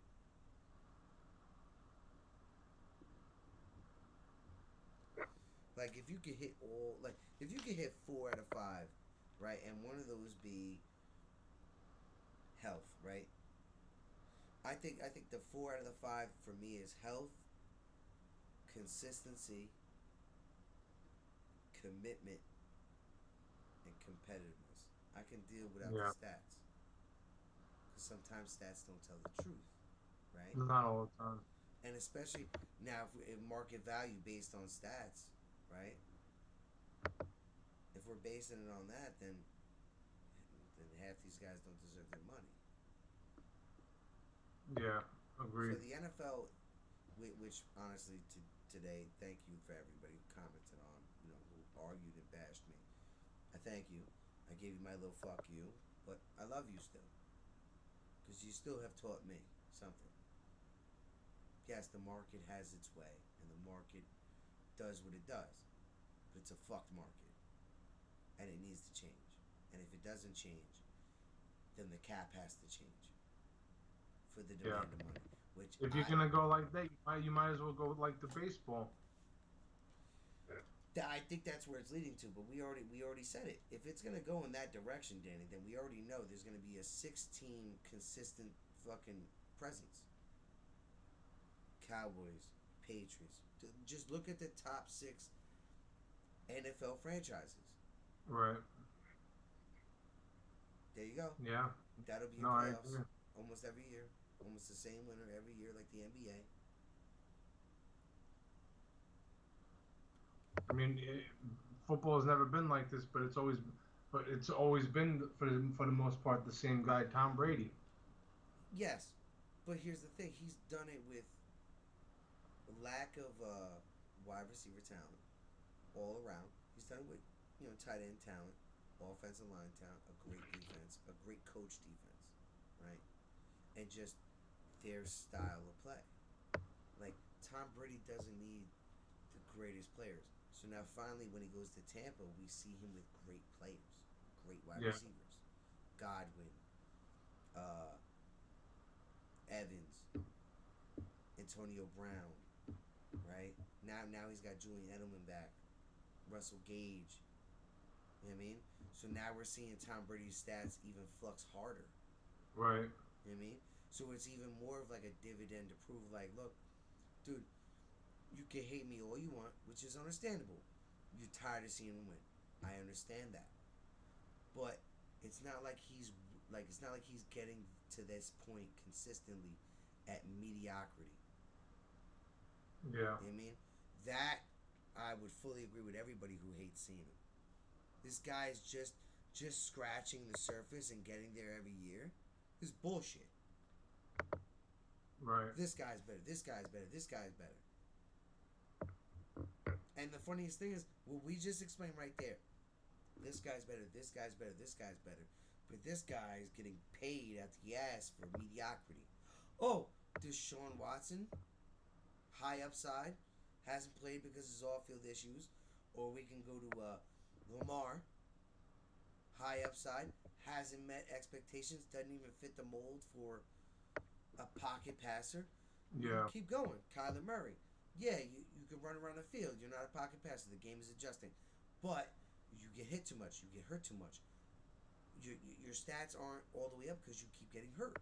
Yeah. So how in the dick do you have the balls to ask for $250 million?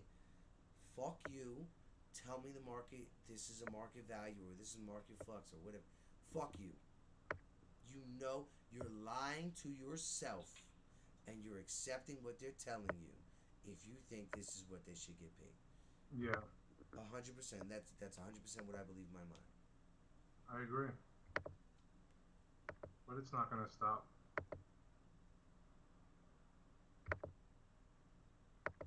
It's gonna keep going. No, it's gonna go up, and it's like essentially what you just said. The game is gonna have to restructure. Now, if we're talking about defensive linemen, linebackers, like with the point I was bringing up before, these guys have a lot of money coming in for promotions. You know, wherever they're at. Joe Burrow is probably all over the TV in Ohio, right? Definitely. But not in Jersey, right? So now those players that don't get recognition like they do, their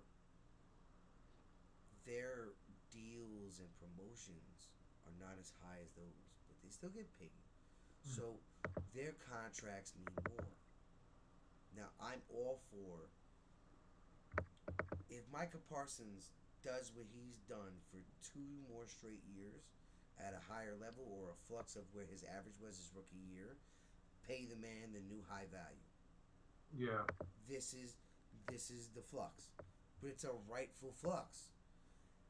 His cap hit is never ever gonna be atrocious. You know? So I'm not hating on, like, pay the players that deserve it. Like, that's all I'm saying. Look, if Tom Brady and all these other players can take a pay cut, how come you can't? Yeah. Why can't you? It's a And different generation. this is why I said LeBron James added to this, and other players added to this. Yeah. To this, I want to go here. I want to go here. I'll take a pay cut a little bit, but I have so many endorsements and whatever. Now everybody's expecting to go to a dream team and get paid out the ass. Yeah. Sorry, things are going to reset, and we said this years ago before when it started. We were the only ones, I think, if you guys go way back on our anchor profile, you'll hear us say it. This is not going to last long. It doesn't. It's not going to last long. Things will adjust, and they will correct themselves if they keep the game the way it is. Now, if they change it, it may work with its adjustment. But if you want to go core values, the game will just correct itself. It'll adjust itself in some shape or form. You know? Yeah. I can tell you one rule right now that would fix a lot of the problems on flags between offense and defense.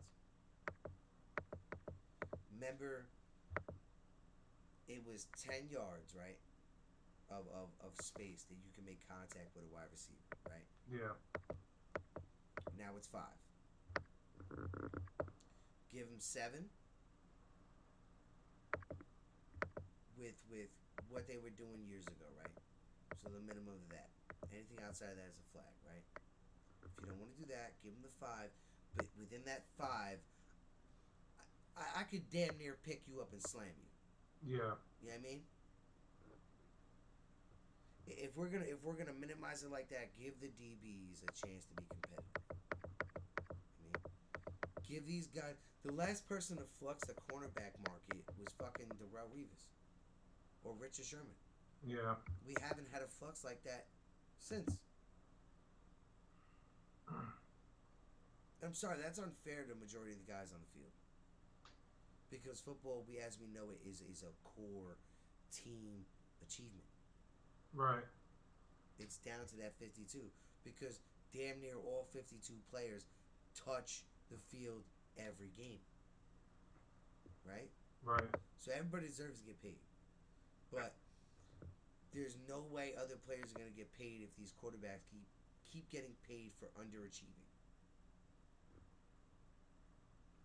Can we agree on 100%. that? And we know what underachieving is.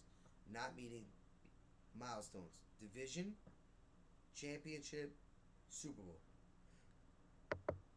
So if you haven't met those aspects and haven't really been like within the top 3 of every year, then you have no right to ask for that money.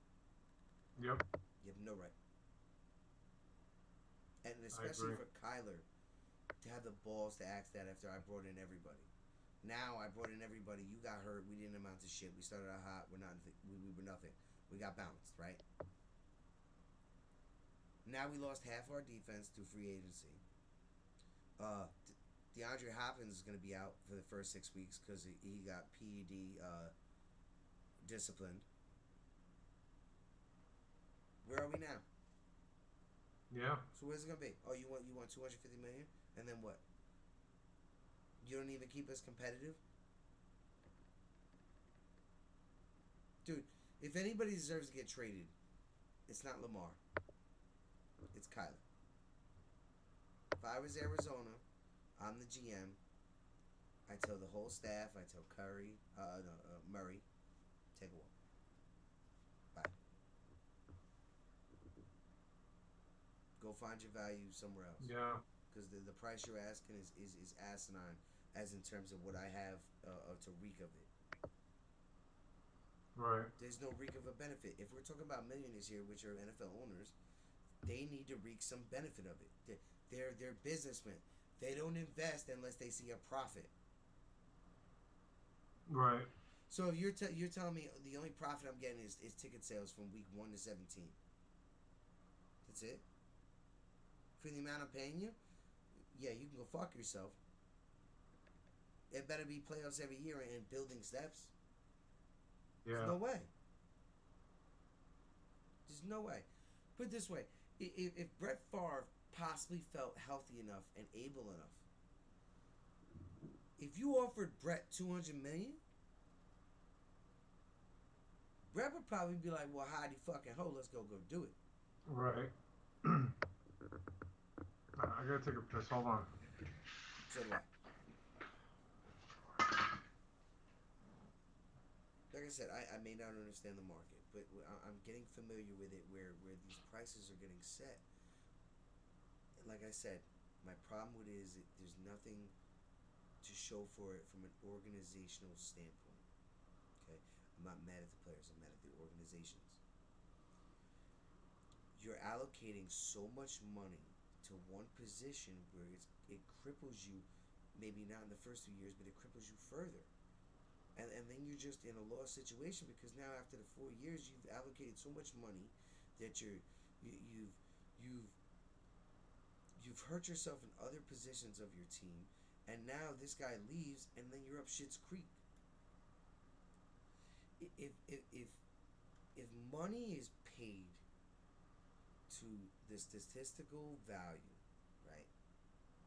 Like we have in our core 5, your commitment, your health, your competitiveness, and your consistency without the league's other quarterbacks, then we can justify pay.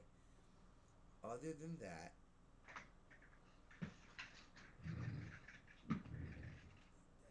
there's no justification for you to make that money. Yeah. I'm sorry. I'm tired of saying I'm sorry because, like, diehard Cowboy fans that are, and I feel you're passionate. But this is why we get so much shit from Stephen A. Smith and other people, because we're not being realistic. We're not. Yeah. And this is why a lot of people love me, and they don't mind that I'm a Cowboy fan, because I'm realistic. Where I'll say, all right, look, we're dog shit this year. We're lucky we get a wild card. For shit's sakes, we get a wild card, make a run, we go to the Super Bowl. I still would doubt them, because I'm that realistic about them. I see holes. I see it all. Yeah. I mean, whoever said, like, oh, yeah, you don't watch football, I bet you 10 out of 10 times I can line up a defense, map it out before you, run an offense and map it out before you can blink. And my brother right here could probably do the same thing within seconds. You could show us a fucking flashcard of a defense, and we probably could get you the formation and the adjustments needed within 5-10 seconds. Not 5 or 10 seconds, but I would say in ballpark 10 seconds I'd have the formula. maybe. But this is why we'd be a coach, not a player. I don't have to execute it within 5 to 10 seconds. All I gotta do is tell you within 15. Watch for this, move here, adjust him, set, and run it. Yeah. If we make a mistake, we'll see it on film next week. We'll be better to adjust it. You know what I mean? Right. It's like that Batman, that Dark Knight phrase, Bruce, why do we fall? So we learn how to get back up again. Right. I agree. Other than that, it's going to be a weird time for football, especially Matt's going to leave. Tom's done after this year. Russ is probably done after this contract. So out of that list, we're only going to see Pat. Matt's done after probably this year or two. We're only going to see Pat. Pat's probably the only one that's deserving of that money, other than probably Josh Allen. I'm not saying he should have got paid that much, but he should have got paid within the ballpark of 180 of that. You know what I mean? 180 and plus. Right? Yeah. Just because statistically, competitive-wise, health-wise, and competitiveness and consistency, he's met all 5 of those things. He's just missing the accolade. The Super Bowl. Right? Yeah. So any amount you pay him, once he wins a Super Bowl, that's all worth it. And right. we know when you win a Super Bowl as a team, it brings in so much money that whatever you pay that guy, you make up within a minute. Right. So pay the players that matter. I'm not saying don't underpay the quarterbacks, but pay other players. For the fuck's sake, guys. Right. All right, guys. Thank you for joining us. We appreciate you guys coming out, watching us. I know we were a little bit off schedule the past couple weeks. Life's just been rolling at us, but we're Mike Tyson dipping, dodging, and we'll continue to throw punches. If you guys don't like it, either duck or leave the ring.